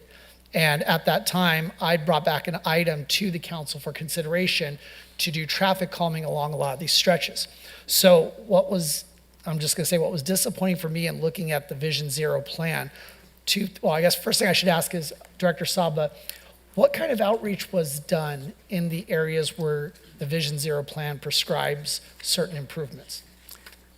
Thank you, Council Member. Give me 1 second.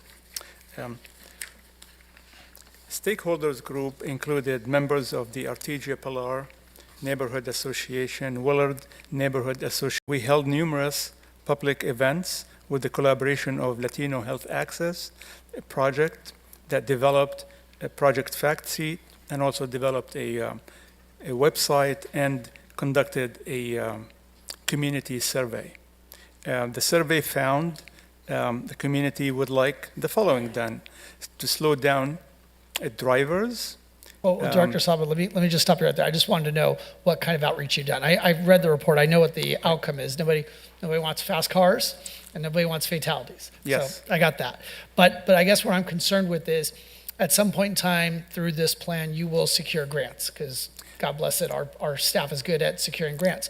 Then you guys will be out in my ward, and you'll be ripping up the streets, and you'll be putting in lit-up crosswalks and all the things.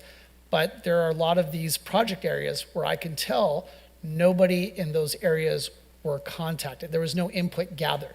No disrespect to the groups that you listed, but the Latino Health Access predominantly does not live in Thornton Park or lives in Sandpoint. And so when we're talking about improvements to those areas, it's like the digital billboards. I mean, this is a trend, unfortunately, that we're seeing here.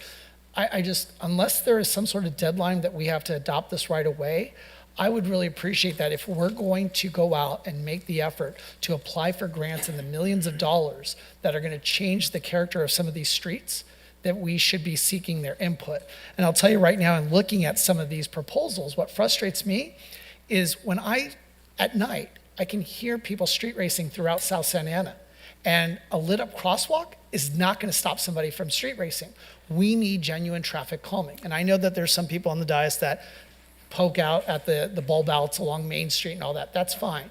But with that being said, on my end of town, it's the complete opposite. These are wide open streets. They're longer than drag strips. Like when you think of a regulation drag strip and you think of the distance between Bristol and Bear along Alton, that's longer than a drag strip.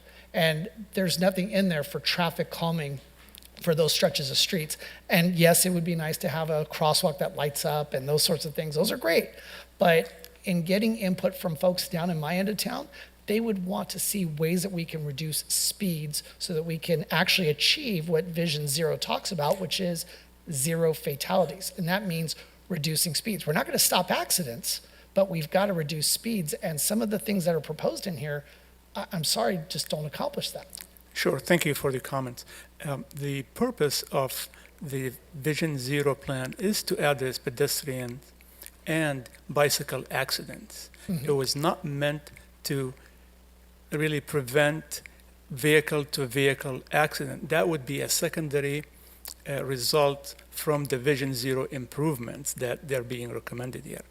I don't disagree with you on the seriousness of what's happening in your part of town, and those can be addressed through speed studies and looking at the survey, the locations that you were mentioning, and at the same time, we can also, without having these listed in the Zero Vision plan, we could independently go out and seek funds to make improvements on these intersections and section of the streets in your ward or in the areas that the vision plan or the Zero Vision plan did not address. But again, really the focus of the vision plan was on pedestrian and bicycles because those are the most vulnerable, users of the streets. Well, and I appreciate that, Director Saba. So let's just take Alton as an example. I've got a bike path adjacent to that street. And at some point, a bicyclist is going to want to cross. But when we don't have any traffic calming along Alton, now it's dangerous for the bicyclists. We've got high schools, elementary schools along that stretch. And those are children that are going to be crossing those streets from those adjacent neighborhoods. It's less safe for them to cross. So you're right, forget the vehicle-on-vehicle concerns. But I guess what also frustrates me too in the Vision Zero plan, so to your point, we could come up with some things that could address traffic calming. I asked for this years ago, and here you are doing a Vision Zero plan and you incorporated none of it. So you have to understand if I'm a little concerned that those things will ever be fulfilled because you went through this full exercise of Vision Zero. And even knowing when I brought a council member requested item before this council, 2 or 3 years ago, and yet none of that was incorporated, I had a whole list of streets. I didn't just throw a pie in the sky idea that it'd be nice if you just did something about pedestrian fatalities in general. I said, here are the following streets. And if you go back to the council agenda, I listed them out. And when I look at the Vision Zero plan, it doesn't address them. Council member, most of what these locations were selected were based on many factors, some of which, if you would allow me to list these factors in how the locations, the stretches of the streets and the intersections were selected. It was based on number of fatalities and crashes per mile, based on number of travel lanes, based on median islands, if there is a median or not, based on equity, stakeholders' input, professional judgment, and focus on improvements in the underserved community.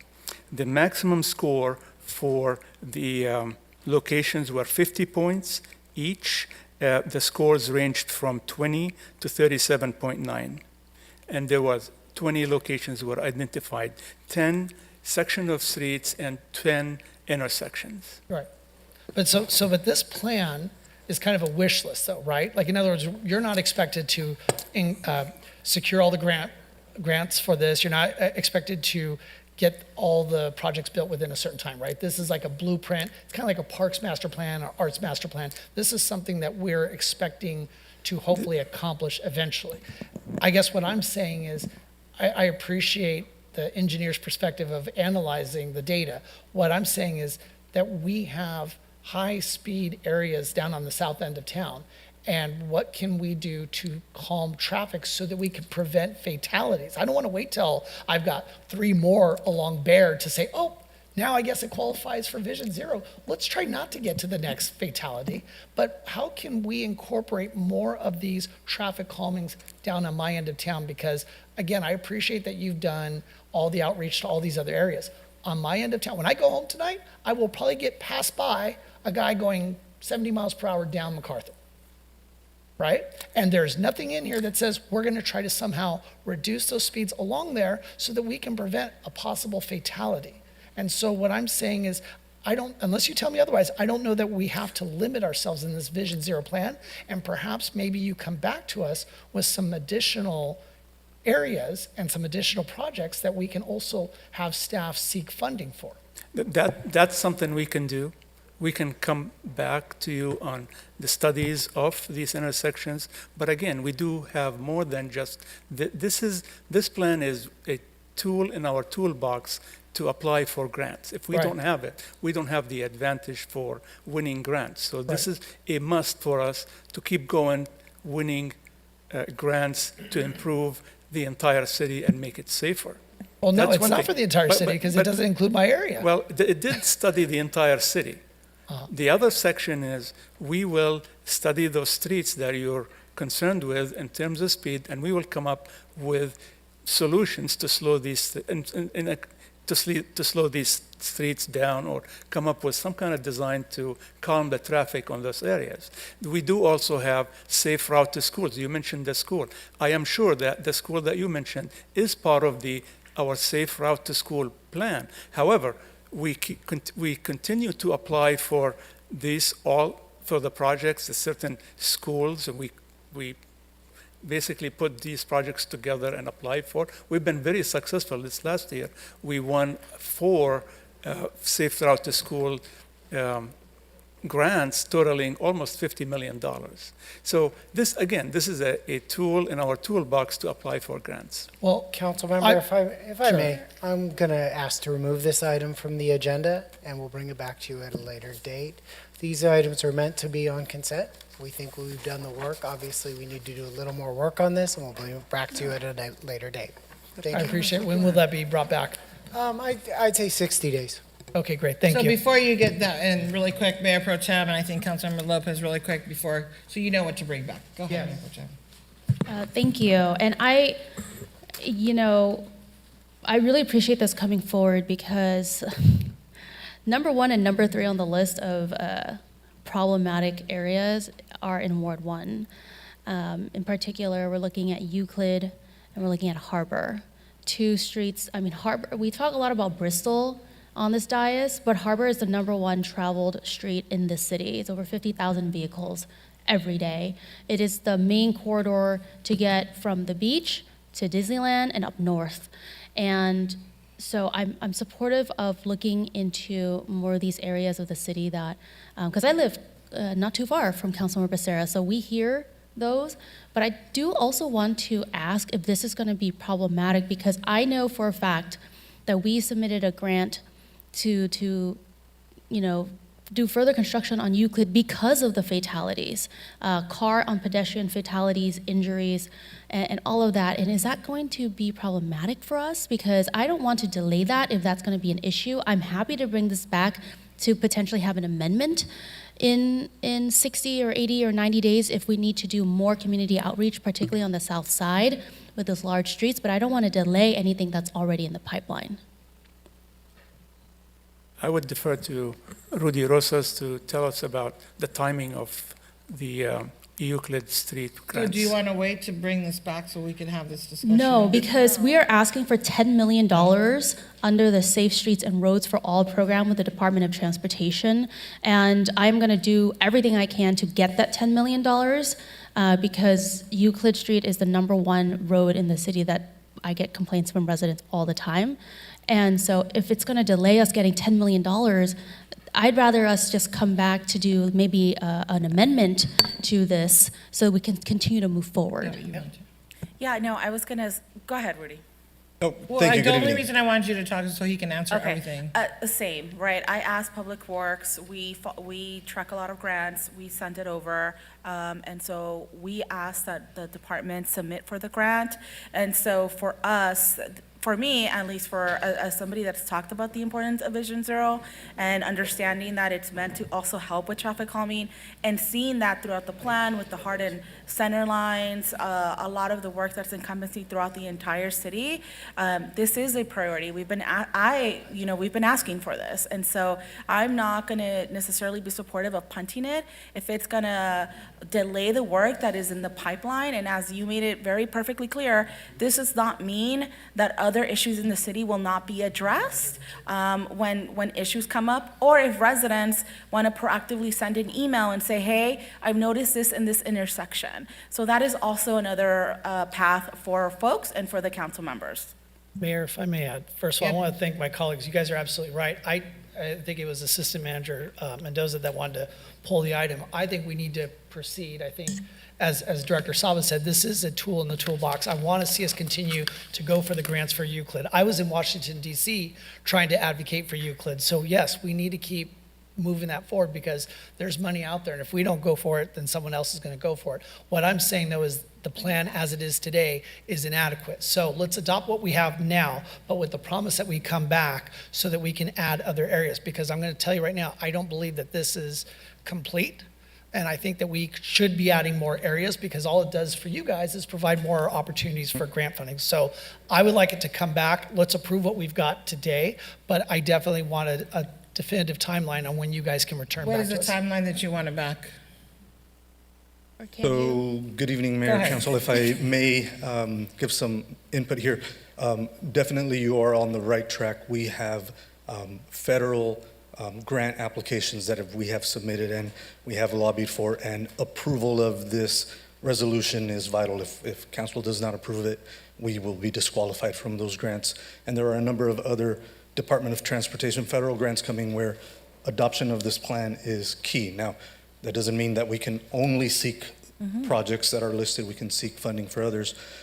I would humbly ask for more than 60 days so that we can, if the motion is, go back, look at this, do some additional community outreach and come back with an amended plan. But if council would approve the current plan and direct staff to come back maybe 3 to 6 months to add some community outreach 6 months. and amend this plan and then bring it back for a readoption of an amended Vision Zero. Yes, I would, so I'll move the item to approve it with the idea that we'll be coming back with, or staff will return back with amendments in 6 months And to I'll- enhance it. I'll second that with the requests that, I don't know if you already did it, but I would love to see Public Works work with the community, but also PD because of the street racing, enforcement and things like that. You'll know what streets are, well, we know, but I think that would be really helpful to have that data too. Does that work for you? Yeah, that's fine. Thank you. Let's prepare to vote. Thank you. There's a motion and there's a second.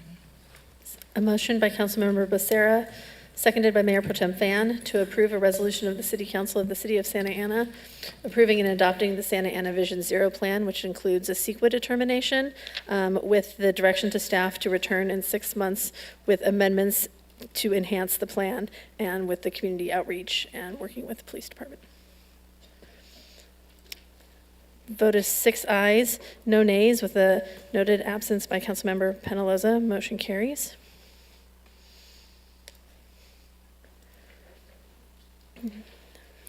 Mayor Mesqua, at this time you have item 41, which is a council member requested item, and you also have the Housing Authority agenda, the Public Financing Authority agenda, city manager comments, and city council comments. And no pressure at all. How about we take up the Housing Authority and then we'll go to the council members' item.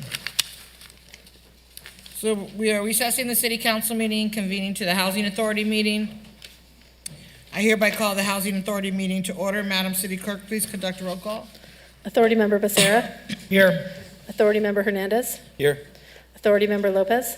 Here. Authority member Penaloza. Here. Authority member Vasquez. Here. Vice Chair Fan. Here. Chair Mesqua. Present. Madam Secretary, are there any additions or deletions to the Housing Authority agenda? There are none. Do we have any speakers? We do not. Does any member wish to pull an item for discussion or make a motion? I'll make a motion to move the items. You have an item? Go ahead, Mayor Pro Tem. I just have to announce some recusals. I will have to recuse myself from items 3 and 4, as Mercy House, as well as Nan McKay and Associates, Inc., are clients of my employer, Lieutenant Tucker, so they are pulled. I will leave the room while they're discussed. Thank you. Thank you. There's a motion by Councilman Hernandez. A second by Councilman Lopez. Ready to vote? A motion by Authority Member Hernandez, seconded by Authority Member Lopez to approve the Housing Authority consent calendar, items 1 through 4.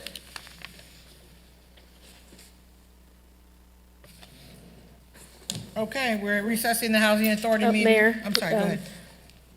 Councilmember Vasquez and Lopez. There you go. I'm a yes. Yes. Vote is 7 ayes, no nays. Consent calendar is approved. Motion carries. Thank you. We're recessing the Housing Authority meeting, convening to the Public Finance Authority. I hereby call the Public Financing Authority meeting to order. Madam City Clerk, please conduct a roll call. Authority Member Becerra. Here. Authority Member Hernandez. Here. Authority Member Lopez. Here. Authority Member Penaloza. Present. Authority Member Vasquez. Present. Vice Chair Fan. Here. Chair Amesqua. Here. Madam Secretary, are there any additions or deletions to the Public Finance Authority agenda? There are not. Do we have any speakers? We do not. Does any member wish to make a motion? I'll make a motion to move the items. I'll second. Ready to vote? A motion by Authority Member Hernandez, seconded by Authority Member Penaloza to approve consent calendar items 1 and 2.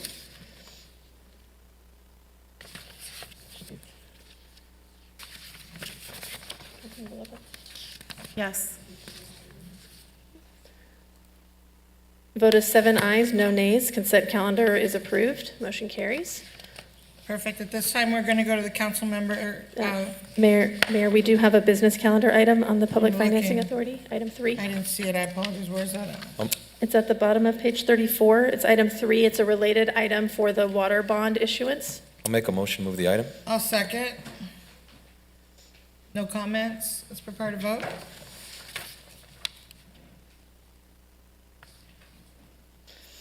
This is a motion by Authority Member Hernandez, seconded by Chair Amesqua, to approve a resolution of the Governing Board of the Santa Ana Public Financing Authority authorizing the execution and delivery by the authority of a master installment purchase agreement, a first supplement to master installment purchase agreement, an indenture, an escrow agreement, and a purchase agreement in connection with the issuance of Santa Ana Public Financing Authority water revenue bonds, Series 2024, authorizing the issuance of such bonds in an aggregate principal amount of not to exceed $47 million, authorizing the distribution of an official statement in connection with the offering and sale of such bonds, and authorizing the execution of necessary documents and certificates and related actions.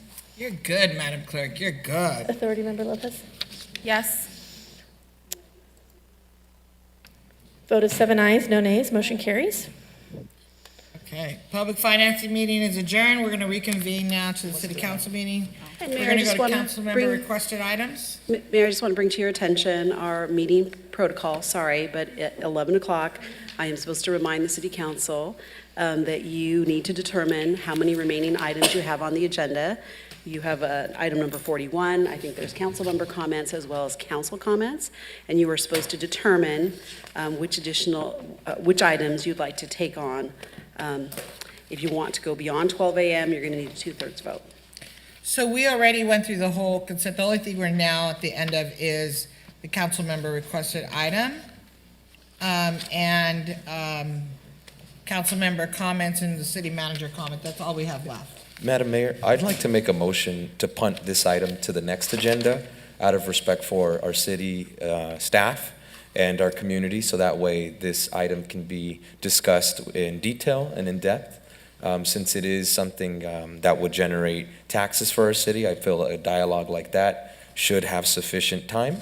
I would hate to keep our staff past midnight. I think this is a discussion that is better suited for the next council agenda. Would you like to also add council member comments and just let the city manager Sure. close out? Yeah.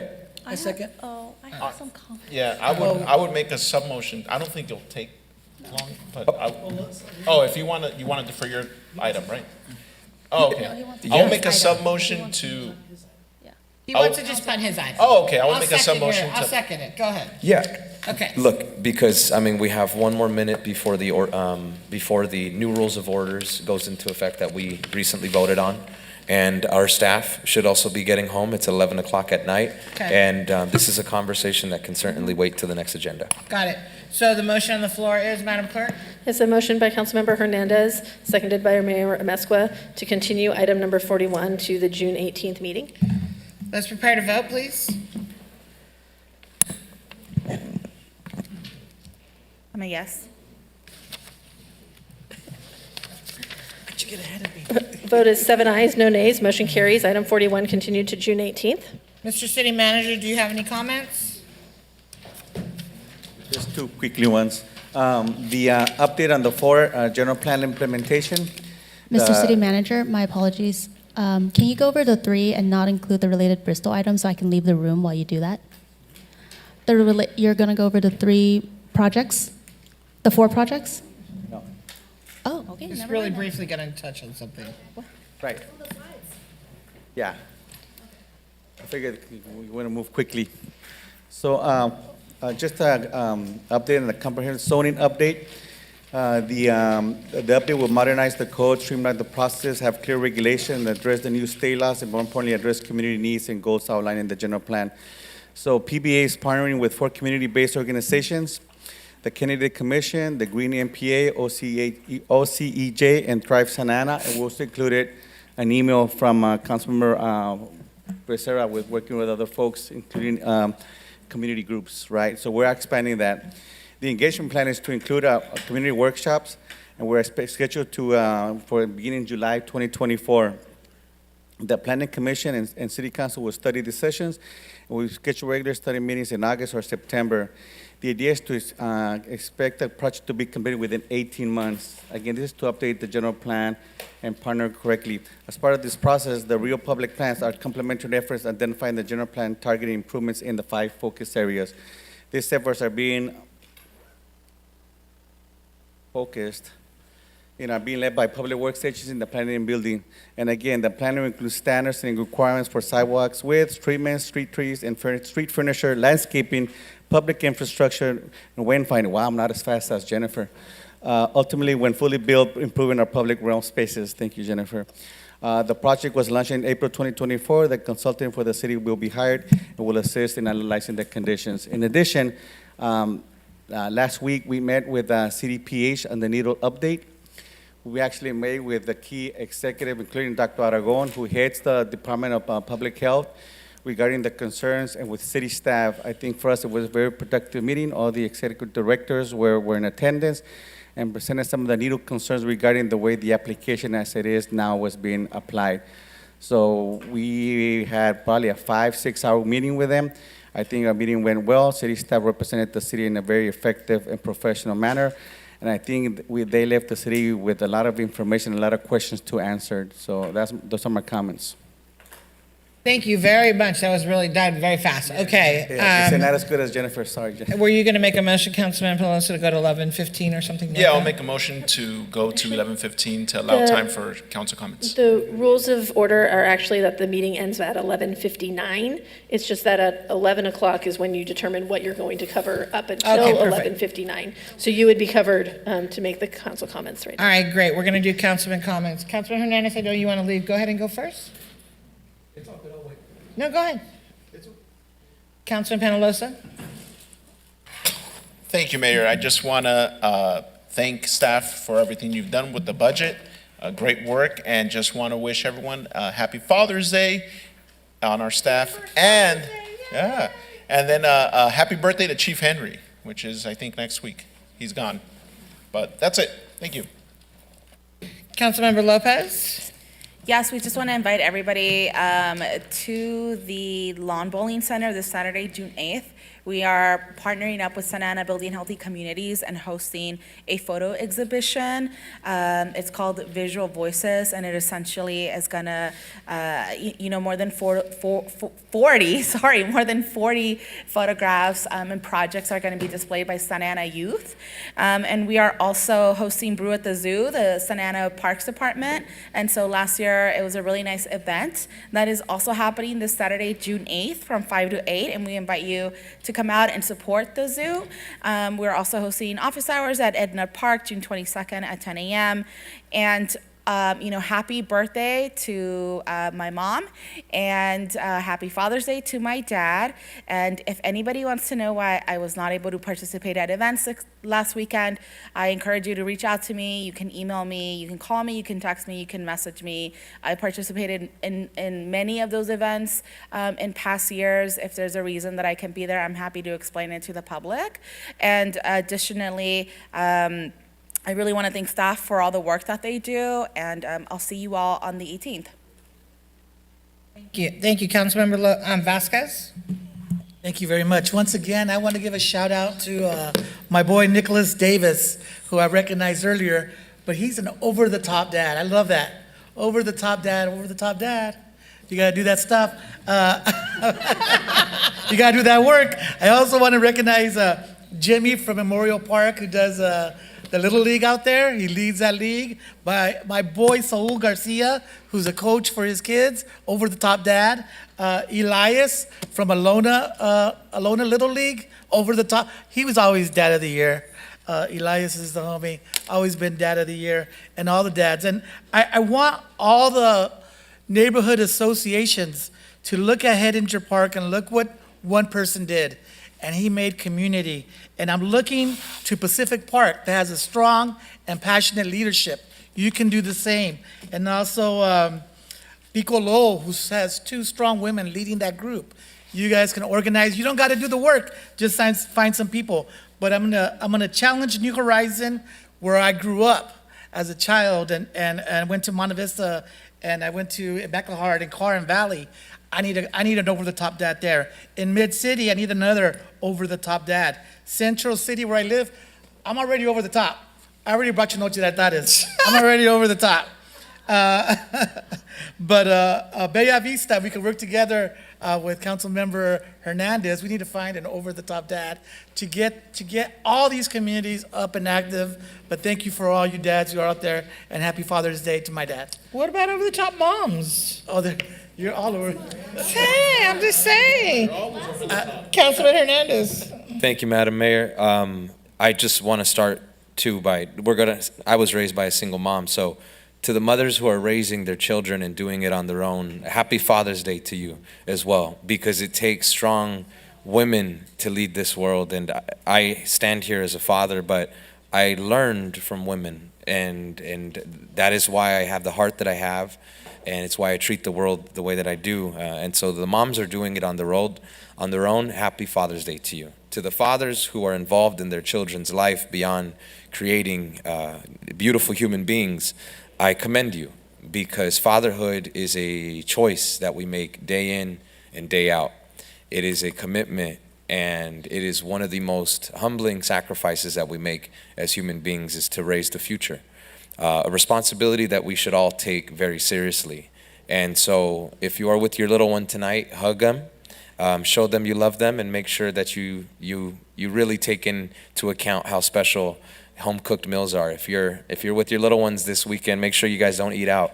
Celebrate your fatherhood by cooking for your little ones. If you have daughters, learn how to do their hair. Learn how to make a ponytail. Learn how to support your little girl. Don't just be a girl dad in the sense that you have a daughter, but really make sure that you are giving every single bit of yourself to making this world a better place for women if you're raising a daughter. The last message I want to share, and this is an important one to me because I became a dad at the age of 17, I want to congratulate my daughter for graduating 8th grade. My daughter, Evany Hernandez, was a consummate student who always prioritized arts and education and good relationships with her friend. And I make the sacrifices. Sometimes I'm late, and I would love to be on time, but it's because my daughter has perfect attendance. She's not late to class. She doesn't miss school. And that is something that I'm so proud of as a parent. I'm proud of her academics. I'm proud of what she's going to do in the future. And to my baby girl, Ebony Maya Hernandez, Daddy loves you. I do what I do for you. To all of the children who are at home, you've got to be asleep, but more importantly, celebrate your mom and dad this weekend. Happy Father's Day to all of our families who are raising the future. And more importantly, to those moms who are doing it on their own, you're not alone. We appreciate you and we love you. Thank you. Thank you, Councilman Becerra. Thank you, Madam Mayor. Acting City Manager Nunez, you and I have talked a little bit about this, but we are seeing a proliferation of these illegal signs on poles. I'm hopeful that in addition to folks reporting them on the app and having them taken down, I'm hoping that staff is actually going after these folks. I mean, they're everywhere. It's one thing to see one or two here and there, but I'm seeing a bunch of them throughout the city, especially down on my end of town, and I'm just hoping that we're doing something to discourage them beyond just simply removing them. So with that being said, I want to give a big shout out to Santa Ana College, their baseball team. Last year we had them here for the state championship, for winning the state championship.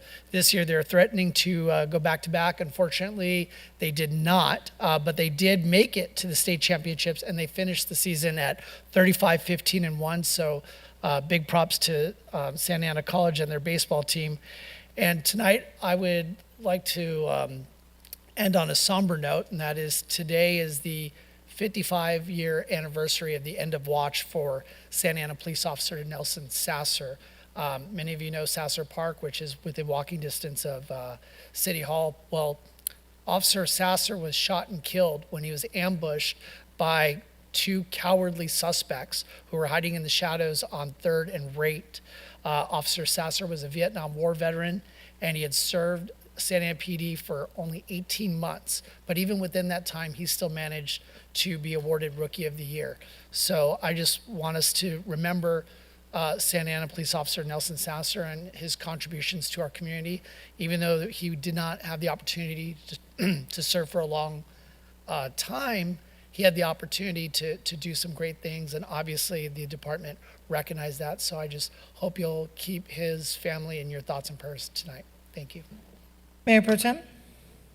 Thank you. So the first thing I'd like to announce is my free legal clinic. We're doing it again in Ward 1. It's going to be held at Magnolia Science Academy on June 8th. That's this Saturday from 10 a.m. to 1 p.m.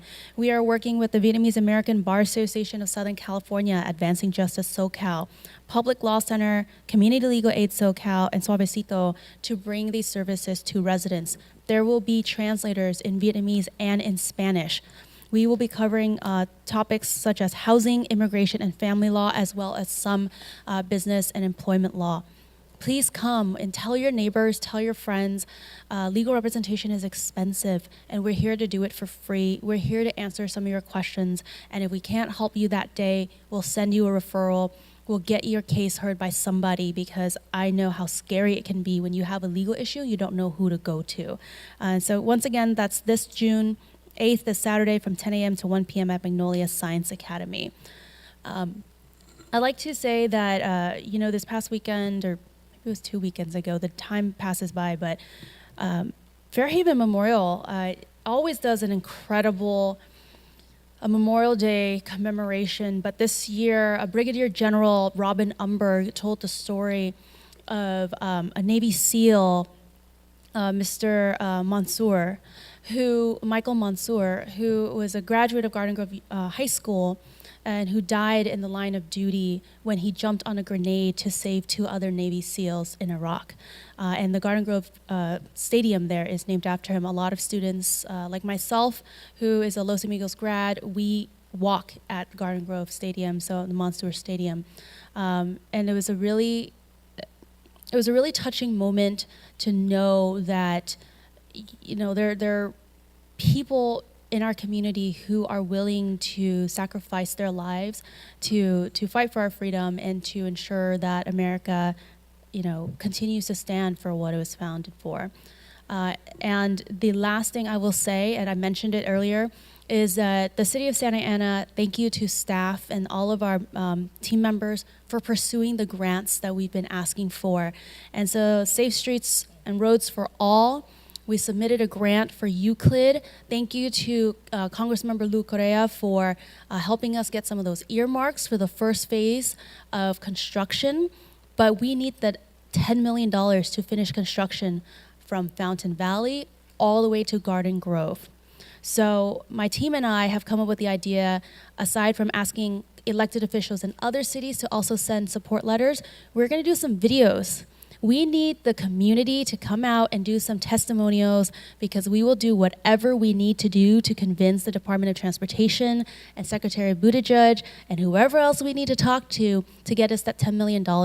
Because on Euclid, we have churches, we have schools, we have homes, we have mobile homes, we have commercial properties, we have parks, we have everything that a city has, and that's where you have a lot of fatalities and injuries. And so with that, I will hope everybody have a wonderful rest of the week. Thank you. Thank you. Very briefly, I'm having coffee with the mayor this Saturday at the Brown Temple Christians in Memorial Park area at 2008 South Flowers Street, from 11 to 1 p.m. with the community in that neighborhood. So hope to see you all there. Also, Mr. Acting City Manager, we need to have a needle exchange update at the next meeting, please. And also update our website with any information that we can put on there. The community is asking. And so I know you need a little bit of time because there are things in motion. I'm aware of that, but we just need to put a little message out there so people know that we have not stopped the work. We're just kind of doing some behind the scenes work. So, but just if we could give a little something, that would be great. Also, Mayor Pro Tem touched on it, Memorial Day, I was at Floral Parks event, Fairhavens, and Santa Ana Cemetery, and it's actually one of my, I go to all of them because it's so important that we recognize those that have given the ultimate sacrifice, their life, to save somebody or to save many people, but also it's the reason why we have the freedom that we have, is because of all those who have served for us, for our country. And that is why I stand up for the flag. I say the Pledge of Allegiance. I'm proud to be an American. And God bless America, because we live in the best country and we're free. We're free to do things that in other places you cannot do. And why are we free? We're free because men and women have died for you and for me. And so with that, I thank them. I thank their families. I have a lot of family in the military, and so my family has been affected as well. My mom's husband, my stepfather, passed away. He was in the Marine Corps. After coming back from one of the wars, he got cancer from where he was at, and so he passed.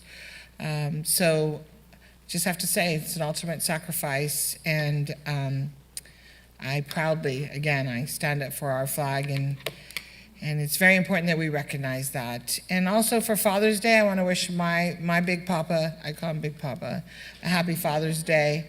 And also, my father-in-law. And Father's Day is important for all of us who have fathers, but as Councilman Hernandez said, those of us that are single moms and we raised our children, it's my day too, and my son never forgets. So with that, this meeting is adjourned, and thank you.